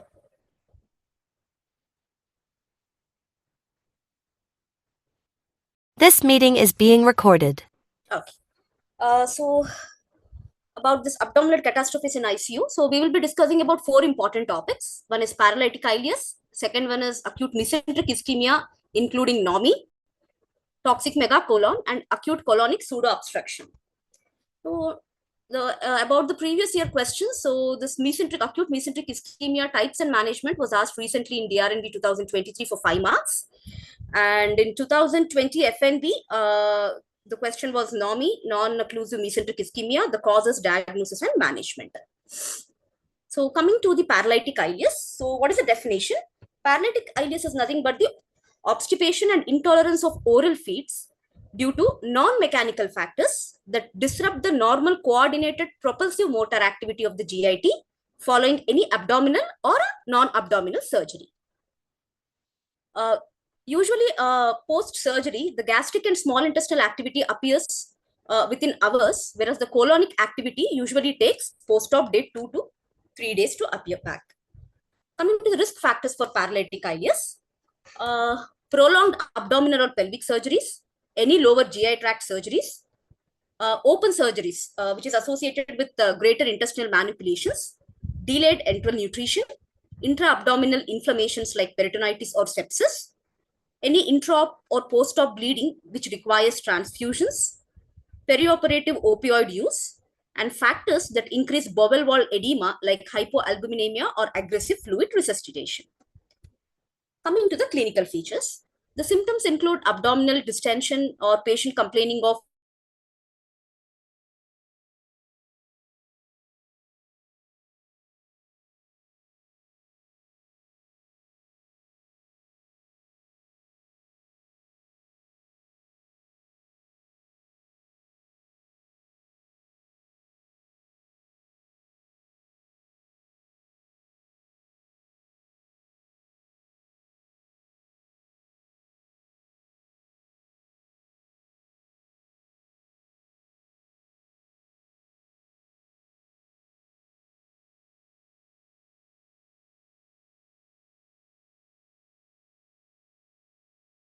This meeting is being recorded. lipase and amylase lipase. Coming to the radiological diagnosis, so plain abdominal X-ray, that is the supine and the upright one, shows dilated bowel loops which are uniform in nature with air in the colon and rectum without any transition zone. The without any transition zone is very important. The abdominal CT with oral contrast is usually 90 to 100% sensitive and specific, and basically distinguishes ileus from any small bowel obstruction. So ladder-like pattern of gas in the bowel is the most common radiological feature in the CT. In advanced cases, there could be multiple air fluid levels.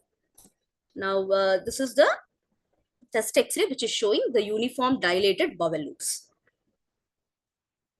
Coming to the management of paralytic ileus, as we know, it is symptomatic treatment. So what do? We do serial abdominal examinations around 4 to 6 times per day. Pain management, better to avoid opioids, but if you're using it, use it in a low dose with a supplemental NSAIDs or a non-opioid pain relief. And you have to maintain normovolemia, no hypervolemia or hypovolemia. Electrolyte replacement should be done correctly. Bowel rest should be allowed. That is, you can allow little sips of clear liquids. And bowel decompression by NG should be done only in cases of moderate to severe degree, like continuous vomiting or a significant bowel distension. And nutritional support, as soon as possible, start the enteral nutrition. If not possible, you can start the TPN. So this is about the paralytic ileus. Now coming to the acute mesenteric ischemia, this is a very important topic for examination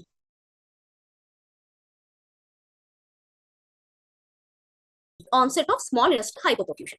The classification is two. It could be arterial or it could be a venous.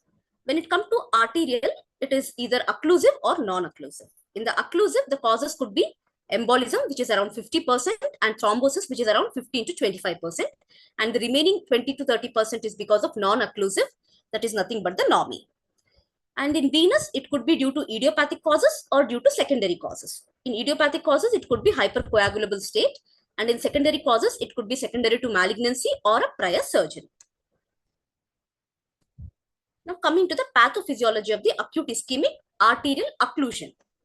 Okay, so what happens? There is a sudden onset of small intestinal hypoperfusion due to acute embolic or a thrombotic occlusion of the intestinal blood flow. So what happens? This emboli, which is usually, or a thrombus which is lodged in LA, LV, cardiac valves or proximal aorta, get dislodged to the point of normal anatomical narrowing, which is usually distal to the origin of the major branch. So that is the reason SMA is the most susceptible to embolism due to its large diameter and narrow takeoff angle of the SMA. Coming to acute thrombotic occlusions. So this occurs basically at the areas of severe narrowing, mostly due to atherosclerosis. It can also occur in the settings of vascular injury related to any abdominal trauma, infection, or any mesenteric dissection. So coming to the risk factors for embolism and the thrombosis. For embolism, the most common risk factors are cardiac arrhythmias, infective endocarditis, any recent acute MI, ventricular aneurysms, aortic atherosclerosis, and aortic aneurysms. For thrombosis, it is the peripheral arterial disease, advanced age, low cardiac output states, and the traumatic injury. Coming to the clinical presentation. So any patient with acute pain abdomen, with the minimal findings on abdominal examination, and ABG shows severe metabolic acidosis, should be regarded as having intestinal ischemia until proven otherwise. So coming to the clinical triad of mesenteric arterial embolism is, patient might be having an advanced age, there could be a history of atrial fibrillation and severe abdominal pain, which is out of proportion to physical examination, then you think it is a mesenteric arterial embolism. In a mesenteric thrombus occlusion, it is the same except for the history of peripheral arterial disease. So how do you diagnose mesenteric ischemia? So it is by imaging studies, especially the CT angiography of the abdomen. So what do you see in that? You see the features of bowel ischemia. What are those features of bowel ischemia? 5 important features. One is bowel wall hypo enhancement. Second one is bowel wall thickening. Third is bowel wall dilatation. Next, mesenteric edema or mesenteric stranding. And the last one is either pneumatosis, portomesenteric venous gas, or a free intraperitoneal air. So these are the features of bowel ischemia. And there should be an evidence of either thrombus plus or minus calcification. Now, these are the CTs. So the first one, the figure 4, the first figure shows that there is, if you see the intestine, there is circumferential wall thickening, okay? And with the evidence of some pneumatosis here. Okay, and in the B, you can see this is the portal venous gas, okay, which indicates that there is a transmural infarction.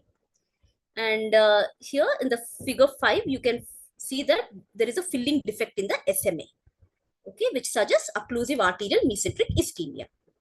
And here you see there is a thrombus upon which there is a calcification here. So coming to the management of acute mesenteric ischemia. So you have medical management, you have surgical management. So what medical management you usually do here? You keep the patient NPO, you do NG decompression, give IV fluids and monitor the urine output. You have to avoid vasopressus because it might further deteriorate the present condition. Have to start empirical broad spectrum antibiotics, basically third generation cephalosporins or peptides with metronidazole. Role of supplemental oxygen, which was there initially that when a patient of acute mesenteric ischemia, they have to give 100% of oxygen, but now that has been removed. So there is no role of supplemental oxygen if the patient is maintaining SpO2s of more than 94%. Then important medical management is antithrombotic therapy, that is the unfractionated heparin weight-based protocol, which I will show you later. So what is the rationale for using this antithrombotic therapy is to limit the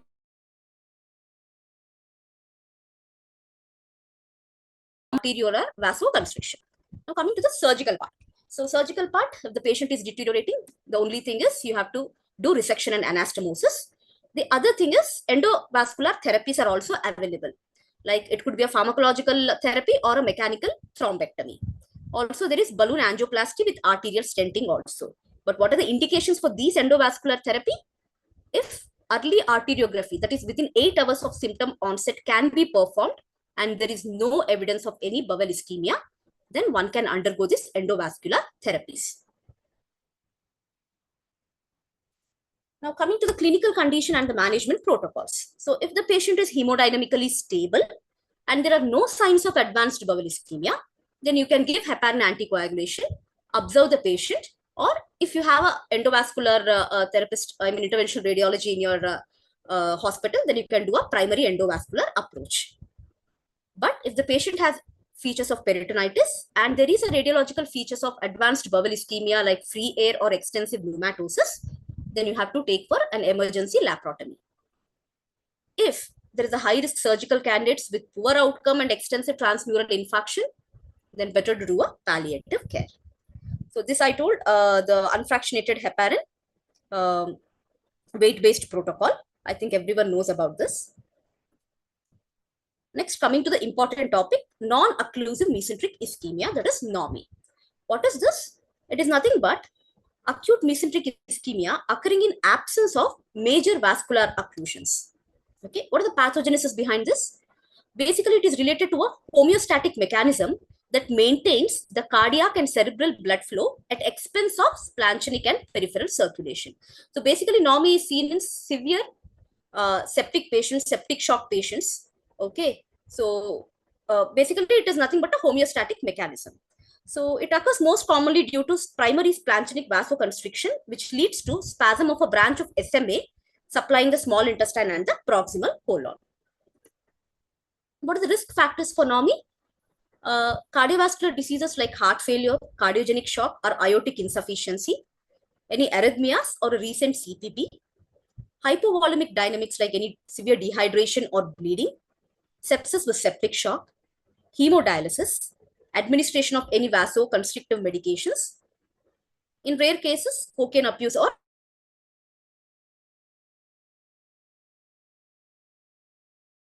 symptoms. Hence, they may land up in complications like necrosis and perforation before the definitive diagnosis can be established. Now, how do you diagnose this? So you do a plain abdominal CT scan and also a CT angiogram also is helpful.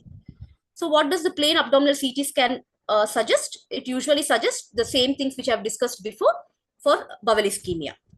The CT angiogram usually shows the narrowing or spasm of mesenteric arcades and irregularities of the arterial branch of the mesenteric vasculature. So there could be either narrowing or spasms and some irregularities. And this is known as chain of lakes or string of sausage appearance in the CT angiogram. Okay, so this is a CT which is showing, the arrow marks are showing that there is an absence of contrast-induced bowel wall enhancement. The B1 is showing pneumatosis. The C1 is bowel dilatation, and there is the C is showing that there is some the B1 is the bowel wall, bowel dilatation, and the C is basically the pneumatosis, and D is the portal vein, the portal venous gas. Now coming to the treatment. So the major goal is to restore the intestinal blood flow as rapidly as possible. So you have to remove any inciting factors, like if you are using any vasoconstrictors, you have to treat the underlying cause and hemodynamic support and monitoring. If the patient worsens further, he might land up in exploratory laparotomy. Now a small note on mesenteric venous occlusion. So venous thrombosis is as a result of virtuous triad, which is nothing but the stagnation of blood flow, vascular injury, and hypercoagulability state. So the most common location is distal small intestine and rarely the colon. What could be the risk factors? As I before mentioned, it could be due to some acquired or inherited thrombophilias, or due to any malignancy or as a result of trauma. Coming to the diagnosis, the average age of presentation is around 45 to 60 years. There is a slight male preponderance, and any associated hypercoagulability state should be identified. And CT angiography of the abdomen shows any venous filling defects or absent flow. Treatment is predominantly conservative. You have to give bowel rest, prophylactic antibiotics, anticoagulation, and exploratory RAP if there is overt signs of intestinal necrosis or perforation. The third topic is about toxic megacolon. So toxic megacolon is one of the fatal complications of inflammatory bowel disease or any infectious etiology of the colon. Basically, it is characterized by total or partial non-obstructive colonic dilatation with systemic toxicity. It is known as toxic megacolon. It is associated with high morbidity and mortality, and surgical management is necessary for majority of the cases. So etiology, we know one of the etiology is C. diff infection, but the major and the important etiology is the inflammatory bowel disease, followed by C. diff infection, any immunocompromised state like HIV or CMV colitis, anti-motility agents like anticholinergic medications and narcotics, any electrolyte derangements, and some diagnostic procedures like barium enema and even the colonoscopy. What is the pathogenesis? So the pathogenesis actually remains unclear. However, they have proposed that some colonic response to chemical mediators, they result in defective smooth muscle contraction, leading to lowered basal pressure of the colonic lumen, causing dilatation. The important chemical mediator in this case is nitric oxide, which is nothing but an inhibitory neurotransmitter, which is known to cause the relaxation of colonic smooth muscles. Now, coming to this diagram, if you see, in case of an ulcerated mucosa as seen in inflammatory bowel disease, what happens? The neutrophils, these are the neutrophils. Okay, so the neutrophils invade this mucosa and enter into the lamina propria, leading to crypt abscesses or diffuse colitis. But in case of toxic megacolon, these neutrophils also invade the muscle layers, okay, leading to damage of the muscle cells by a release of proteolytic enzymes, cytokines, and leukotrienes. So when there is a release of proteolytic enzymes, there is also the release of nitric oxide, which causes the relaxation of the colonic smooth muscles, resulting in dilatation. Coming to the clinical features, it affects both genders and all ages. Most common presenting symptom is severe bloody diarrhea. And if there is a clinical decline, then there could be systemic manifestations like hypotension, tachycardia, fever, diffuse abdominal tenderness with distension, and sluggish bowel movements. So coming to the diagnosis, this diagnosis was proposed by Jalan et al. And he told three important features. One is the radiographic evidence of colonic dilatation of more than 6 centimeters, especially when it should be measured in transverse colon. The other is any three of the following. Okay, either there could be fever, tachycardia, leukocytosis, or anemia. And the last one is any one of the following like hypotension, hypovolemia, altered mental status, or electrolyte disorders. So abdomen plus systemic features. So what does the radiography in toxic megacolon show?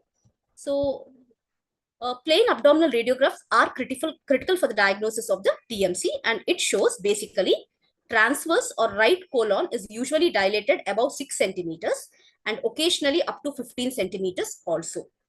There could be multiple air fluid levels, and the normal colonic hostel pattern is either absent or severely disturbed. This is in plain radiographs. Coming to the CT scan, it is basically used to for the diagnosis and also to know any complications are present. The third one is a complete colonoscopy, but this is extremely risky because it leads to colonic perforation. So what you can do is a limited endoscopic examination without bowel preparation. That is either proctoscopy or sigmoidoscopy is safer.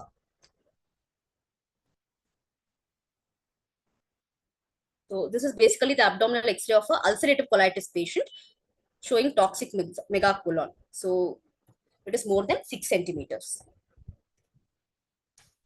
What is the treatment for this? So the main objective for the treatment of toxic megacolon is three things. One is to reduce the inflammation. Second, to improve the motility of the colon. And third is to prevent the free perforation. So there are two management. One is supportive management and one is the definitive management.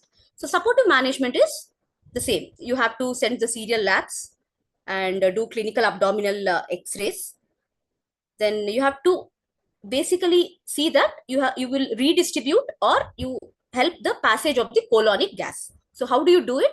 You have to encourage patients to walk around, or you have to tell the patients to do knee elbow maneuvers in the prone position.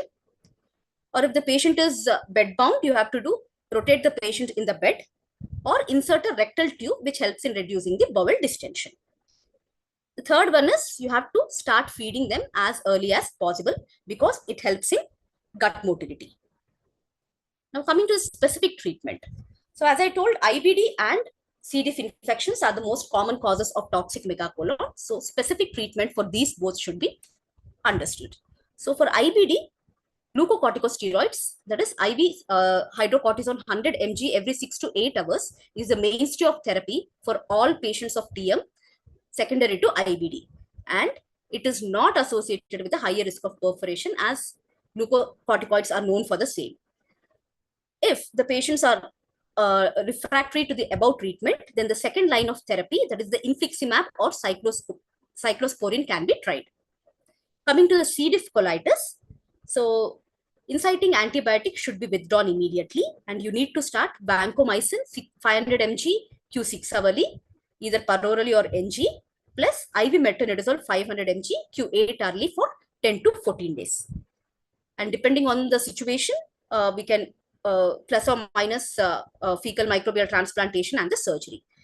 And in the severe case, there is no role of fidaxomicin. So these are the different medications which are used for the treatment of toxic megacolon. So indications, mechanism of action, and therapeutic benefits, you can go through it later. And different surgical interventions for the management. So what are the surgical indications and the interventions?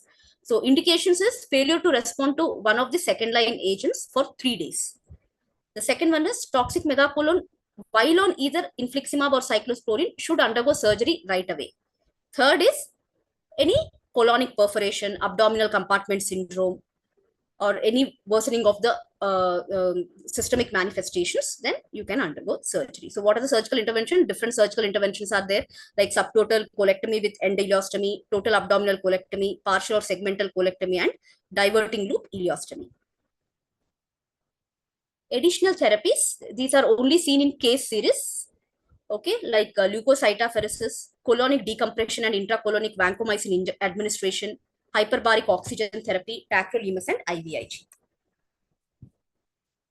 So coming to the last abdominal catastrophe, that is the acute colonic pseudo-obstruction or the Ogilvie's syndrome.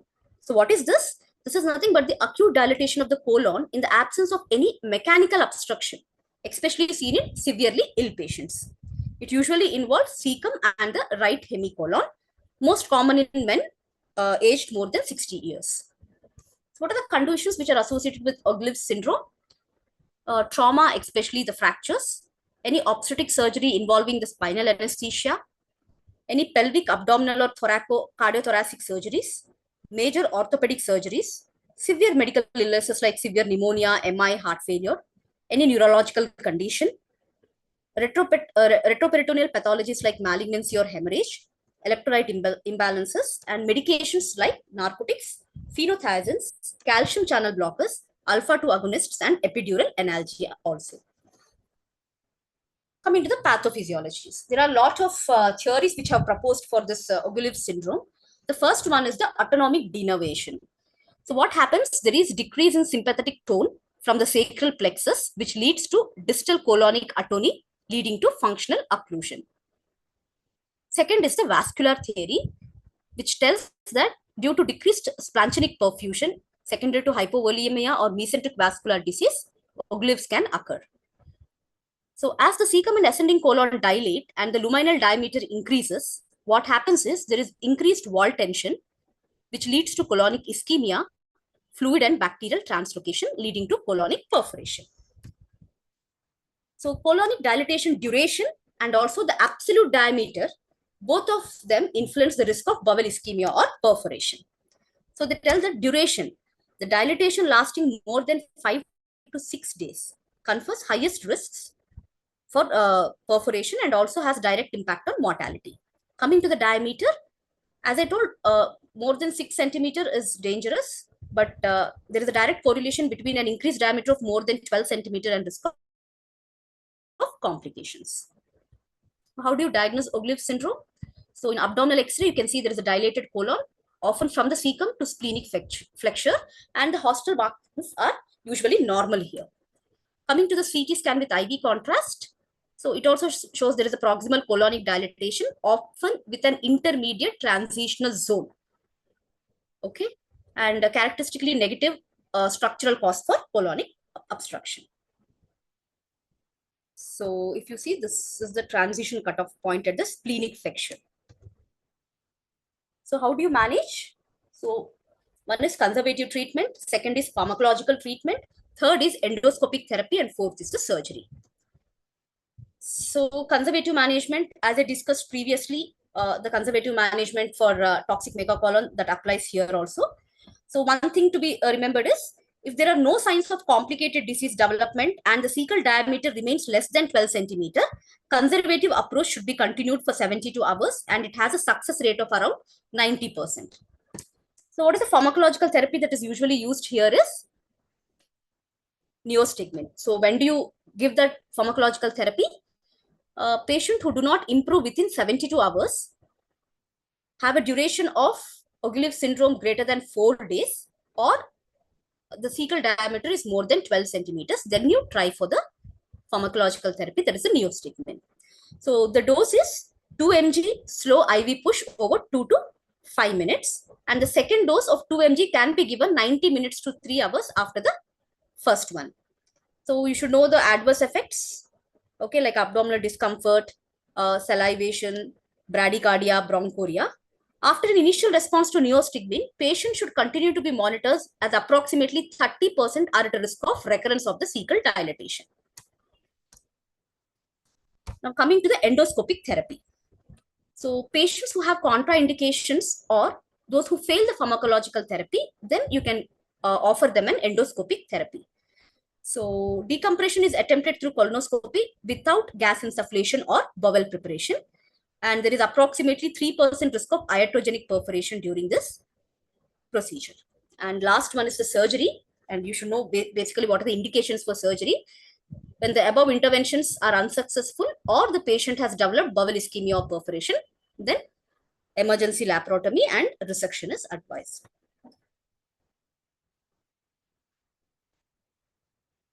So this completes your abdominal catastrophes. There are 2 small topics that has to be discussed more. It's already 9:45. Sorry for that.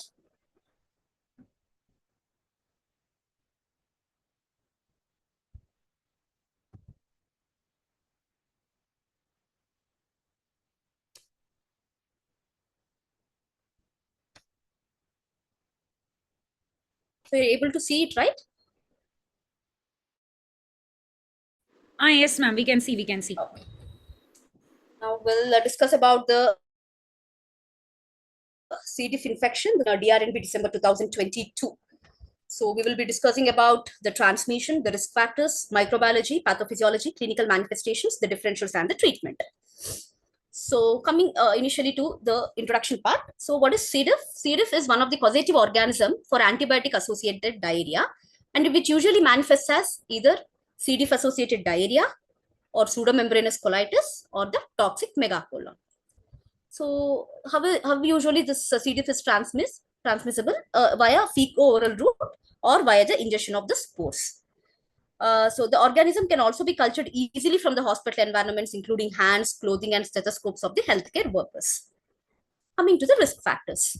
So one is disruption of the indigenous microflora. This is secondary to any antibiotic exposure, especially fluoroquinolones, clindamycin, cephalosporins, and carbapenems, or any cancer chemotherapeutics or preoperative bowel preparation. The second risk factor could be opportunity for infections due to prolonged hospital stay. Microbial factors like toxigenicity and adhesions. And the fourth factor is diminished mechanism due to any GI acid secretion agents like PPS, parenteral nutrition, or GI surgeries. And if patient has any risk factors like old age, long-term use of steroids, they are much prone to infection. Coming to the microbiology.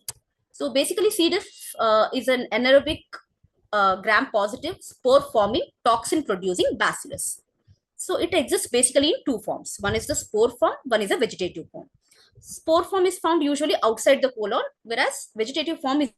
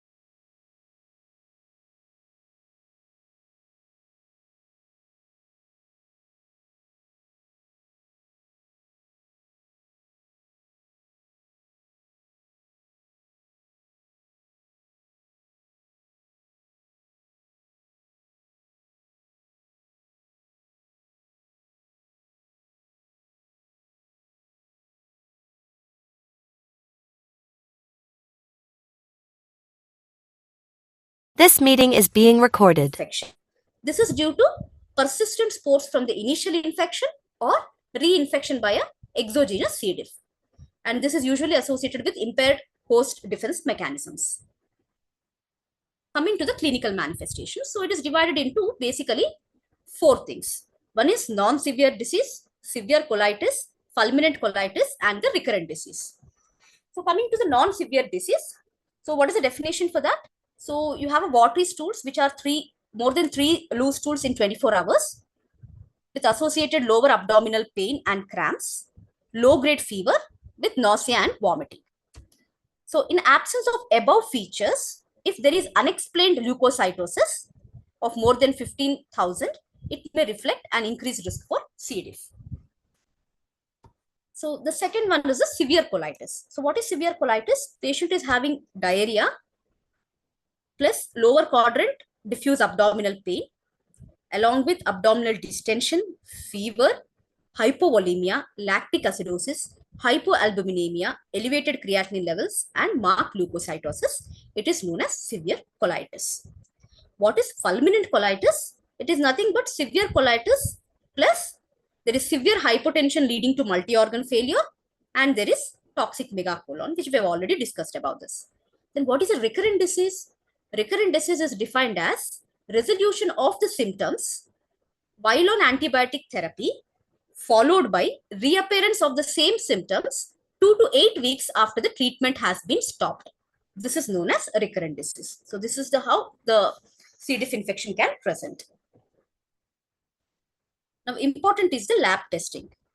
Okay, so one is the first one is the nucleic acid amplification test, that is the NAT, which is done via the PCR.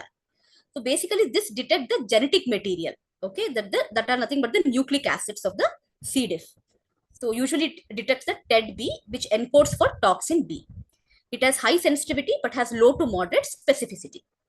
Second one is the GDH, that is glutamine dehydrogenase, which is tested by the enzyme immunoassays, that is the ELISA.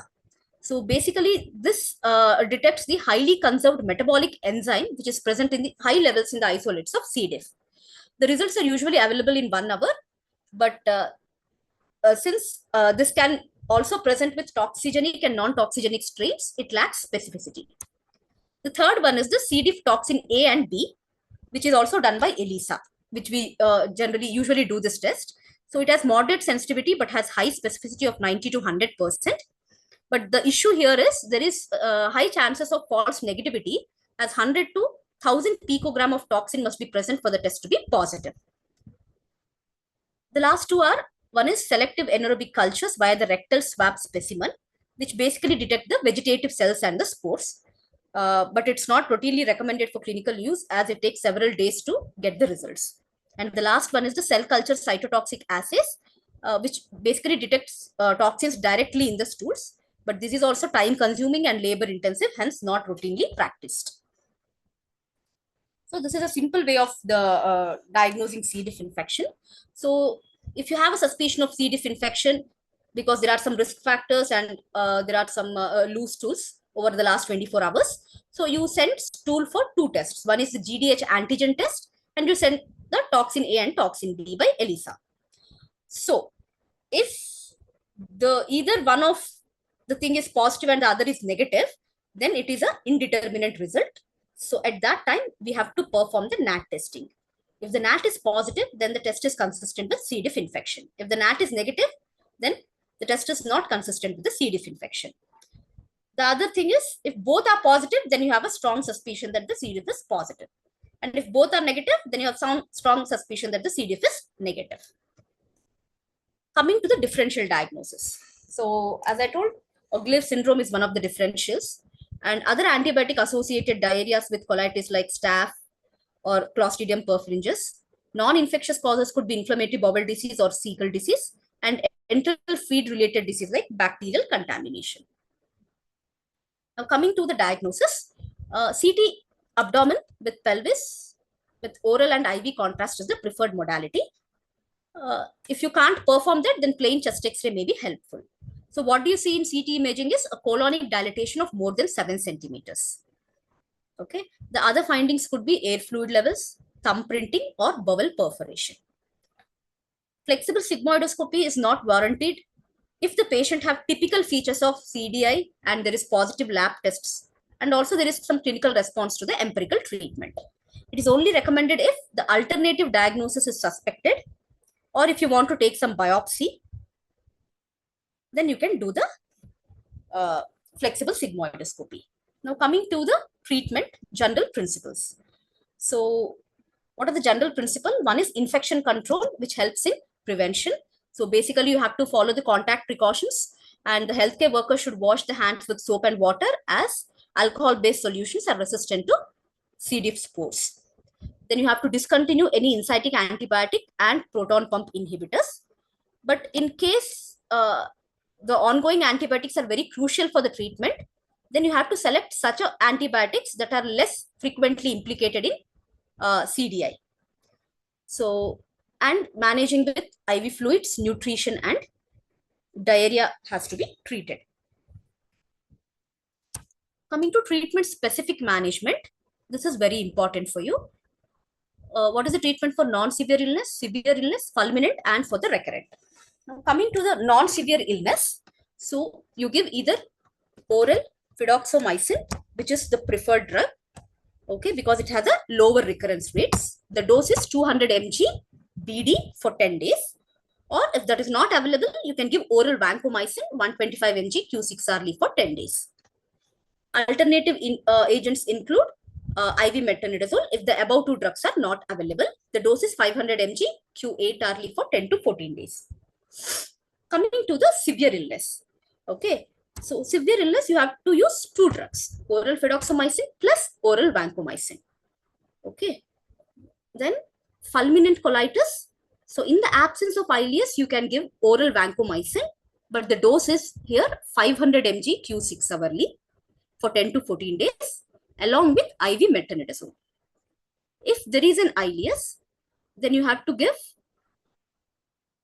oral or NG vancomycin plus metronidazole, plus you have to give additional rectal vancomycin also. Okay, plus or minus fecal transplant or surgery. There is no role for metronidazole in severe cases. So it is only in the non-severe cases, and in fulminant you can use metronidazole. And there is no role of fidaxomicin in fulminant cases. Now, in case of recurrence, so the treatment is different for first recurrence and the second recurrence. So if there is a first recurrence, you give the oral fidaxomicin for usually 10 days, followed by, for the next 20 days, you can give alternative days to 200 mg OD. Or if you're giving vancomycin, it should be pulse tapered therapy. Plus, you have to use a adjuvant treatment with bezlotusumab, which is 10 mg per kg, which is nothing but a monoclonal antibody which acts against the toxin B. And if there is a second recurrence, then that is the role where the fecal transplant comes. Coming to the indications for surgery in C. diff infection, if there is an ileus or a significant abdominal distension, if there is peritonitis, end organ failure, or failure to improve after 3 to 5 days of maximal medical treatment, then you have to do surgery. The surgery is usually subtotal colectomy plus residual rectal stump and terminal ileostomy. So this completes your C. diff infection. And the last one, a small topic about fecal microbial transplant.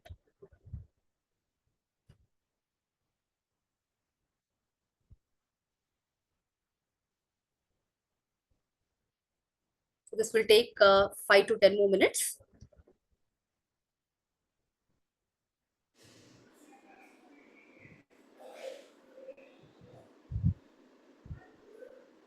So this was asked in FNB 2015.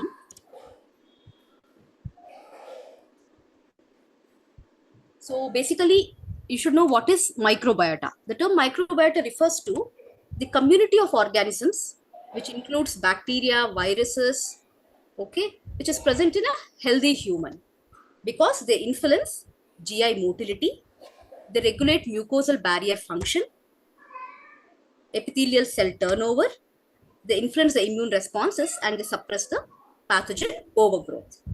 But this microbiota might be disturbed, which is known as dysbiosis, which is seen in critically ill patients due to, first one is artificial instrumentation of the upper airways like intubation and upper GI tract like NG tube, which leads to bacterial colonization, overcoming the natural immune barriers. Second one is host response to critical illness. This leads to ischemic reperfusion injury of the GI tract, leading to barrier disruption. Third one is lack of luminal nutrients in the gut due to catabolic starvation of the bacteria. And the last one is medications like opioids, PPIs, and the antibiotics, which leads to altered microbiota environment. So what are the principles of this? The chat GPT. Unmasking the hidden threat, methemoglobinemia and organophosphate poisoning. So FMT, it is nothing but a procedure during which minimally processed feces from a healthy donor are transferred into the patient's gut. So when this is done, the donor microbiota will engraft in the recipient, and this increases their microbiota diversity. So the restoring normal bowel function in patients with dysbiosis associated diseases such as C. diff infection, inflammatory bowel disease, or the metabolic syndrome. So what are the indications? The proven indication, as we all know, it is C. diff infection, and it has also a potential role in inflammatory bowel disease, metabolic syndrome, and the patient, critically ill patients with MODS. What are the contraindications? Especially these contraindications are for the donor. So if the donor has HIV infection, hepatitis B or C infection, if there is a known exposure of HIV or hepatitis B in the last 12 months, antimicrobial use in the preceding 3 months, major immunosuppressant therapy, any history of major GI surgery like gastric bypass or partial colectomy, any underlying GI malignancy, or if there is a history of inflammatory bowel disease, connective tissue disorder, or metabolic syndrome. So coming to what are the screening investigations that has to be done in the donor. So in the blood, there's a lot of things that has to be done like CMV, EBV, all the hepatitis group of viruses to be checked, LFTs, syphilis should be ruled out, HIV, and the other things are the LFTs, RFTs, and the serum electrolytes. In the stool, what has to be done is the C. diff toxin PCR, fecal microscopy plus culture sensitivity to rule out any other pathogens, fecal cryptosporidium pathogen levels, norovirus or rotavirus PCR, and fecal occult blood testing. So how do you prepare this patient? So first is the fecal preparation, second would be the recipient preparation. So what is a fecal preparation? So fresh fecal material, it should be processed within 6 hours of donor production, and it has to be stored in room temperature. Later, approximately 50 grams of this fecal material is mixed with 150 ml of sterile sodium chloride via blender. This mixture is filtered by a filter or a gauze to clear away large particulate matter which may obstruct the endoscopic channel. So after this, the the mixture which is obtained by this is then infused with 60 ml syringes and then put it into the recipient's GI tract. So what is the recipient preparation? So patient should not be administered with any form of antibiotics 12 to 48 hours before fecal infusion. And the bowel should be free of contaminated fecal material prior to the donor feces to ensure healthy graft. And what are the delivery methods? Either we can deliver it through upper gastrointestinal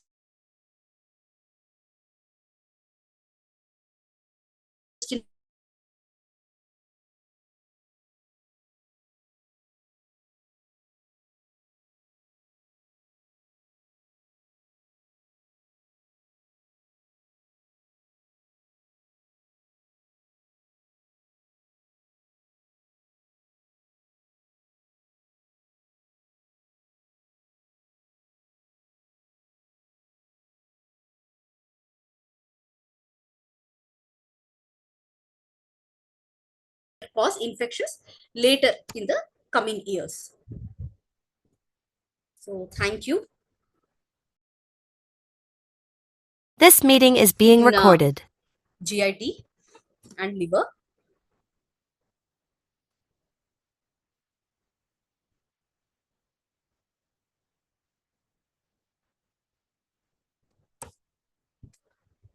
So any questions?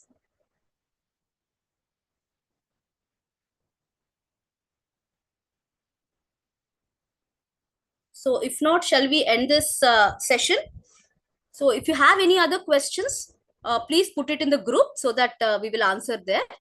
And next week, we are planning respiratory system. So it is a vast topic, so we might divide it into in 2 days. We are going to discuss about this in the coming few days. How we do it, what are the topics to be discussed and all.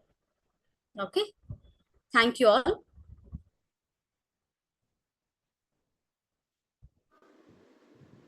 Thank you, ma'am. We'll end the meeting, ma'am. Yes, we can end it. Yes. The recording has stopped.